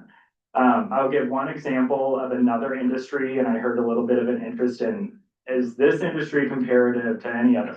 And I will say warehouses, logistics is an industry that popped up during COVID, and there was an accelerated spike in demand across the state on industrial land inside urban growth boundaries. I will share that the city of Vancouver actually passed a temporary moratorium saying that warehouses were a threat to their economic vitality because they didn't bring high quality jobs. They were using a lot of land and they caused a lot of the traffic impacts alongside, especially with their industrial land that was zoned next to schools and hospitals and near residential corridors. So they actually did a moratorium to say, we need to get a handle on this because it's having such a great impact and we're really not getting a lot of outcomes out of it.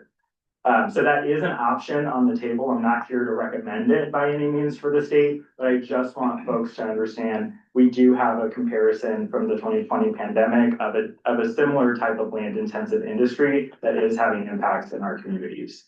The other is, and I will say, I really appreciated you all asking, what is the definition of exascale?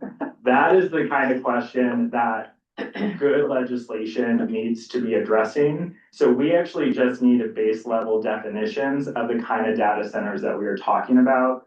We at 1000 Friends recognize that we do need data centers in our hospitals. There are certain data centers that are really critical for those, like life-saving innovations. But then there are also the data centers that are storing my MySpace from 15 years ago. Is that critical? Do we really need that? And so I think we can be more surgical about the kind of data centers we are zoning for in order to really reach that shared prosperity. I'll give you a really good example, and this is the CHIPS Act. Are we on the right slide for you, by the way? No, but we're on slide 7. Slide 7, thanks. Right here, There yes. You're moving fast, good job. Yeah. It's when we learn how to code. So the CHIPS and Science Act, we worked with Oregon Business Council, and I can't say enough good things about that process with Duncan Wise and Andrew Desmond, with Senate President Wagner, Speaker Rayfield, and the governor's office, the supporter there. And we said, let's be outcome oriented. Let's really define what it is we're after and make sure that we aren't going to be manipulated or fall into a trap where we're expanding our urban growth boundary or we're taking up a bunch of land that is located in a prime location. And what ends up happening is some sort of big box retail center that doesn't have high quality jobs, or a gas station, or an indoor go-kart facility. I'll stop there with examples because then I'm going to get in trouble. So the outcomes of that Senate Vote 4 exercise really resulted in nearly $2 billion of CHIPS and Science Act funding coming to Oregon. And I think we are still seeing the reporting. This is from Business Oregon. We're still seeing the reporting from the jobs created to date. But it's this sort of transparency and the outcomes that our members and what I hear in the public are really after. How much water is being used, how much energy is being used, how many jobs are going to be created, what is the SDC fee that's going to kick back to support public services that are at risk of getting cut in these budget conditions, and really set the community up for a trust building exercise and feel like there is a win at the end of this. So I will go to one example of, and I'll end here, I think. I'll go to one example, yeah, please. Something that we are very excited about, and again, thinking about where tax credits could be going to solve some of Oregon's most challenging problems. This is a picture of the Port of Portland's Mass Timber and Housing Innovation Campus. You may have heard of it. This is something that we are extremely excited about when we think about shared prosperity and about the kind of economic development investments the state can be making to really address multiple challenges all at once. Create high quality jobs, onshore, bring domestically some of the critical supply chain elements we need, like supplies for housing, address housing by having local supply chain for our affordable housing developers right here in Oregon. And it's using industrial land that is in a prime location next to existing infrastructure. So it's one of those things that I would say we're really excited about. We know this committee is really focused on data centers, but I also encourage us to kind of zoom out and help our state really reach that shared prosperity overall. Maybe I'll sneak one more slide in, but I want to hear from Diane and Ben as well. The next slide is not leaving our schools out of this conversation.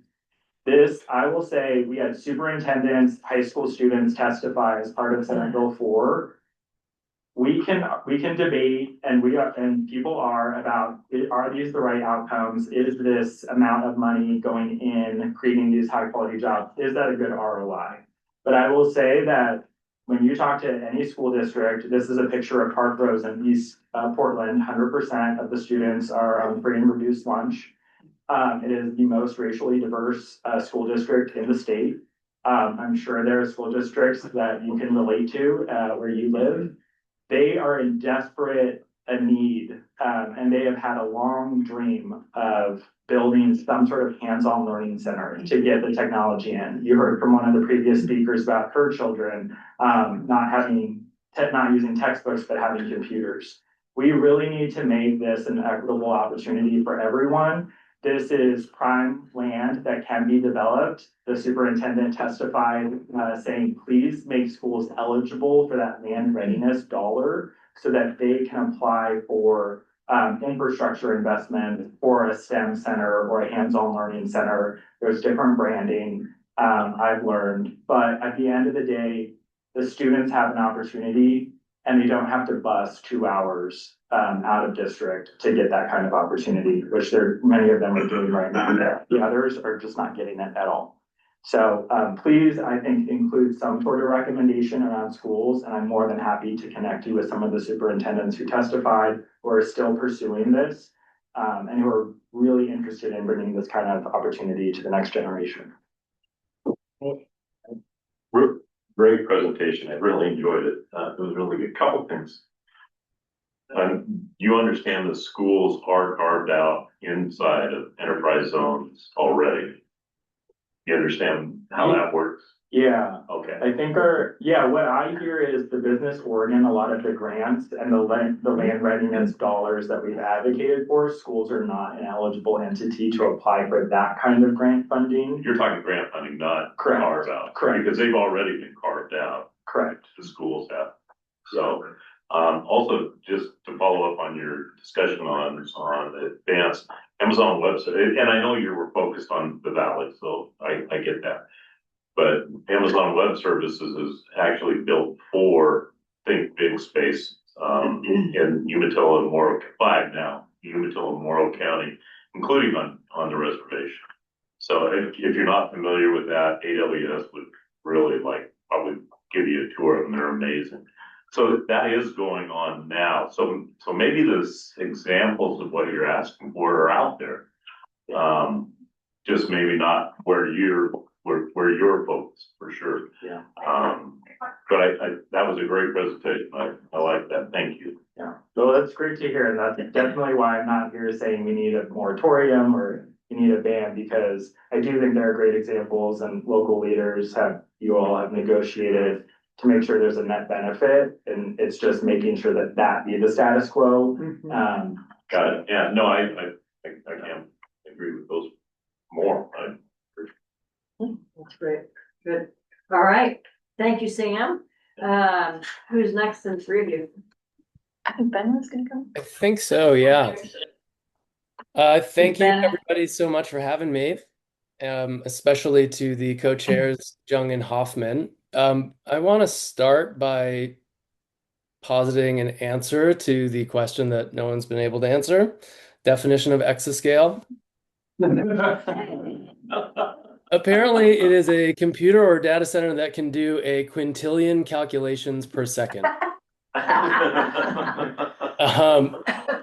So I think that's you probably all already knew that though, right? I did not. What's a quintillion? Right. Or someone smarter than me. Thank you so much for having me today. My name is Ben Gordon. I'm the executive director of Central Oregon Land Watch. We're a place-based regional environmental and land use watchdog, an advocate organization. Sam did a fantastic job of kind of framing the high-level discussion as it comes to land use and by de facto prosperity. I thought I could get into some of the more specific details of what we're seeing on the ground, a little more steeped in the university charrette that the DLCD team started. But before I do that, I want to echo Sam that as a environmental organization, we're very interested in shared prosperity and real prosperity. I came to Oregon from Maryland, as I heard many of you in your introductions earlier today describe, because Oregon just felt like home to me. I left Maryland during a time of immense growth and pressure. As a kid, I used to go out and see farms one week, only to have them become literally cities overnight the next week. And that feeling was not something I could shake until I came to Oregon and recognized there was a different way. And germane to our conversations here, I want to acknowledge that the land use system, though not perfect, is very much at the heart of what has kept Oregon true to its Oregon values for all these years. So being able to meet the needs of a demanding industry like data centers while retaining what makes our state so remarkable is really at the forefront of my thinking, and organizations like Central Oregon Land Watch and 1000 Friends of Oregon. Can you go to the next slide, please? Thank you. There? Yeah. Now I gotta- So, I recognize that you are pretty late in your day, and I certainly don't want to inundate you with more minuscule detail if that's not what you're up for. But I do think, sorry, actually, can you go to the next slide, please? I want to spend most of my time on the planning perspective. So as I mentioned, I live in Central Oregon. I work in Central Oregon. We've got our 15 data centers here right now, a couple of them in Bend, most of them in Prineville. And I would describe them as quiet and good neighbors. I remember when the Prineville data centers were being approved and the discussions back then about water and energy consumption and, you know, are we giving away our future and what's in it for the community? You know, though there are still questions and a desire for a little more transparency to better understand what the consumptive implications are of those data centers, by and large, they've been terrific. They've been good to the community. They've been providing high quality, high paying jobs. They will soon contribute very meaningfully to the tax base in Prineville. So there's, I think at this point, I see a lot of win-win. But we're starting to see applications for additional conversions for more industrial land. So where Prineville has approximately 700 acres of industrial land, it's in the midst of something DLCD talked about earlier, an economic opportunity analysis. So to reinforce some of what you're learning and get you thinking about what types of recommendations you might want to bring forward from a land use planning perspective. Right now, when cities feel that they don't have enough industrial land within their urban growth boundaries, there's this framework where you go through an economic opportunity analysis, and then you essentially identify if there's an industry you're trying to court, but your industrial lands aren't adequate for attracting that industry or specific business, then you apply to expand your urban growth boundary, but only in that specific way. So it wouldn't be a full-scale UGB expansion. It would just be that niche move. And so Prineville is in the midst of that, which would suggest, based on the number of acres they're looking for, that would be sort of in the hyperscale category, the 250 acre campus style. So that would be a third next to Meta and to Apple. This is about land, but something we've realized through these conversations is data centers, they sort of they bring together these core issues, and you really can't think about one without the others. So the approval of this rezoned land necessitates what will come. This water consumption, the power demand, the need for transmission. So that's part of the thinking all the while. But with regards to this EOA and then ultimately creating this new industrial land, it's kind of designed for cities to, they've got a lot of discretion when they feel they need additional land to recruit a new business opportunity. That's not something there's a lot of guardrails around, which is part of what I'm hoping to bring up in my recommendations a little bit later. Similarly, in Madras, Madras went through what's called a regional large lot industrial, or RLLIL, regional large lot industrial something, forgive me, because they recognized that they needed about 200 acres for potentially another data center. Went through the EOA, went through the RLLIL, determined a need, and it was approved. I think that is fantastic, but in some regards, this example of a piecemeal fashion, the way in which these decisions are made, and because there is such a consumptive footprint for this industry, especially out in rural areas, there's the need to think about it summarily at this kind of highest level. How does it all fit together with all of these different consumptive demands? How are we evaluating the cumulative effects? And so as we see those, we start to wonder, what is the fate of Central Oregon with regard to data centers? Is it likely that we're going to see another glut of them? And something Sam mentioned with regard to wells running dry and potential implications in rural areas, we really do have to be mindful of the consumptive risk of doing that. But at the same time, we recognize that these data centers are providing services that we all use, where they are providing jobs, even if they're in limited quantity. They're high-paying jobs. They're sought after, especially in rural communities that desperately need them. So once again, it's kind of this balance. Something that I was thinking about with regard to Morrow County's story and how they brought in a whole bunch of industrial land, a little bit different than expanding an urban growth boundary, was actually through their comprehensive plan. If you remember, DLCD was talking about comp plans and how you can get goal exceptions.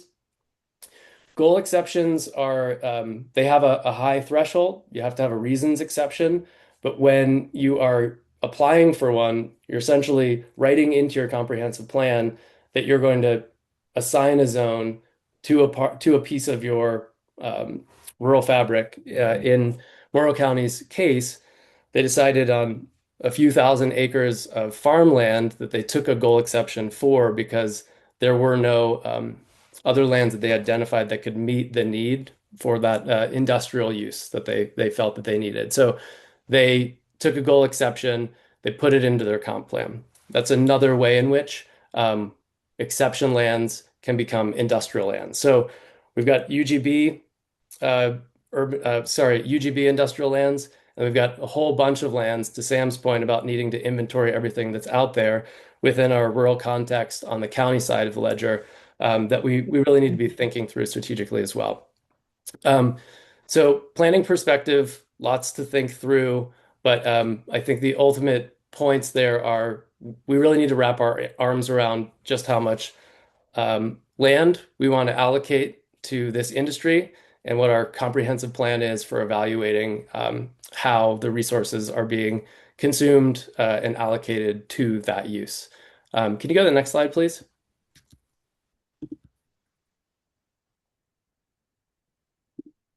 Thank you.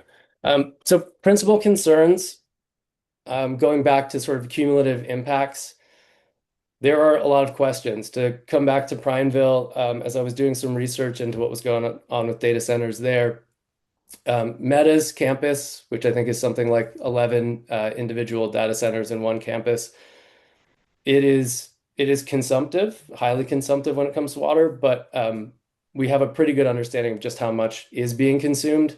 On the Apple side, there are questions. Looking at the data, the most recent I could find was 2016. We know that their data center has expanded since then, but we don't know to what extent the water consumption has.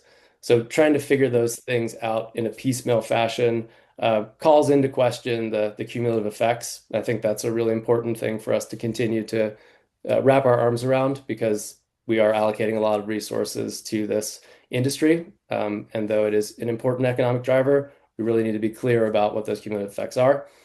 Pressure on farm and forest lands. We've heard from a few presenters today that the most desirable and convenient locations are those ones that are flat and undeveloped.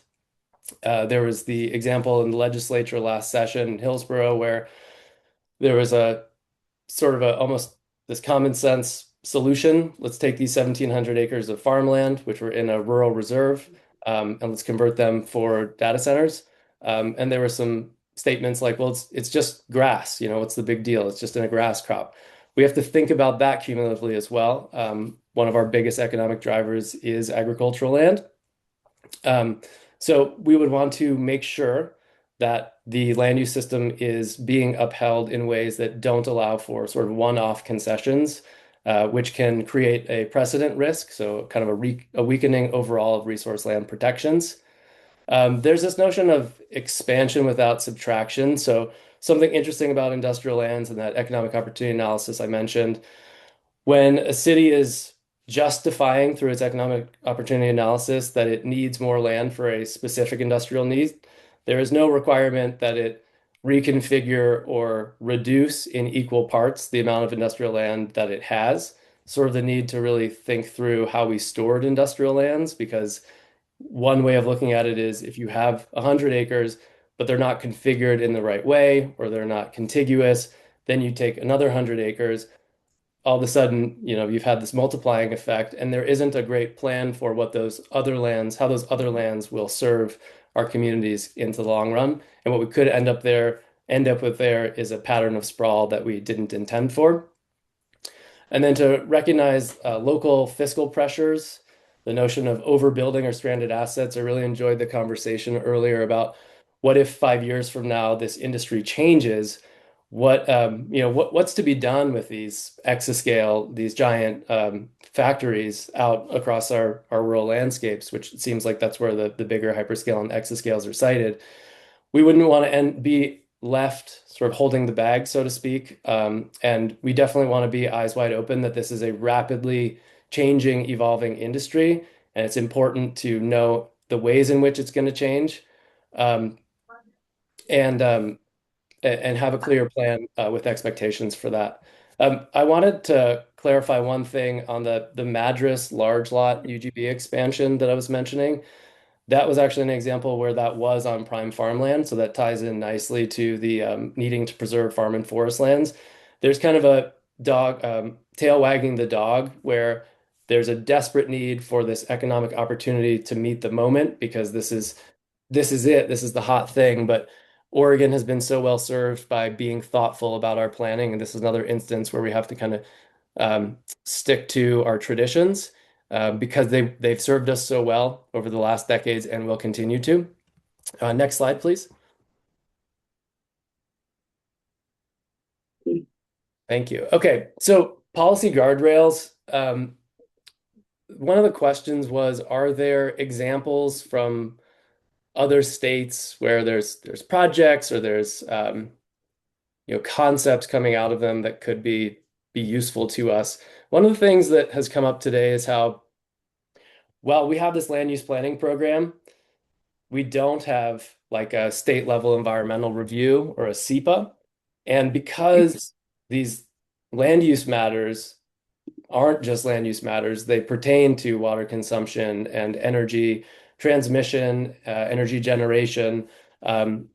There's so many intertwined issues. Data center is sort of all the issues that I've learned about, it's the one that really calls into question whether we need a better coordinated statewide strategy and response, because they are so complex and they do demand, they do place so many demands on our shared resources. So something like SEPA or equivalent might be a worthwhile discussion. I mentioned earlier to treat industrial lands as a strategic public asset rather than sort of like printing more money or saying like, well, here's just an easy way to do it. I think given data centers and their needs, we should be really thoughtful about how the state is managing the process for applying for industrial lands, especially when it's consumptive industries that demand so many resources. So a more thoughtful process potentially triggered by those exascales and hyperscale, the bigger data centers. Siting guardrails, we've talked a lot about the need for better definitions. We just need a lot of clarity. What is the siting criteria, especially when it comes to those high impact thresholds?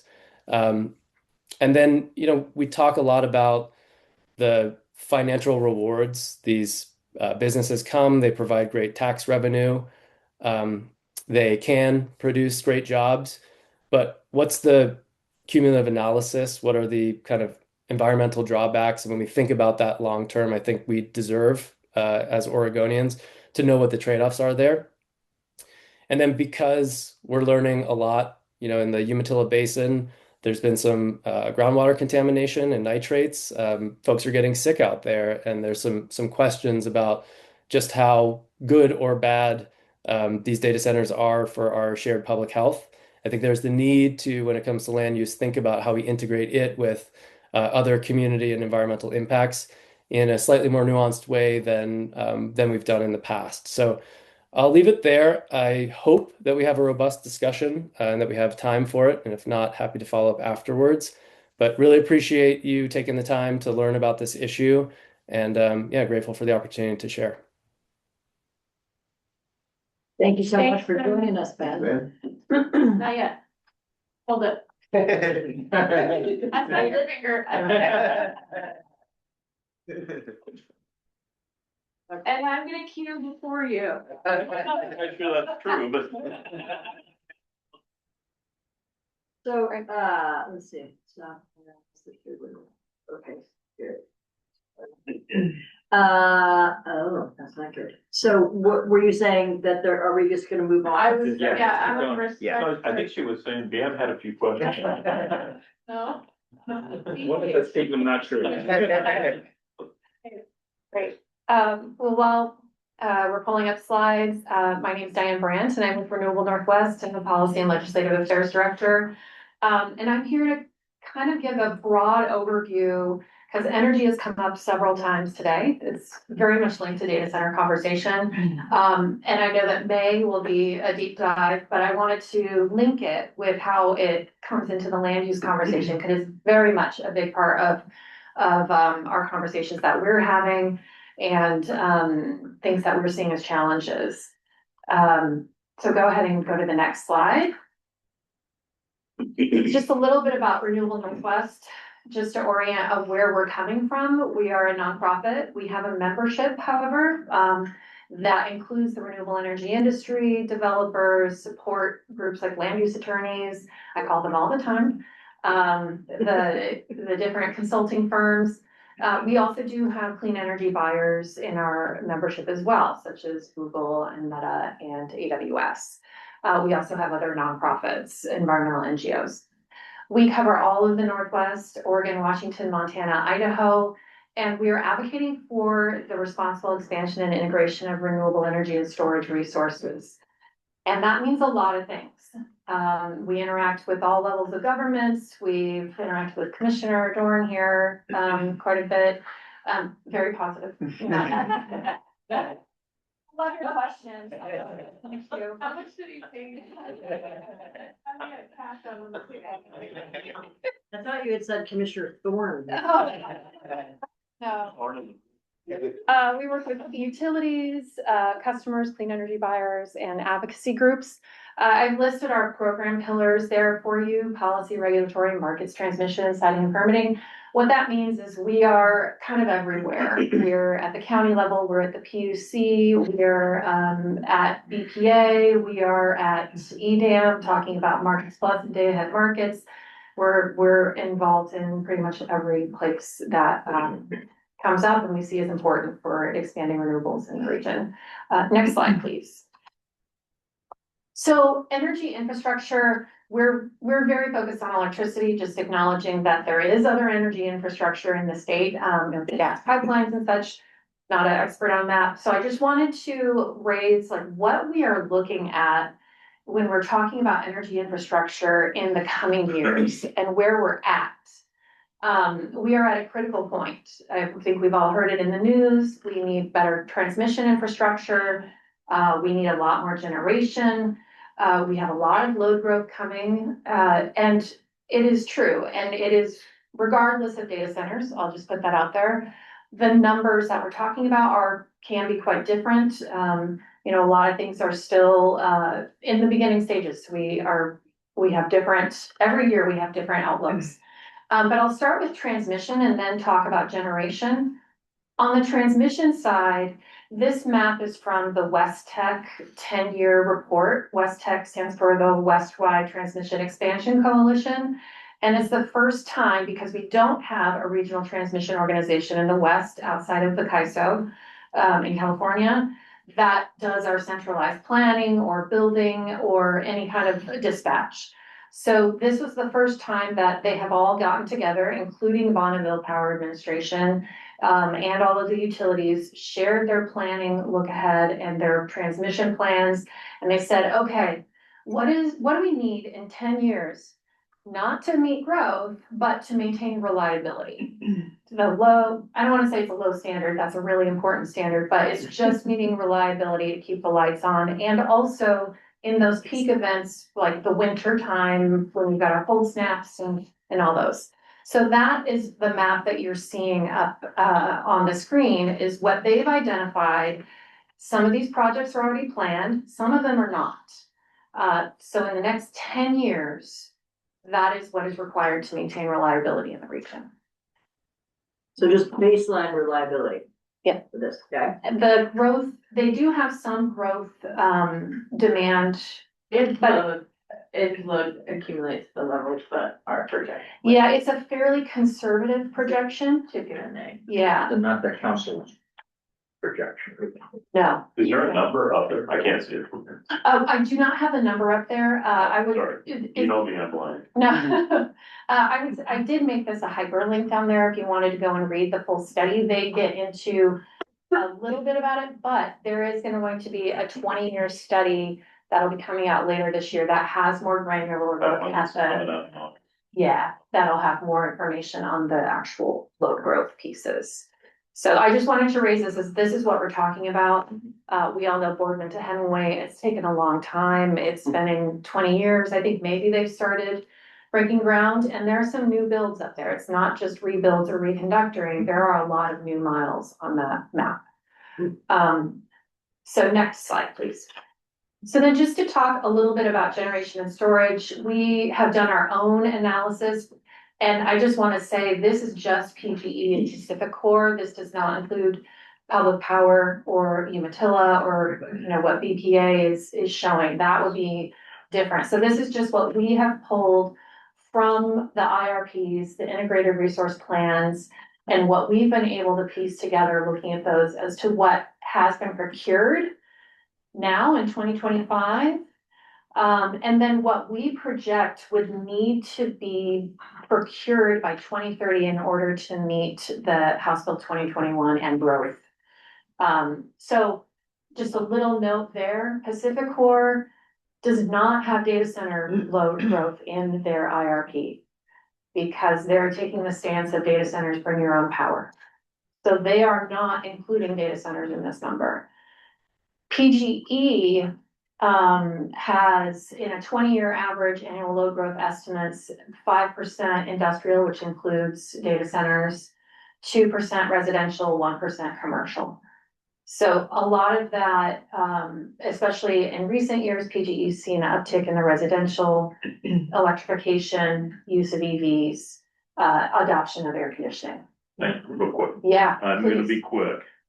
You say procurement, is that procurement from Oregon, or does this include the Northwest of Wyoming, like the Camera project and all That's of that? That's a really good question. That granularity is not reflected here. And so this is the IRP and then the follow-on is the RFPs. And in those RFPs, that's when they get as specific as saying, we want 300 megawatts of solar plus storage in this geographic location. So the So- IRP is the integrated resource plan. The Correct. RFP is just so we're, we Oh, got 100 people online who might not know. RFP is request for proposals. Yeah. Want to make sure everybody. Thank you very much. You're welcome. Yeah, it's easy to get into. You know, especially when we get this nice little seminar chat, right? We forget Exactly. we're 100 The first is, may or may this is not. what we need, the second is, what do you got? Yeah. Exactly, Yeah. exactly. Well, this is what has What we think we been need, right? procured. This is, this is what has been shown in 2025. That is what they were planning on procuring. And then by 2030, this is what they would need to also. So they haven't executed contracts for the rest of that. Correct. Right. Okay, that, in Oregon.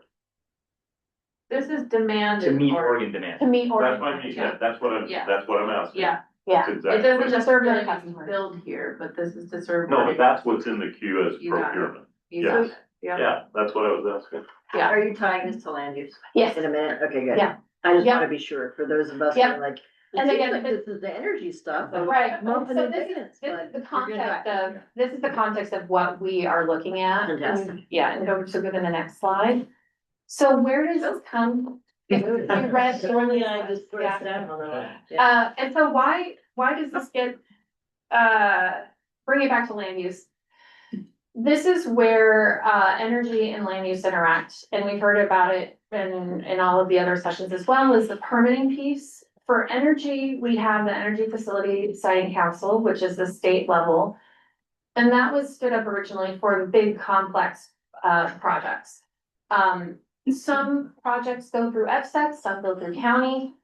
And when we're talking about infrastructure like substations and those sorts of things, they can go local jurisdictions as well.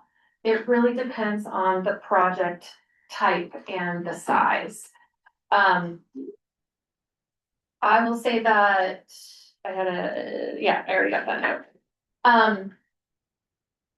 Both pathways will include a land use determination at the FSEC facilities. This is one of their standards or one of the exhibits that will be in their, in the application.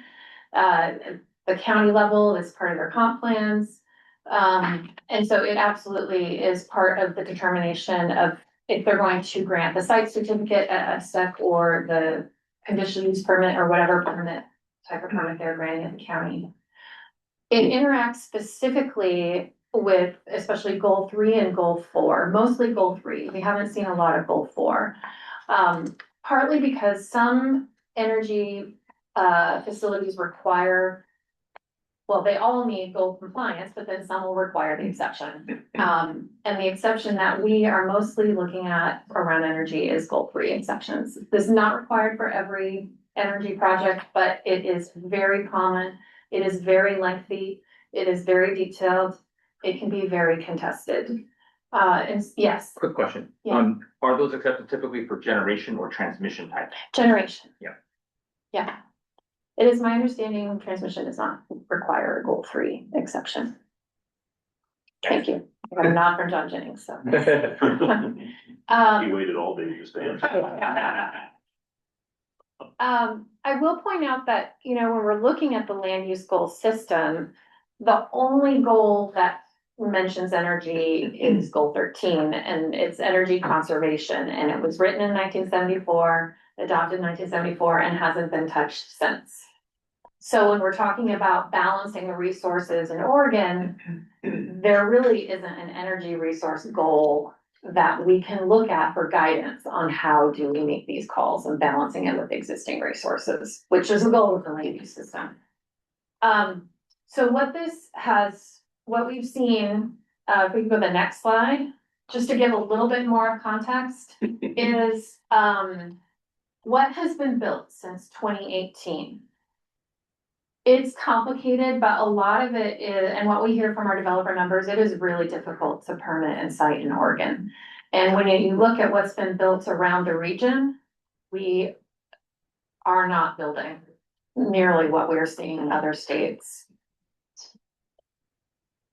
I'll just do that for a pause real quick. And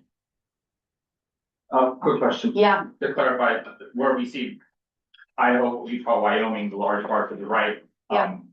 Is the deliverability of those resources into our demand centers dependent on transmission that was in that first map that is mostly planned but not yet under construction?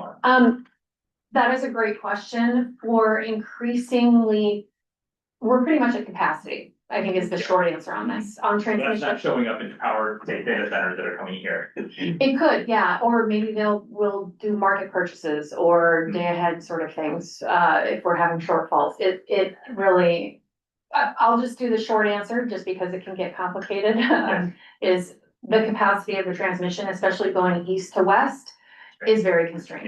Yeah, we need all the votes. Yeah, exactly. We're gonna grow, or Yeah. we're not gonna I grow. was holding this question, but now I'm gonna ask it. So my question is, if we talk about a bridge Mhm. until we get there, and we say you bring your own energy, bring your own clean energy, however you want to say it. If I'm X data center and I say, okay, they're building a brand new SMR in Kemmerer, Wyoming, and I'm gonna bring 100 megawatts off of that into Oregon, am I bringing my own power? If It's gonna cost you $1 billion, yeah, cause you have to transmit it here too. There is transmission, there's already transmission. Is your point also about the time? Is it won't Yeah, be because- for years? Well, it'll be on in 2030, they say it's under construction, so. I think it depends on your definition of Beyonce, right? Yeah, that's what I'm asking is, Yeah. when we say bring your own, does it have to come from Oregon? I mean. No. I don't know the answer, is that my, I mean. Yeah. I mean, the reason we have a grid is so that we can But the power things here and operate them there. And that's why I'm asking land use wise, because Right. if we have to use Oregon for Oregon power, we have a whole land use issue that John's never gonna get to retire. Yeah, I think that's a great point, and maybe, it also starts getting into what I think you'll probably talk about in May. But it is, when we're thinking of the land use, and I don't want to hesitate to say the word impact, but the way that we're using the land in Oregon for energy, it's in all of the above. It is some in Oregon, it is some outside of Oregon, bringing it in with transmission. We need the transmission to do that. For many reasons. One, diversity of resources means we have a more robust and reliable grid. It can also be more economical. It helps us maintain reliability, reliable power during inclement weather events, as they say. Rely on molecules. Exactly. From a policy perspective, it's a Yeah. violation of interstate commerce, That's- which is federal. I And think so you're exactly California tried to do we're gonna set a renewable portfolio Yes, that's a standard, good- and you can good- only build in good California, and they had to alter the language of that bill to allow for things outside of California Did to not- count in Yes. order to get around the violation of interstate commerce. Yes. I did that in Ohio too. Yeah. They just Okay. don't have, they just don't have characteristics of the energy that's required. And if we can go to the next slide, I'll bring it once again back to it's like energy land use, kind of pivot here. Not a problem. No, this is where my brain goes as well, and I understand it. This is the ERISA tool, and I really love going in there and playing around in it. There are some holes in the data over there on the right side, but on the left side, that is land management. So that pink and the green are federal. The pink is BLM, the green is Forest Service. And then on the right side, so then that light peach tan color, that's private lands. That's what we're talking about with UGB industrial EFU, and exclusive farmland. And so on the right side is the overlay of the zoning. So you'll see the different types of EFU in that green color. I kind of like that we're missing data for Lake County, because you can see how much federal land is in Lake County.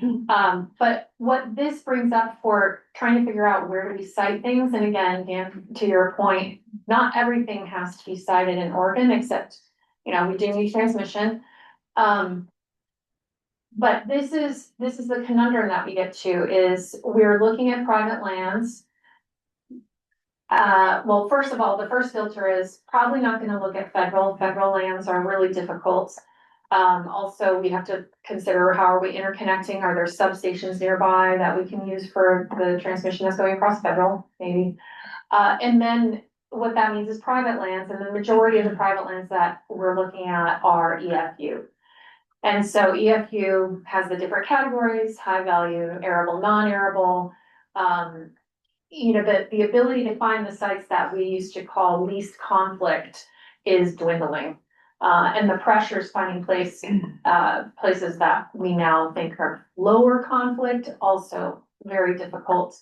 And so this is just a reality of what our lands are, how they're managed in Oregon. And my last slide.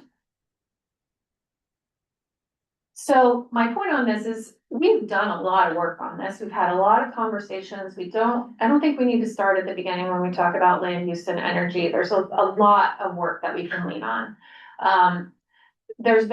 We've expanded what can be permitted at the county. We're maintaining optionality. Projects can go through FSEC. They can go through the county pathways.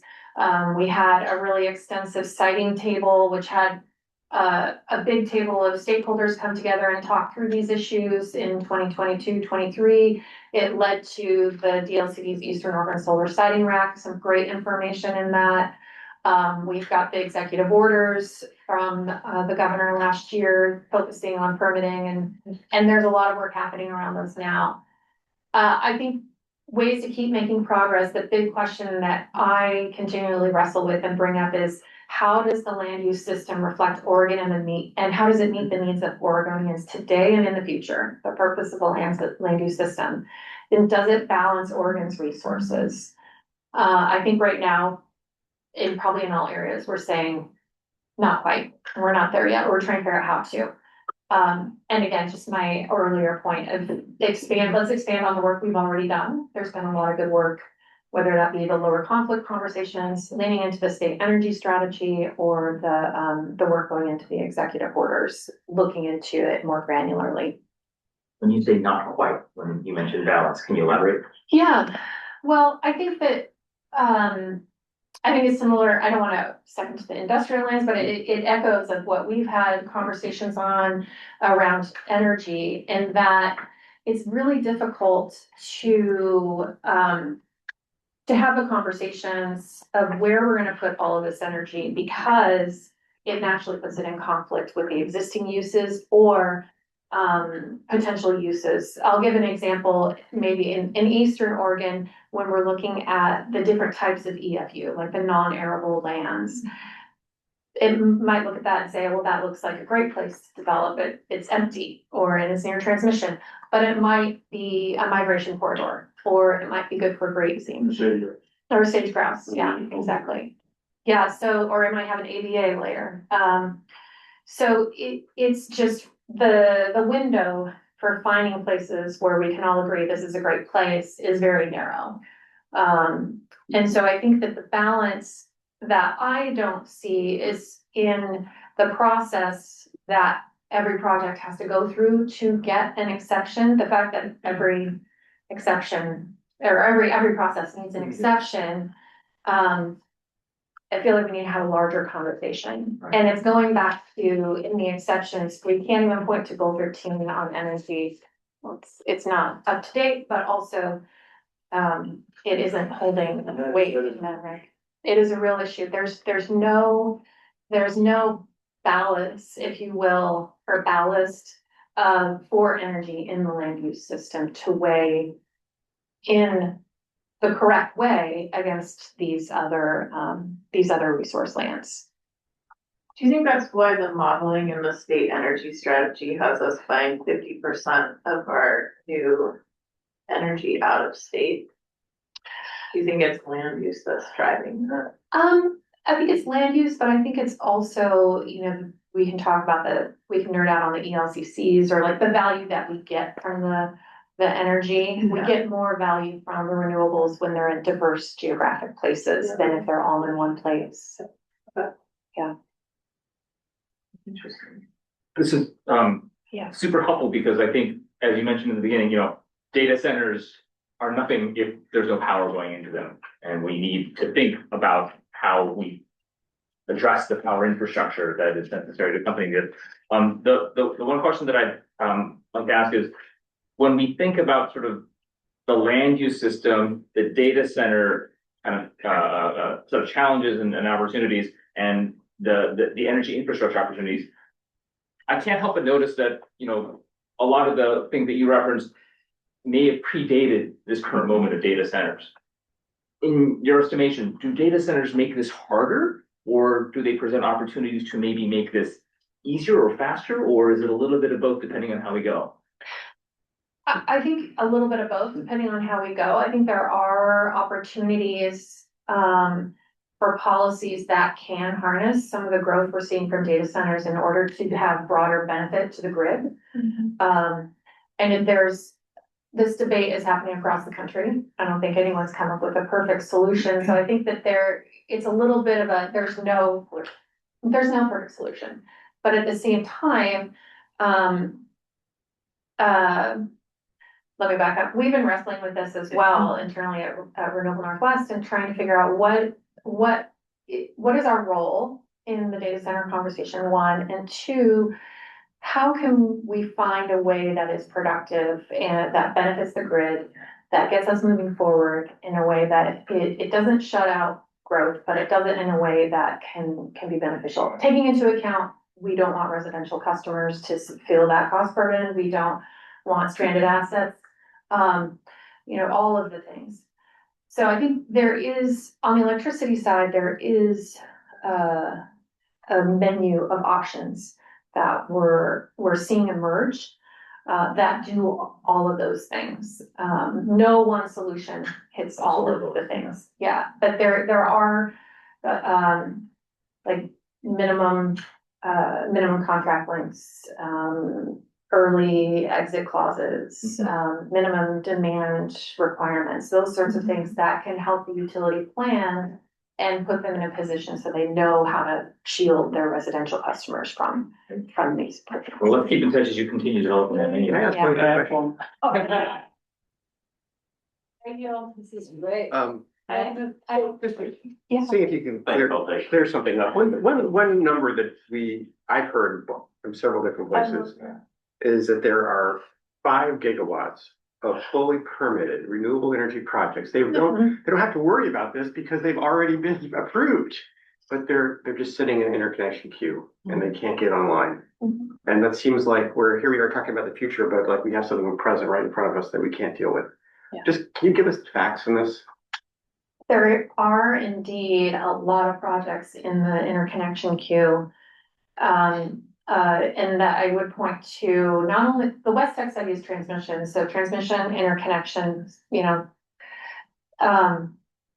a lot of it is, we've seen such a big increase, such a massive increase in the requests going into the queue, the interconnection queue in the last 2 or 3 years that just can't manage it. Queue?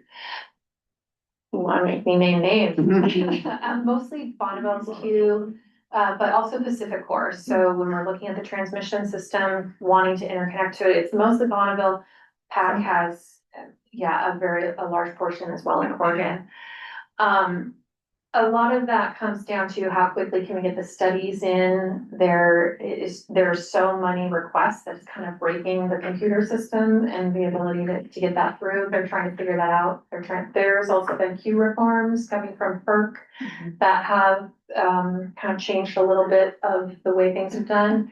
And then just the sheer request volume has really made it more difficult. Some of those requests are speculative and some of the requests are permitted projects that are ready to go. Can you help us with that? So in the interconnection process, there are filters at the different steps for trying to figure out which are the serious projects, which ones are moving forward. And I will say that this is pretty typical around the country, is when you're looking at the permitting queue and the interconnection queue, not all of them are going to get built or come online. And so, and it is part of the development timeline. In some way, it's a victim of the development timeline. The permitting is coming almost first. As soon as you've got the site control, the lease agreement, you're doing the permitting, so you've got that certainty. and then the interconnection queue, and then you bid into a utility RFP. And so it could be that you're unsuccessful in Anyways. in an offtake, so then you fall out of the queue, they have to restudy the queue. You terminate your site certificate, that's no longer in the queue, so it's just, kind of this complicated timeline. You're asking the question, what places like Razor, Nolan Hills that already have their SEC permits. Yeah. There is, I think the number is 5 gig. It is. And Yeah. those are permitted projects that have been in the queue, dropped out, and back in the queue, and still are not getting built. And some of them for a 1 mile transmission line. Yeah. I mean, not an overly major expense. Some of them are bigger. Right. Obviously. Yeah, good point. From a land use standpoint, I just want to clarify that you just said that, there's none of this, none of the zoning or permitting or any of those issues apply to transmission, is that right? Transmission goes through pretty. No exception, but They don't have to do the goal 3 exceptions, Okay. they still do the land use. But it's ag And- land or It it's. can be, yeah, so, I'm sorry. No, please. And I apologize, jumping. Yeah. That is right. So there is often a conditional use proceeding. However, when a line is of a certain size and it's 230 kV and it goes to multiple jurisdictions, multiple counties, I think it becomes under FSEC jurisdiction and no longer local jurisdiction. So there is a land use aspect, but not necessarily the exceptions part, to be a lower level of penetration. Right. But John's right too, is public property and private play into the SEC rule because that is a major portion. And then as B2H proved, even going through the eminent domain is a lengthy process. Can I get out of your slides? Yes, Okay. thank you. So just in case Ben wants to say something. I don't know if there- Just reaching back to. We're gonna wrap it up. I just wanna let you all know, we have via the chat function, told people online that we're gonna have the public comment period starting at 2:15. Okay. We're starting to squish into that too. Okay. So I just wanna, this has been a fantastic illuminating conversation. Is that right? It's very grounding. It's very grounding. There we go. That's the land use one. Illuminating us during energy. And I don't wanna cut it off. And we have, so, but not right this second. Go ahead. Bill. Reaching back to Sam and this industrial lands question, shared prosperity, you said we need to help, local folks be patient, as they look at alternatives. How does the state do that? Cause it feels like that's kind of a local decision about who they want to bring forward. Is it through these statewide planning goals, or how do you help make those decisions about industrial lands versus data centers? Yeah, and also saying Donna, like. I'm like looking for Lee. Where did Lee go? Oh, yeah. Well, Sam brought it up. Yeah, so I would say when you look at the comprehensive plan and the definition of industrial, most of the cities are starting to trend more to anything but housing. And a lot of that has to do with, I would say, measures 5 and 50. I can't not talk to a local elected official and those come up. They are constrained, the budget services are, in the red. And so you have counties like Washington County, home to all of that big cluster. They've been in the red for 5 years running. So there is definitely a pressure for them to try to fill up that land and attract whatever kind it is. And I think the patience goes down when you have those budget crunches and the public's mad at you because you're calling your librarians and you're saying, hey, we aren't gonna have to lay you off, we're gonna have to cut hours. And so those electeds are trying to figure out how do we get the quick rush of money? It's not sustainable by any means, but how do we try to put a Band-Aid on it as much as possible? So I do think there is an opportunity to do some sort of comprehensive, sorry to say it, but I have to say the land use, comprehensive land tax reform. And so maybe it is those empty lots that you do have private landowners hold on to, they don't do anything with, they do attract, some disturbances or frustrations with local community members, local businesses. And so I think we're really interested at 1,000 Friends in trying to figure out what is that patience builder for our local government so that they're not feeling their backs against the wall in these budget cuts. The other thing that I would say is other places are starting to experiment with community land trust models, but with industrial lands. So you can imagine kind of like your, if it's a housing developer has actually started to go to this, like we only have one, it's Proud Ground. There's Rooted in Bend now, which was a spinoff. But now other jurisdictions across the country are saying, wait a second, we need to be patient with this land. And so can we have a nonprofit or some sort of economic development arm use that model, use that governance model to help us be patient and say, if we have a 400-acre site along a highway with sewer water hookups, that cable line, we don't want it to go to a low wage, low shift, industry or company. We want to really get, the high quality jobs, the investment in the local community over the long term. So they're actually starting to experiment with that community land trust model. And that would be, I think, like your quasi government. I think Port of Portland has actually done, that mass timber and housing campus is a great example of being patient, but they really need those resources at the local level to do that. Can I offer another perspective? So I've been thinking about Prineville and starting in 2027 because there's been tax abatement for Meta for about 15 years. And now that they've built out so much of their campus, there's something like $35 million that's going to be showing up for the city of Prineville starting next year. Their revenue from property tax had been $6 million. It's going to go to 35 or as much as 40 million. And there's this bigger question in my mind of like, how do we think about that windfall to maximize community prosperity? And is there a role between local governments and the state to come up with a big long-term strategy for it? Because it is so meaningful and we don't know how long it's going to be the case for, but really thinking through some of Oregon's biggest challenges today and into the future and using these resources to solve them. Yeah, I think it's just an interesting, I love the question, because I think that's something like understanding the right point of not everything as a regulation, but the right point of engagement and what is it, going back to that slide that we saw, state's responsibility versus the local jurisdiction's responsibility, and really understanding where something like that might come into play. I think you're right, Margie. I'd have to disagree a little bit on the patience part, because you're looking at least 3 out of those 4 clusters of communities that haven't had industrial growth in 50 to 60 years and now have the opportunity. So to ask them what patience means is a whole lot different than asking Washington County what patience, I guess. But those communities have had patience and now they have the opportunity. So I guess the definitions probably really need to be weaved together. Clear thing. This was awesome. Yeah, thank you guys very much. Thank you. Thanks, Matthew.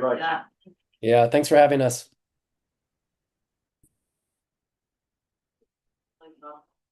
All right, it's 2:15. We have an hour left that's scheduled for the meeting. We have a half an hour of that hour in public comment.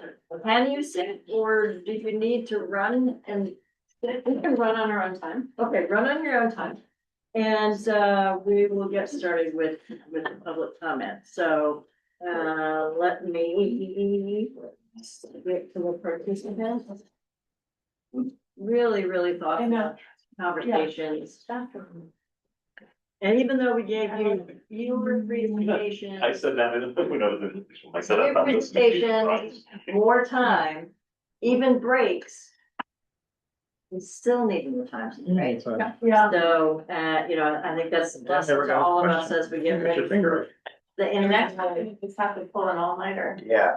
An energy all-nighter. Well, and we know. It's gonna be Thursday and Friday. Yeah, I mean, we know that there were people saying that the group that's working on that agenda was thinking we might need to. 3-day weekend. Do it for 2 days. More hours into the day. But we may just have to make a longer day and make sure we take a break. As it's tired, right? I'm just gonna. But not just for us. I mean, 2 days. Yeah. For the presenters would probably be more efficient. Maybe. However, We might have already crossed that bridge. All right, okay, ready? Let's get into the public comment. We're gonna start with number one on my list, which is Nellie McAdams. I've just promoted you to a panelist.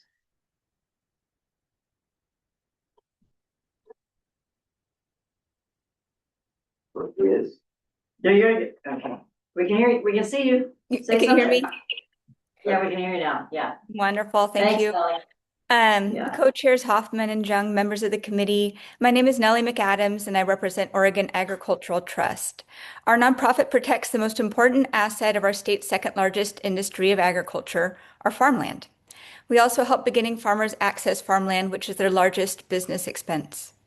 As you heard today from the Department of Land Conservation and Development, data centers are requesting 9,100 acres of land, an area the size of Springfield, which would quadruple their current footprint. DLCD wrote that the magnitude of urban growth boundary expansions for data center development is without modern precedent under Oregon's statewide land use planning program. And almost all of that land is in eastern Oregon, so it is not affected by the one-year moratorium on data center participation in urban enterprise zones. Like data centers, agriculture is an industry, generating $6.8 billion in annual revenue and having a $42 billion economic impact. But unlike data centers, agriculture is not only land dependent, but also soil dependent. Data center development comes at an immense opportunity cost to agricultural land around the state, from the best soils in the world under Hillsboro's data centers to rangeland, which supports our second largest agricultural sector of beef. According to the Oregonian, Amazon described the land for the proposed exascale data center as grazing land unfit for cultivated agriculture. Yet most of the cattle industry relies on unirrigated class 6 and 7 soils, just like the land Amazon would use. Data centers also affect agricultural land by fueling land speculation. In Hillsboro, the price of farmland brought into the UGB for data centers increases from $20,000 per acre to over $1 million per acre. This price difference has led landowners outside of Hillsboro to advocate repeatedly for the land to be brought into Hillsboro's UGB, not because it's needed, but because they want a massive windfall. This land speculation in Hillsboro is making it not only this land, but all surrounding land unaffordable to farmers who want to buy it. This speculation also promotes inefficient land use patterns in Hillsboro. The city received 1,100 acres of industrial land 12 years ago. But since then, at most 70 acres have been used for high job businesses, 50 acres are vacant, and the remaining industrial land is primarily in data centers and fulfillment centers. For this reason, I was confused when Hillsboro's Economic Development Director, Dan Diaz, stated that only 8% of Hillsboro's industrial area is used for data centers. 430 acres of data centers currently makes up 39% of 1,100 acres of the industrial area, and this amount is increasing. The burden of land prices disproportionately affects agriculture. Land is just 4 to 7% of a data center's costs, but it is the greatest expense for a farmer who did not inherit their land. Without state action, data centers have little incentive to minimize their adverse impact on farmland markets. Data centers not only impact the land they develop, but the land needed to meet their energy demands. Data centers' increased demand for energy means an increased demand for renewable energy developments, which not only take additional agricultural land out of production, but disrupt migratory corridors. We should ask ourselves if we want to let data center energy demands hold us back from our climate goals. To address data centers' direct impacts on land consumption, we recommend that Oregon prohibit data center construction on prime farmland, require increased stacking of data centers, and prioritize the utilization of existing buildings. We should also be clear about when we would reject a data center application. Oregon should have a state economic development strategy that includes businesses of all types and scales. We don't have this. We should then prioritize businesses that have a net financial benefit, accounting for infrastructure costs, externalized social costs, and opportunity costs to farmland. To that end, we urge the advisory committee to think long-term. The tech industry evolves at a rapid pace. Data centers 10 years from now will likely take up much less space or even exist in the ocean or in orbit. And massive structures that we allow to be built today will eventually become stranded assets with limited utility, and the agricultural land beneath them will be lost forever. We are grateful to the committee for convening this conversation on land use and for adding a meeting on affordability and taxation. We ask that you also add a discussion on good governance, especially in light of recent ethical and civil violations by public officials in Morrow County. We also view the following recommendations as supportive of wise land use: improving transparency and public process in siting and permitting, limiting information that can be kept from the public by non-disclosure agreements, requiring testing for contamination and heat from data center effluent into surface water and aquifers, and requiring the disclosure of these results, and capping data center water use within watersheds or aquifer basins. Thank you very much for the opportunity to speak. Great. Thank you so much, Nellie. All right, wonderful. I've got Dan Diorio is next. I'm going to promote you, Dan.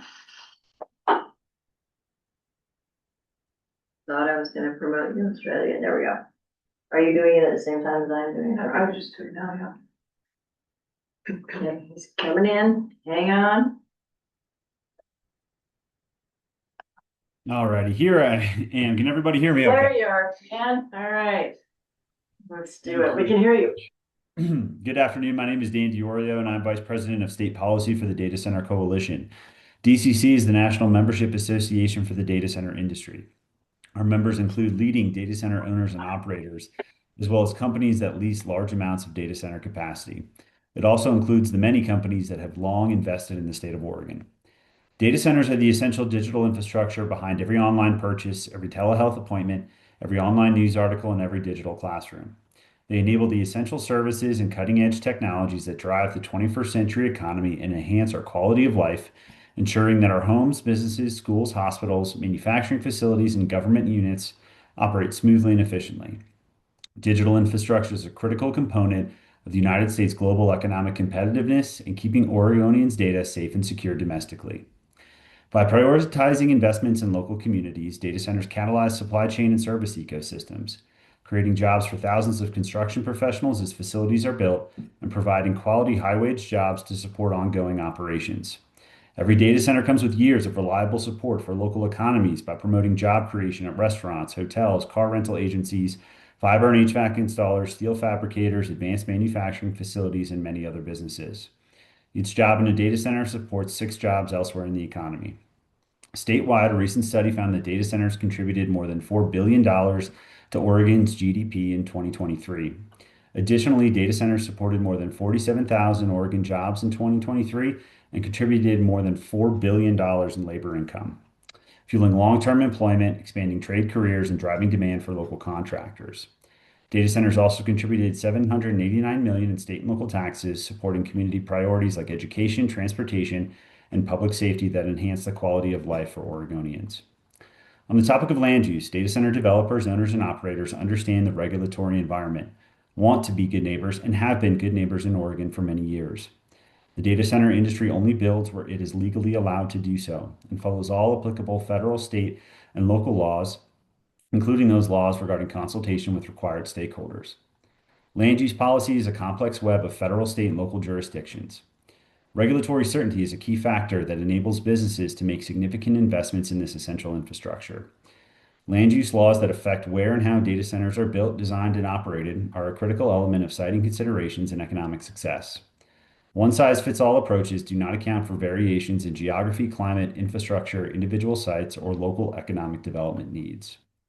When considering impactful decisions on land use, industry provides valuable insight into the practical implications of those proposed changes. For example, location restrictions may not factor in fiber availability for network connectivity. Setting a height limit that doesn't create an exception for equipment used for noise mitigation will limit abilities to implement designs that reduce sound impacts in favor of lowering the building for aesthetic purposes. Excessive landscape requirements could require significantly more water at a facility. Development regulations are about balancing these various factors in the interplay between different land uses. Innovation drives the data center industry, and our members continue to increase efficiency and reduce and mitigate environmental impacts as technological solutions and facility designs and enhancements evolve. Flexibility is therefore needed for future projects, but also to enable existing or partially built campuses to continue to operate while allowing for updates and modernizations, many of which promote efficiency and sustainability. The data center industry is committed to being a responsible partner in communities where they locate, but also responsive partners in those communities. We are committed to being an engaged stakeholder for sustainable development throughout Oregon and keeping the state a strong market for data center development. Thank you very much for your time today. Great. Thank you for your time, Dan. Appreciate you joining us. And I'm not, the next person on my list is Jonathan Tallman, but I'm not seeing him. He said that he was here and he was watching, so text me again, Jonathan. I'm gonna move on to Dirk Knudsen, who is next. Get you, Dirk. All right, and if you can exit out there, Dan, that'd be great. We can demote you, but let's promote Dirk.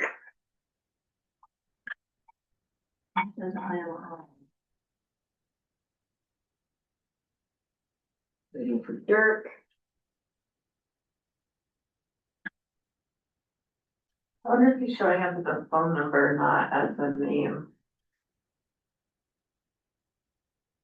I'm asking. We're using a pseudonym. I was waiting for Dirk to get on in here. There we go.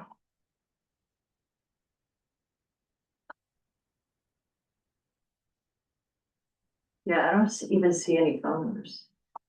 Weird thing. Here's Dirk. Yeah, Dirk's coming on over. There we go. Hey, Dirk. Hi, I got booted, so I'm back. Okay, Can you hear welcome back. Glad to hear. Yeah. Thank you Go for for having it. me. Yeah, so I'm pretty involved here in Hillsborough. Thanks for having me, both as a citizen and journalist here. Has been working on data center policy and just stories about data centers for about 6 years in Hillsborough. And I can only tell you that I really think we're in a lot of trouble here in Hillsborough. I think public trust has been all but completely lost, spilling over into every political circle. People are upset, people aren't getting answers. And so it's really important for us that you guys make progress.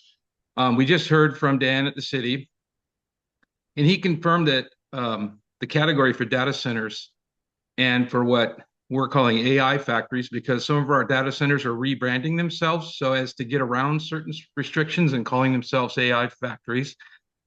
Hillsborough's designation for them is under industrial services. Now, to provide a little context, other industrial services include forklift repair shops and commercial laundries. By using that label, the city then mandates the approval be given through a Type 2 administrative process. And that's not just their local preference. That's actually, in my opinion, a direct violation of Planning Goal 1. Senate Bill 100, hold it. I think I got off here. Yeah, Senate Bill 100, for instance, mandated citizen involvement when we worked with middle housing. And so that required a larger planning effort. There's a 200-foot notice is all it is for data centers in Hillsborough under a Type 2. So there's no widespread involvement coming up. This seems to be strategic on the city's part. If the power load is a city-sized power load, then the notice that goes out should be city-sized, and I think we need a 1-mile public notice. The hypocrisy of what's going on here is sort of revealed in our own laws. To build a public school, we have to have a Type 3 public hearing with a 500-foot mailer and a whole lot more attention and press than we get on any data centers here. This provides the public, of course, for a chance to be heard. It promotes complete transparency, and it supports an appeals process, which sometimes has to happen. So why does a playground trigger a hearing, but a 100-megawatt industrial plant with explosive BESS battery arrays now being installed, why does that get a pass? Why does that get approved in silence? The city even stopped notifying people like me and local media, where there was a list where we all got sort of notified what was happening. That list doesn't go out anymore. And then just to wrap up, we have to address energy concurrency. In Hillsborough, every project has to provide a service provider letter or commitment letter for sewer, water, fire, but not for power. Being a developer here, I know this. We don't get to build if we don't have clean water services, if we don't have our streets done right, if we can't provide those basic police and fire things, it's just a no-go. Why doesn't power get that same treatment? Recently, I reported that Hillsborough's power grid is at a standstill. I reached out to the city and PGE, and neither would refute that point. PGE notified me that besides what's already committed, they've committed another 430 megawatts, which would push us close to a gig. It's a big grid for a small town. So I misspoke earlier about Senate Bill 100. I'm sorry. That was regarding notice and the scale by which we notify people about our land use. So I wanted to refer to House Bill 2001 earlier, and I got thrown off track. 2001 set up middle housing across the state. It required it. It required those offerings be made. And a lot of Oregon cities and counties pushed back and they didn't want to play ball. So I think of this in that way. I think this is such a big issue that I want to ask that you think about working with the governor and DLCD to do a similar thing for data centers and AI factories. I think if we mandate data center specific land use laws and make all approvals follow a type 3 public land use process, then we could work on things like making sure we have energy. We could make sure the public's informed and that everybody feels like they have a seat at the table. If our state can mandate a triplex in a residential zone for the public good, which has been done statewide now in cities over 25,000, then it must be a good idea to mandate a public hearing in places like Hillsborough for something like a data center. And I want to thank you and appreciate your work. And I really hope that you think about those things on a larger scale. Super. Great. Thanks so much, Dirk. And we will see. So we're not seeing Jonathan, but Jonathan's in touch with me. He says that he's raised his hand. The only raised hand I see is Nellie's. So we're gonna try and see what happens. He's on his phone, so I'm gonna just let it allow him to speak. And see what happens. Hello, can you hear me? Oh, you did it. Hey, there you are. Yes. All right, you're there. Can you see me? I would really like to be shown as well too. Yeah, we can try to show you. I need to, can you demote Dirk, please? Colby, and I will just back to Nellie. Or did you promote? Yeah. Okay, here, let me start. There you are. Yes. Hello. Okay. My name is Jonathan Tallman. I have been, first of all, if you got to stretch, whatever you do, please, what I'm about to say is so important to articulate. I'm going to go into the weeds on things, but everything that Nellie has said, everything that Dirk has said is 100% true. I would really like that Dan Dorio, I would really like to meet up with him face to face and show him all the documents to refute everything that he has to say. Not to be confrontational, but to show him that is exactly what I'm fighting. I have a Facebook page called Oregon Data Centers. Whoever watches this online, go onto Oregon Data Centers for Facebook page. Go onto the farmerscupcoffee.com. My property got eminent domain for a data center. The city put it as a residential use only, but it goes directly to Amazon. We had the power go out. The whole town went out as far as power, but the data center did not go out. You guys just talked about solutions for the FSEC and the amendments. I can tell you and I'm not going to go into the weeds of why it's happening here in Morrill County. Pacific Corp just tried to put in a 500 kilovolt line on the south end of the bombing range. I can tell you why they're doing that. And now they're actually paying a decent price because they probably can't get the CPC in from the Oregon PUC. And the reason why is because the documents that I am trying to show that is held by because of the eminent domain is held by an order from Umatilla Electric, which they have not added to the FSEC on a site certificate going in the north side. I right now have 5 notice of intents to appeals of NETA. I also have a DLCD petition for review about my property and how it does not have a voluntary easement. I'm willing to give the city what they need, but they won't even give me a legal binding offer. I've submitted the letter of intent. I've submitted a good faith of where ORS 35 laws that the city has to do it correctly. They refuse to give me a binding offer per Oregon state law. But then when I go and before I file my NETAs, I go to the city parks master plan, which I attached on the record, and I put in there all my comments, which is 16 pages for the transcript. But if you look at the minute says my mom spoke, Jonathan Tallman spoke, and Randy Baker spoke. That's all it says as far as the minutes. So when you go to the NETA or Land Use Board of Appeals, All they're going to go is by the certified record. They're not going to go by the transcripts. These type of shenanigans are happening time and time again. I can prove it on my city TSP, on the emergency clause for that the city has done.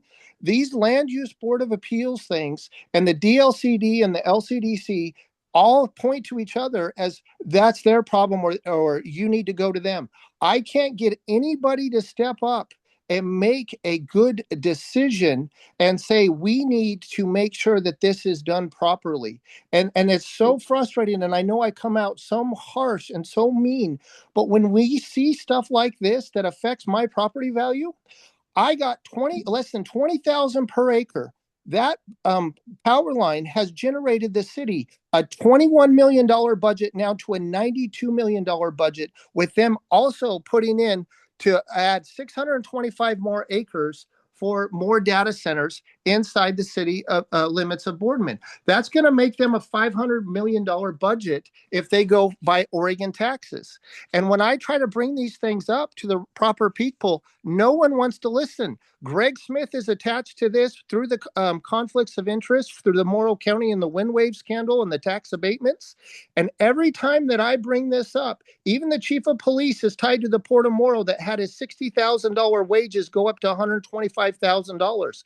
The city of Boardman's involved in this. Morrow County's involved in this. But every time that I talk about this, and I want people to know the Tower Road and the IMP project that's going in for that's conceptually is going to be $200 million. But if it's going to be $200 million, then why is it conceptually when it's used by about 90 to 95% of the road is going to be used for Amazon and their infrastructure? And when I talk about this or bring this up, it is so frustrating that no one wants to listen and no one wants to step up and do something to solve it. I am not against data centers. I'm against the corruption to push data centers through that makes everybody's property devalued for the benefit of data centers that brings no value to the land that they are extracting water and power from. And I just can't stress it enough. I need someone to contact me and say, wait, what are all the weeds? What are all the issues that you're talking about? But no one does that. And it seems like everybody's paid off. And I can go through the numbers of how it's actually raising our rents, how it's raising our prices on stuff as far as here locally, because the locals have to compete with the people that get paid $200 a day per diem. And it's so frustrating because no one wants to do anything. All they want to do is say, oh, they're a great thing, or, we get all this benefit from it. I want to go on with my life, but I can't even get a legal binding offer from the city. And all I get is these land use board of appeals where I have to fight it in the courts or the LCD or prove my case on something that they're causing that has devalued my land for the last 7 years. So again, Jonathan Tallman, the Farmers Cup at gmail.com is my email, Oregon Data Centers on the Facebook group. But this stuff has to be shown and has to be documented, and we can't just slide it under the table anymore. Thank you for listening. All right. Yeah, thank you so much for sharing that and sharing the perspectives about the need for governance conversation at some point in the report. So we really appreciate that, Jonathan. This is a citizen advisory committee, so they're not going to be able to take any kind of action, but they can make some comments. Typical response, Donna. Typical response where no one wants to step up and do anything. Sorry, but that has to be said. Okay, I hear you, and I appreciate that you say that to me and to us. So thank you very much for that.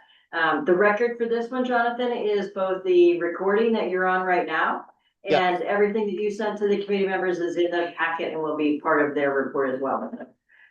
So thank you very much for joining us. Thank you for listening. Move to the next one. Yeah, I'm going to go to Madison Schroeder, and after Madison, Lynn, and that is all we're going to have time for today. So Madison, we're promoting you in. Excellent. Thank you all.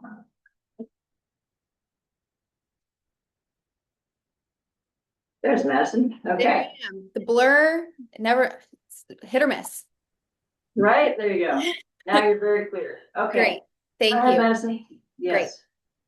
Good afternoon, Co-Chairs Hoffman and Jung and members of the committee. My name is Madison Schroeder. I'm a born and raised Oregonian and recently completed my PhD at the University of Oregon this March. I am also the policy coordinator at Generation Atomic. We are a pro-nuclear advocacy organization.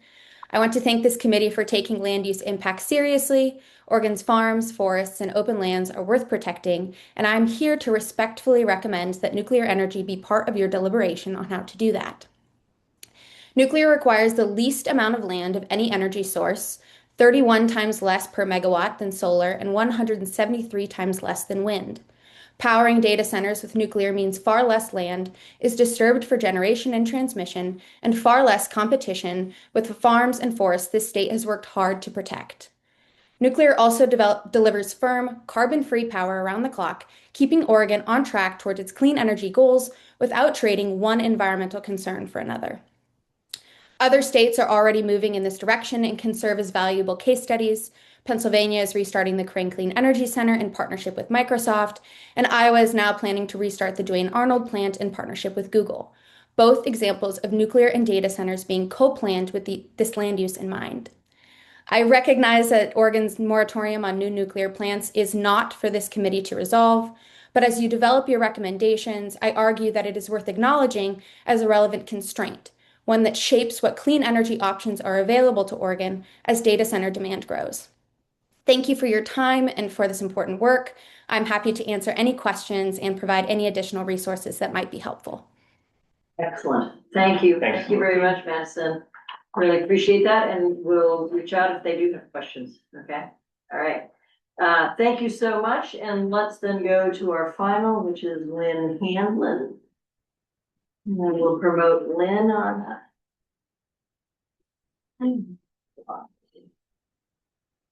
Okay. Lynn, you've been promoted.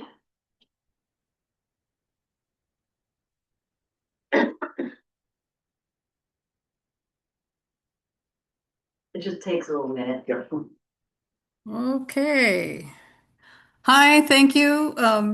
My name is Lynn Handlin, and first of all, I appreciate the existence of this committee, and I understand that you are volunteers. So thank you for being here and listening to us. I am concerned that there seems to be an assumption with this committee that there should be data center expansion, and it seems like this committee is just kind of talking about how to do that. I question that. Data centers cause massive harm. They're limited job creation, and why do we need the new giant data centers? We do not need new data centers for things like email and school kids having internet access and a lot of other stuff. We can use the existing data centers. We do not need the huge mega ones. They are for AI, generative AI, and for cat videos and heightened surveillance by government and industry prying deep into all of our lives. And I'm not thrilled about that. Cat videos are fun, but I don't think we need to burn up the planet to make better ones. And I've heard a few times that once operational, there's very low trip volume compared to other industrial use. I think that's a really good indicator that once they're built, data centers do not provide a lot of jobs. If there was a lot of jobs, there would be more trips. So cool, less traffic, but really, wouldn't it be better to have something that creates more jobs if you're going to destroy the land anyway? It doesn't really make a lot of sense to me. And another thing that's kind of struck me is that the term, and I know you guys didn't create the term, but higher and better use is used to describe destroying farm and wildland to be used as industrial land, as though that's a better use. I question that term. That seems not rational. I have a few questions. I have two questions for somebody from Digital Reality. I don't know if they're still there, but they mentioned providing tax revenue, and I want to know if any of the data centers that they work with get any kind of tax breaks. I imagine they do, but I would like to hear that answer. And the other one is you mentioned public involvement. So does Digital Reality do any of the companies related to you all, the digital reality company, do they require NDAs, non-disclosure agreements? Because most of these projects do, and it does actually prevent public involvement. So I'm not sure, are they the one company that doesn't do that? That'd be really cool. I'd love to hear that. I also have a question for the committee, and these are real questions. Like, I'm really hoping to hear answers. They're not rhetorical. Is this committee open to the idea of a data center moratorium? Or is this committee just here to cite data centers and figure out where to put them?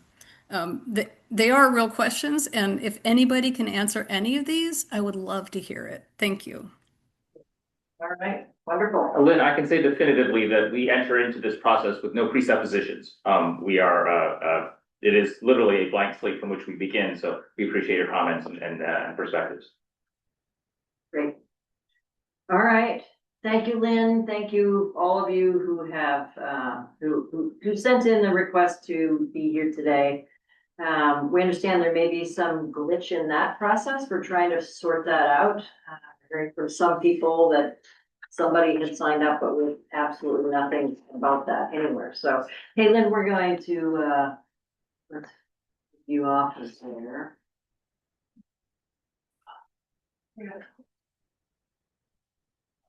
Where? Where is it?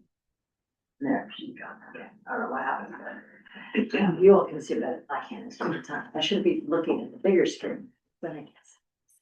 So this is the half hour we have set aside just for the committee members to talk to each other about. You know, we're midway through this process of 6 meetings. Got a request to add a 7th meeting today on governance issues. I think that your charge and what you're talking about has come from the governor. So I think that could be passed along to see if that's something that she wants to entertain. And we thought we'd use this time for you just to have some conversation of, you know, what are you hearing? What are you thinking at this point? How do you want to proceed from here? So I'll let you just sit for a moment because you have been at it full time since 9 a.m., right? I don't want to have walked out. He's not shy. I'm always Right. I just wanted to, in listening, a new idea came up today, I thought, which was a number of people talked about data center infrastructure as a public utility, something, and I can see the parallels of like water service. I mean, if you move into a new house, you get internet service along with water and electricity. I can kind of see that. Typically, when you think about public utilities, it's you know, what's going on there is the government is granting some sort of monopoly, and along with that comes some sort of high degree of regulation with certain obligations, universal access, perhaps duty to serve. And so I don't know if it's worth pulling on that thread more than it has been today, but a lot of people just we didn't get past the initial idea that a public utility, that these kinds of services support a lot of industries, and we didn't get to sort of that next step. What is the covenant that allows them? And maybe it's just different because you're not providing. Maybe practically we are. I don't know, but it's not like we're saying here's a service territory and you own it and you're responsible for it, and therefore we're extracting these things, which is typically what happens with utilities. Yeah, they aren't really a natural monopoly where one set of wires or one set of pipes makes a lot more sense. Yes, That's no, the difference. I mean, Exactly. there's some similarities, but they're not that. And a user is gonna engage 5 different data centers in the course of one work session without even knowing it. So it breaks on that model, it breaks that utility model there as well. But it's not a natural model. But it is, I'm glad you brought that back up. It's not, it may not be a public utility, but if you look at a refinery or a chemical plant, I mean, they have massive air compressors supplying compressed air or compressed gases to complete a process. And if you go in there, they'll call that's one of our utilities, is that compressed gas or compressed air. So I think thinking of it as a utility, maybe not a public utility, but as a tool, a consistent tool that we all participate in to get to an end product. I think thinking of it as a utility is truly a way to a way to start the discussion of how do you define it? Yeah. And I think the other thing is, this is actually a step removed, so if you wanna do all of that, go first. I was just gonna make the observation that having worked in utilities in the past myself, I don't remember anyone ever asking the question, wait, how many jobs is this substation providing? How many, trips per day is this, piece of infrastructure, this transmission line generating per day? And that way, it is a similar, another similarity, which is we measure them differently. We evaluate them differently. We give them somehow a different weighting, and I think my inclination is that it's worth perhaps teasing a little bit more. I don't know that we'll end up saying, and yes, this is definitively a utility, but just better understanding sort of the similarities and the differences, I think could be a worthwhile exercise. I join you in that. I think, and it's a similar thing for me too, it's just like, how do we think about data centers relative to the class of construction that they're in, or like how they're zoned or whatever. I've heard a couple of different times, like, we support data centers for this use, but not that use. And like, I'm struggling to think of another industry where it's like, okay, we regulate aluminum plants, like the aluminum, that product that is being produced can only be used over here, but not over here. You don't regulate it at the aluminum plant level. You regulate the aluminum plant at the aluminum plant level, but you regulate those other things at a different point of regulation. And so I was struggling to think about, like, when you hear either like wanting to regulate like what flows through this particular infrastructure, I was having trouble thinking about whether or not there's precedent for that, and whether or not those are legitimate concerns, but don't have to do with the infrastructure of the data center itself. It's almost like a separate issue that's like public health or consumer or something like that. I'm thinking of telecom, where you've got FTC regulating content, but then FTC regulating, bandwidth. Yeah, or also, if you have a water utility, and you might decide that it's not a good idea to water lawns, given the situation, so you are actually regulating an input associated with it. It's like kind of analogous, but except that this is not, as we wrestle with all definitions, we don't know what's happening. You cannot. It is a black box. Yeah, it's a black box what's happening in the individual facilities.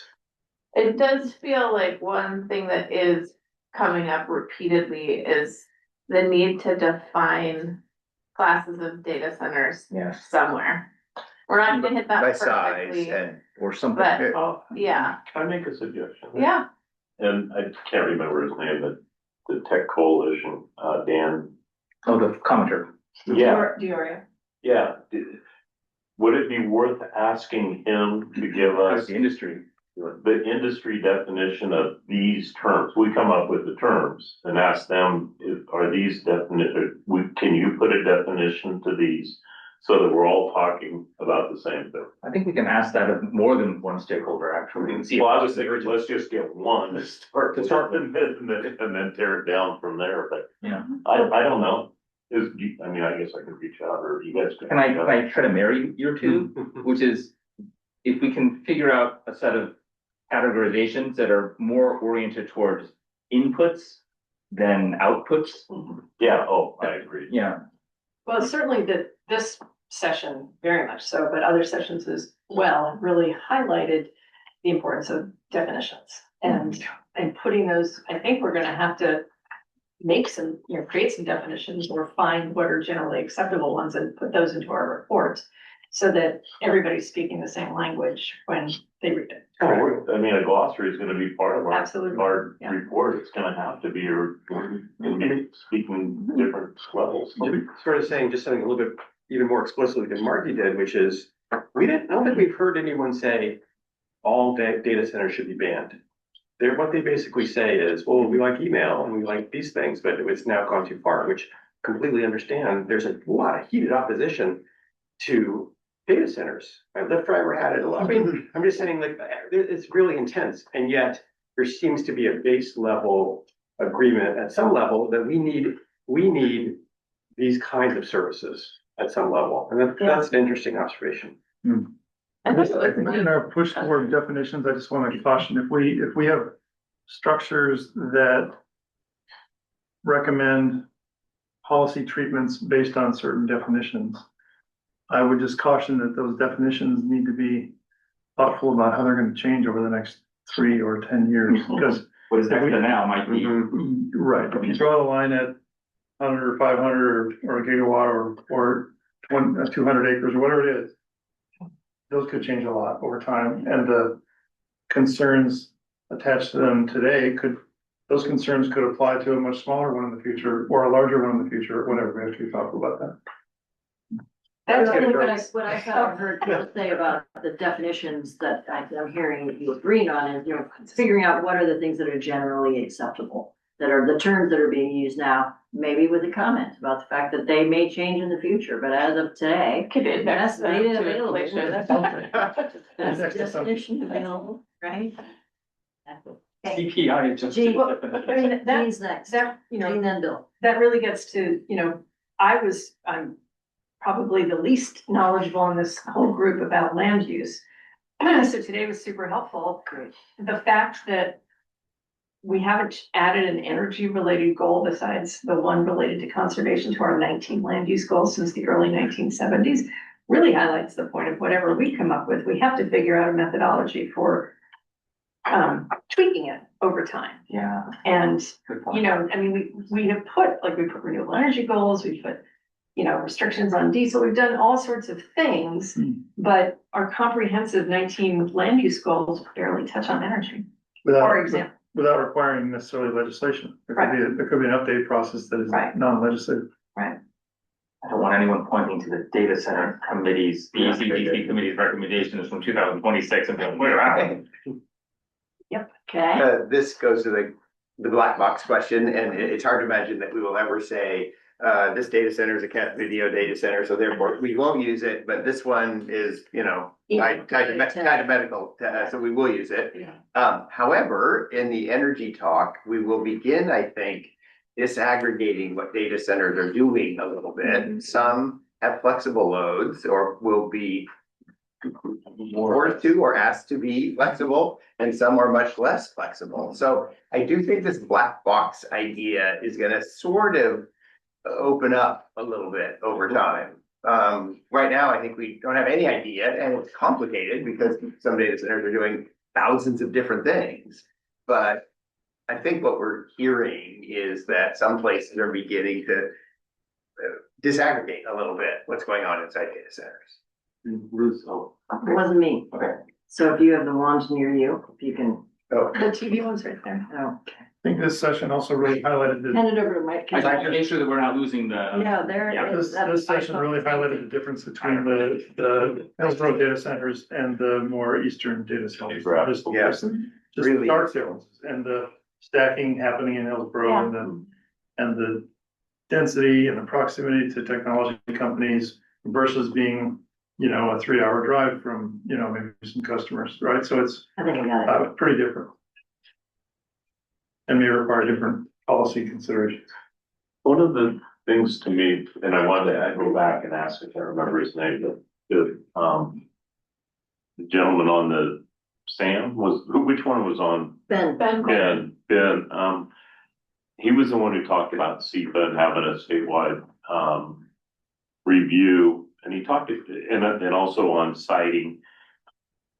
But I couldn't figure out if he was talking about establishing, and maybe you were John McMahon this, but was he driving toward a whole new agency to be kind of a data center agency?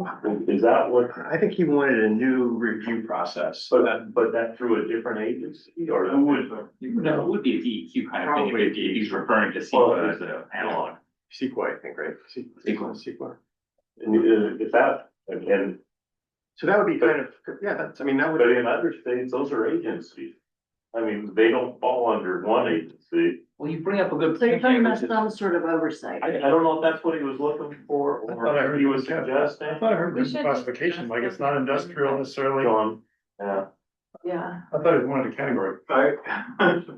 And John, can you move Everybody's forward good. so you can be called that? Sorry, John. No, I'm happy. I've been aching to say. We're aching to hear. So here's what I thought, or I understood, right? So, environmental reviews like that is exactly what it does. And they apply to every single land use action. So they don't have the security of the situation in Oregon where they can come forward confidently. They do it on a case by case basis, kind of like California. That's what I thought he was talking about there. Was having a additional layer of review. Not like Colorado. I don't think so. I think it was something that would be applied probably through the land use planning process, probably at the county level. And every time you do something like that, this discretionary and requires some judgment, makes it a little more risky. You know, makes anytime you start asking questions and Add time to the process. it can, but on the upside could be that, you end up with a more solid project, or product. So I'm not trying to say yes or no, or one thing or the other. It's different than what we do in Oregon. Yeah. I don't believe what he was asking for is a separate agency. I think what he was asking for was a additional type of environmental review. I made a comment earlier on about how in the '70s states kind of went two directions, and one was requiring these reviews, and the other was planning approach. And I think what he's sort of saying is maybe we need a little bit of that extra review. I think that's right. I apologize for jumping here, but that's right, Greg. So, the notion, of the statewide planning goal from the program was that work was done, those inventories were done, and so you're operating with confidence that those items are satisfied.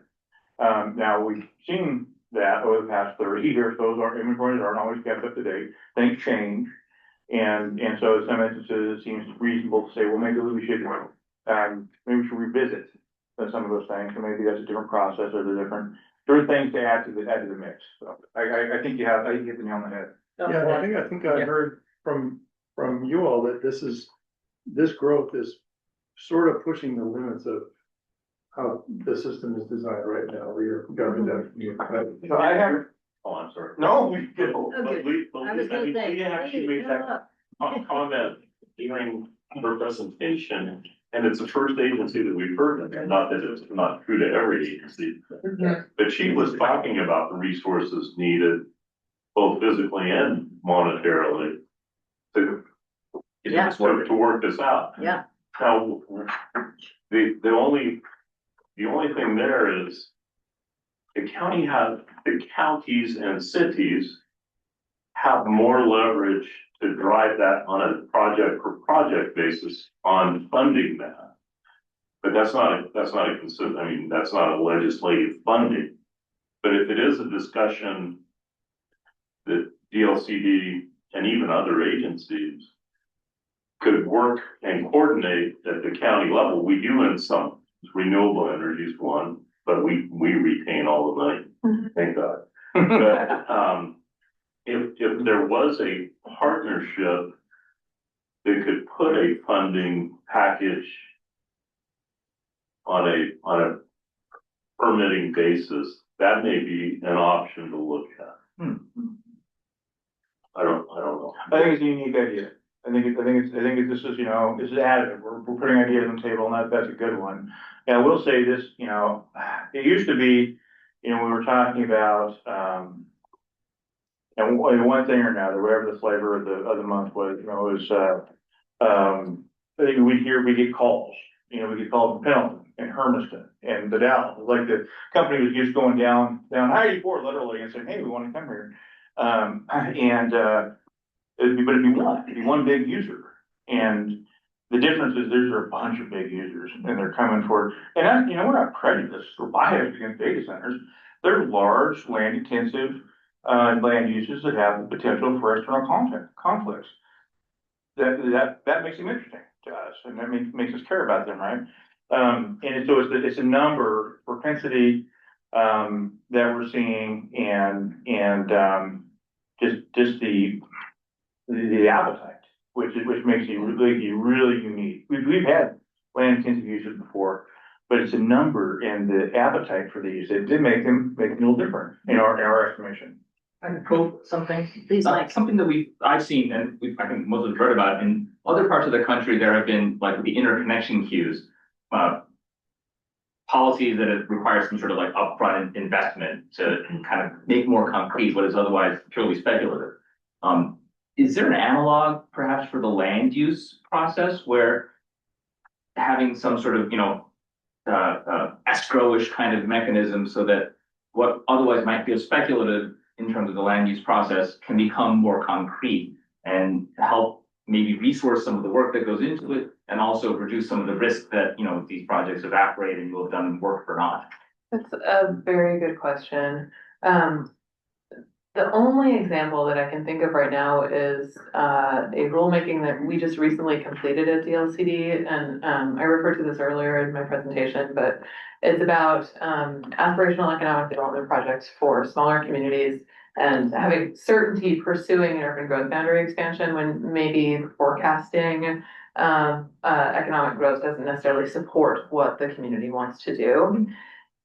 When cities expand to introduce a large new industrial site under this new rule that our commission has adopted, essentially that site is held for the city to fulfill its priority economic development plans.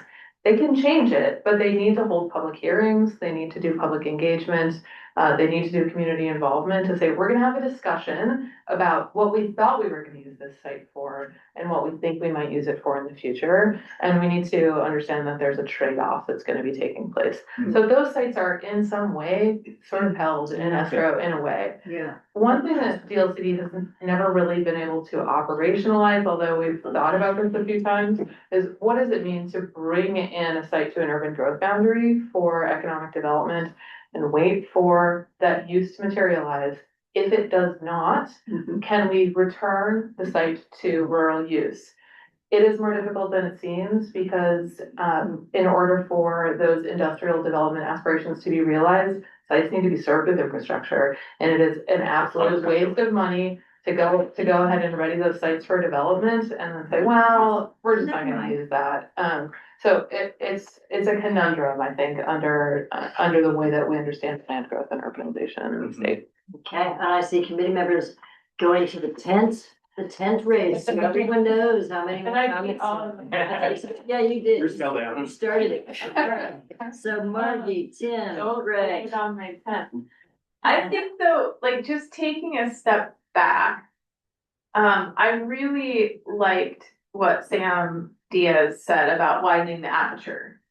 If we do that, like by and large, what I'm hearing today is like, we have a forward-thinking land use system that has a goal for that creates economic development opportunity, that creates, protections for our highest value ag, the high value ag lands, and yada yada, so on and so forth, except for energy. So we'll footnote that later. So I haven't heard anybody say, like, we need a fundamental overhaul of the land use system. What I'm hearing is like, you have people like griping about, right? Like, but it feels to me like that might just be nibbling around the margins, not like getting to like the meat and bones of the land use system. And so like, while it is concerning the number of UGB expansions or lands that are being requested to be put into development for data centers, we have really good processes in place to make sure that communities are involved in that, to make sure that, if people are engaged in that process. Did I black out all of today? Is that, or am I generally tracking in the right direction? No, I agree with your assessment. And I think that sometimes when we hear people griping, to use the term, I think that's reflective of friction that is built into the land use planning process. It should be there. Yeah. We should be thoughtful. We should take our time. I think it's an important feature. It's not actually a flaw in the I answered your system. question earlier and I was like, in which way is it, the balance that is developed? And the one caveat I would say is that I think, or not the one caveat, if that's like a 3 PM comment, but I did 3:10. I did hear you when you say we need more resources, we need more ability to map this, we need to, and then you heard it from other people today, we need to understand like what industrial lands are actually available so that we're not caught in this like he said, she said about this, but we actually have real tools and like ArcGIS story maps that like tell the tale of what's going on relative, not just to data centers, but to industrial development and land development as a whole. I'm done. Okay, I am Tim. Greg. Well, and what you just said pointed to a resource constraint is what I'm hearing. We don't have a statewide inventory for industrial land because we don't have the resources to put that together. But we're talking about an industry that is bringing tremendous resources to the state and would be mutually aligned, I think, with our having a good understanding of the land availability across the state. So maybe there's a way to find some resourcing there. My question was a little bit different from what you just said, that I agree. I mean, we don't need a wholesale change to our land use system, but I thought I heard y'all trying to convey that some of the seams on this ship are starting to bust because it's not built for somebody looking for 200-acre chunks in small communities. And it just keeps coming up and up and up again, and there are many communities that don't have room for this. They're supposed to have 20 years of land reserved, but it doesn't look like that's ready for 200-acre chunks. So there's something that isn't quite right there in what we have planned and what the demand is from this. And y'all conveyed that the appetite seems insatiable, and that's kind of unsettling. So I'm not quite sure how we work that out. I agree that there's healthy friction. We need to be thoughtful about these sightings and these changes, but it seems like there's some misalignment around the edges here about how we've built the current system.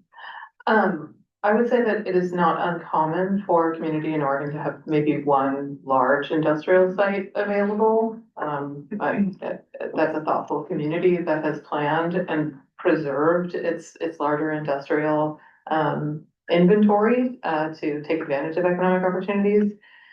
We are seeing cities like Hermiston, for example, Boardman, Umatilla, expanding their urban growth boundaries, not for one data center site of 200 acres, but for 7 to 10 data acre sites of, 50 to 200 acres. So we're looking at urban growth boundary expansions, in some cases exceeding a need of 1,000 acres per city. That is not necessarily a problem.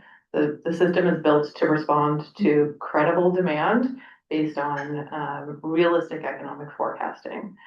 When the economic forecasting is backed up by the type of wealth and power that we see in the tech sector right now in its race to secure sites for the most expedient path to data center processing, to energy capacity and access, that starts to put pressure on the land use system to be able to respond rapidly enough to take advantage of these opportunities for communities that really want them, but also to be able to think about how we are actually really doing this well.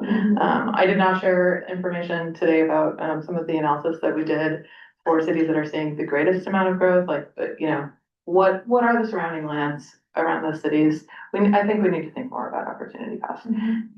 You also asked a question, Tim, about, what's the issue that a city doesn't have sites available for data center development? Most don't. And that's because this is a brand new industry right now. Like we could not ask small cities and towns in rural regions of Oregon to predict the AI boom right now, and be ready for it to supply land for 20 years. Even with the 20-year plan. Yeah, because most of them made their plans 10 years ago, if that. And so we're asking them to respond right now to current economic opportunities. Well, going back to your other point, about large acreage reservation for industry. At least in Umatilla County and Warren County, there is a large inventory of large plots, not just for data centers, but for food processors, which will take up anywhere from 50 to 100 acres. Lumber, so chip plants and all sand and gravel yards. I mean, sand and gravel, you want to get into a hot subject that came here before. Sorry, John. Sand and gravel would make this committee look weak. But and those take up 200 to 300 acres. And so large acreage is not new to our planning departments. The speed at which we're getting asked to implement it is a whole new ballgame.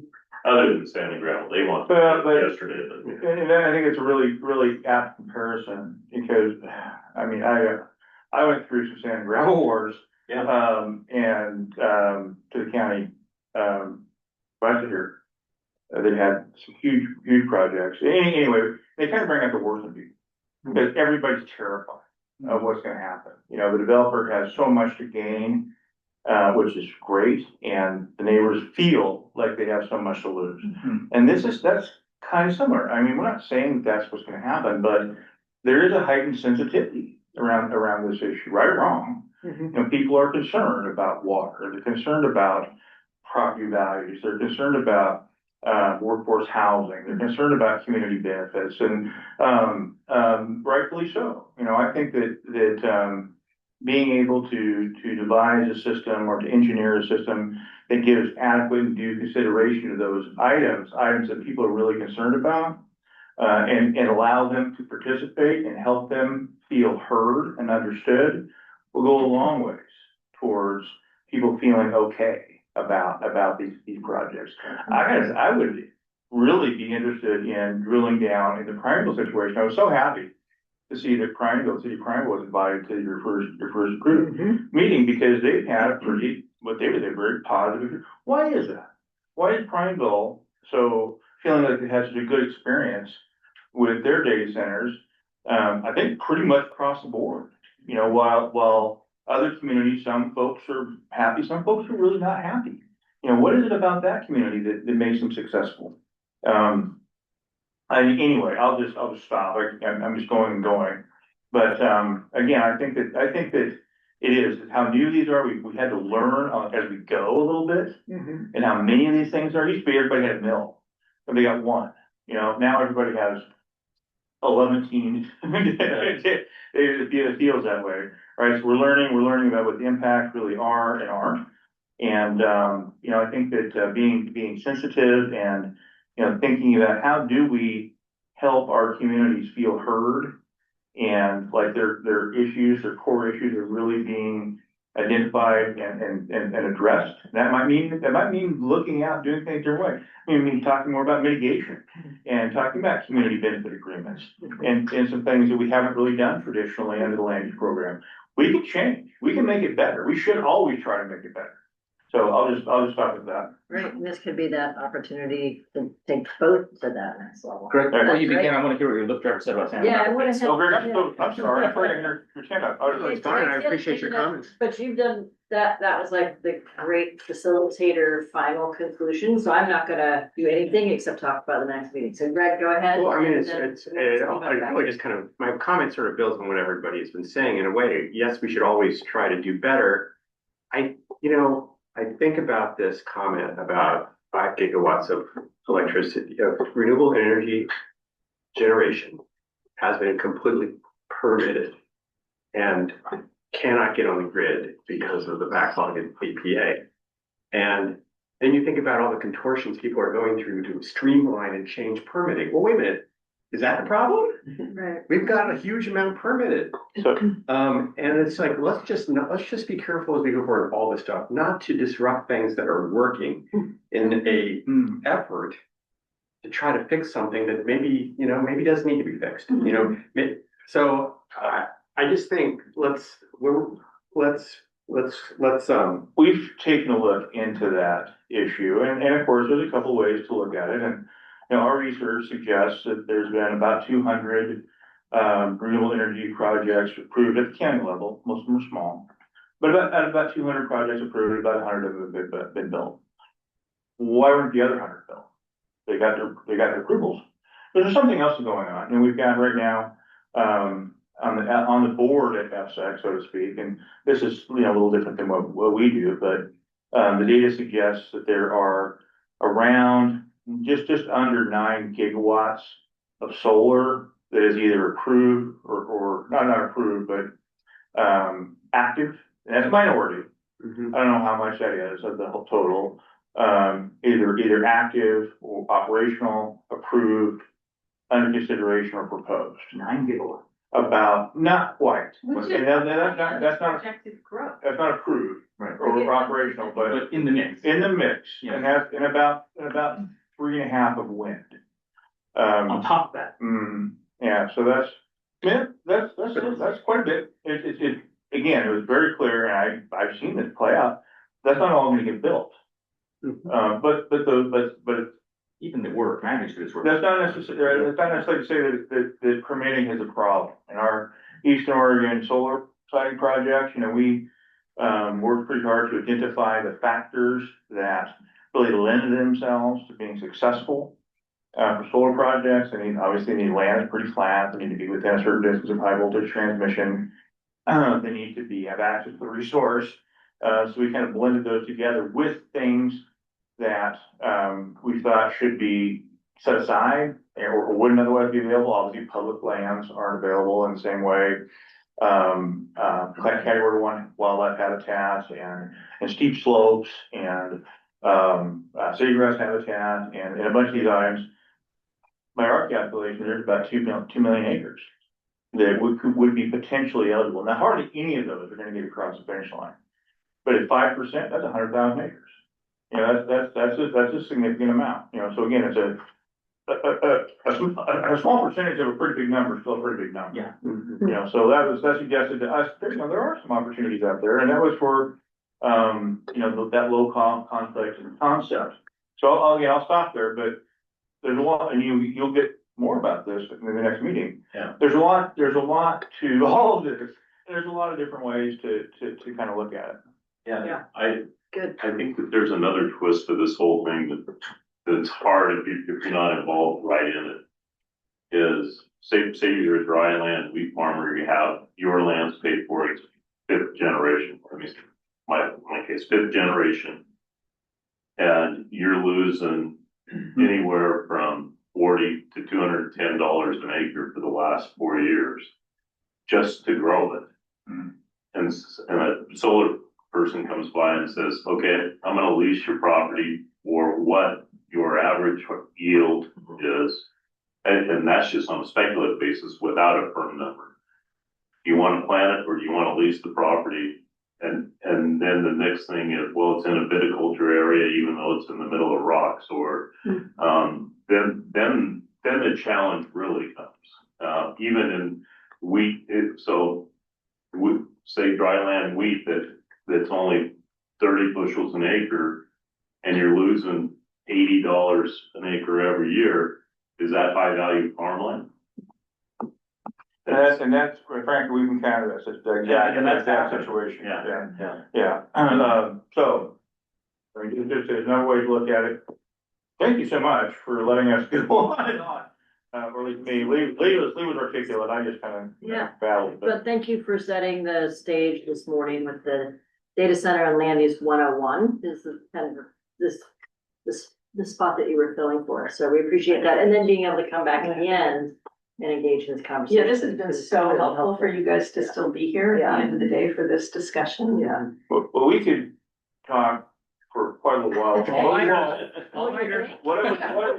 I would say though is you guys, if you have any questions, let us know. Yeah, no, because the record, Brendan has put his computer away.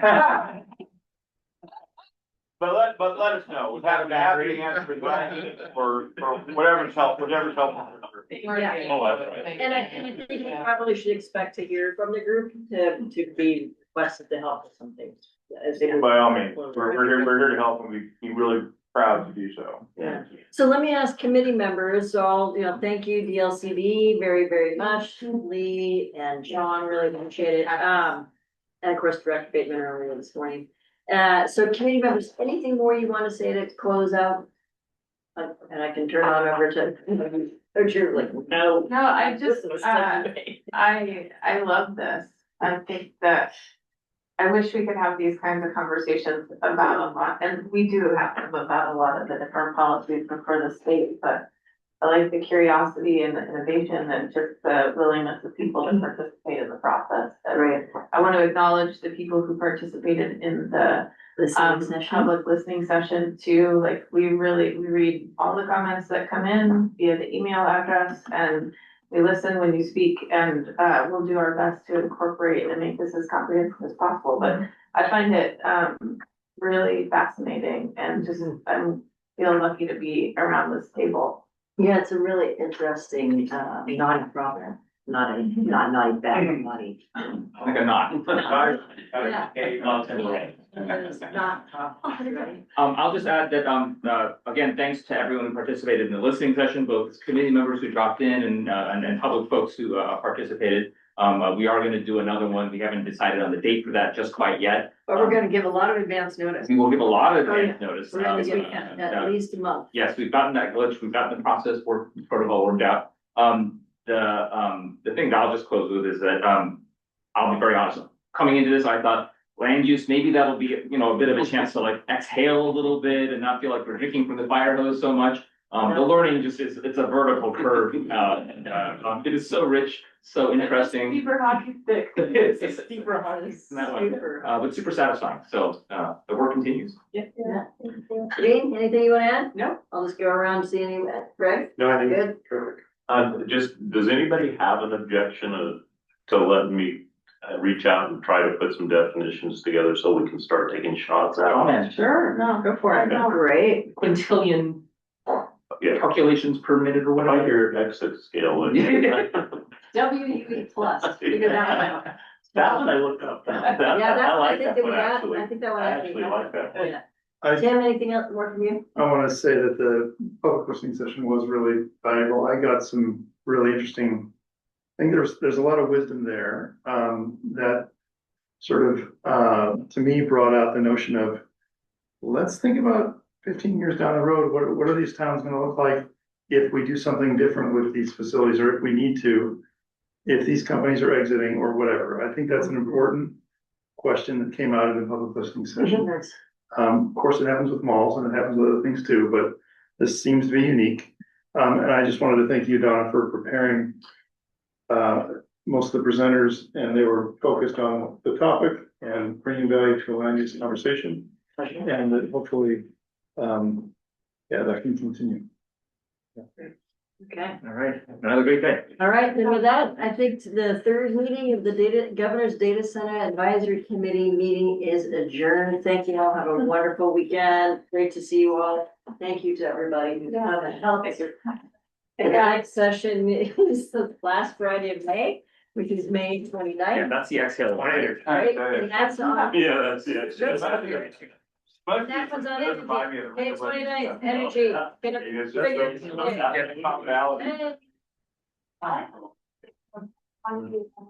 Hey.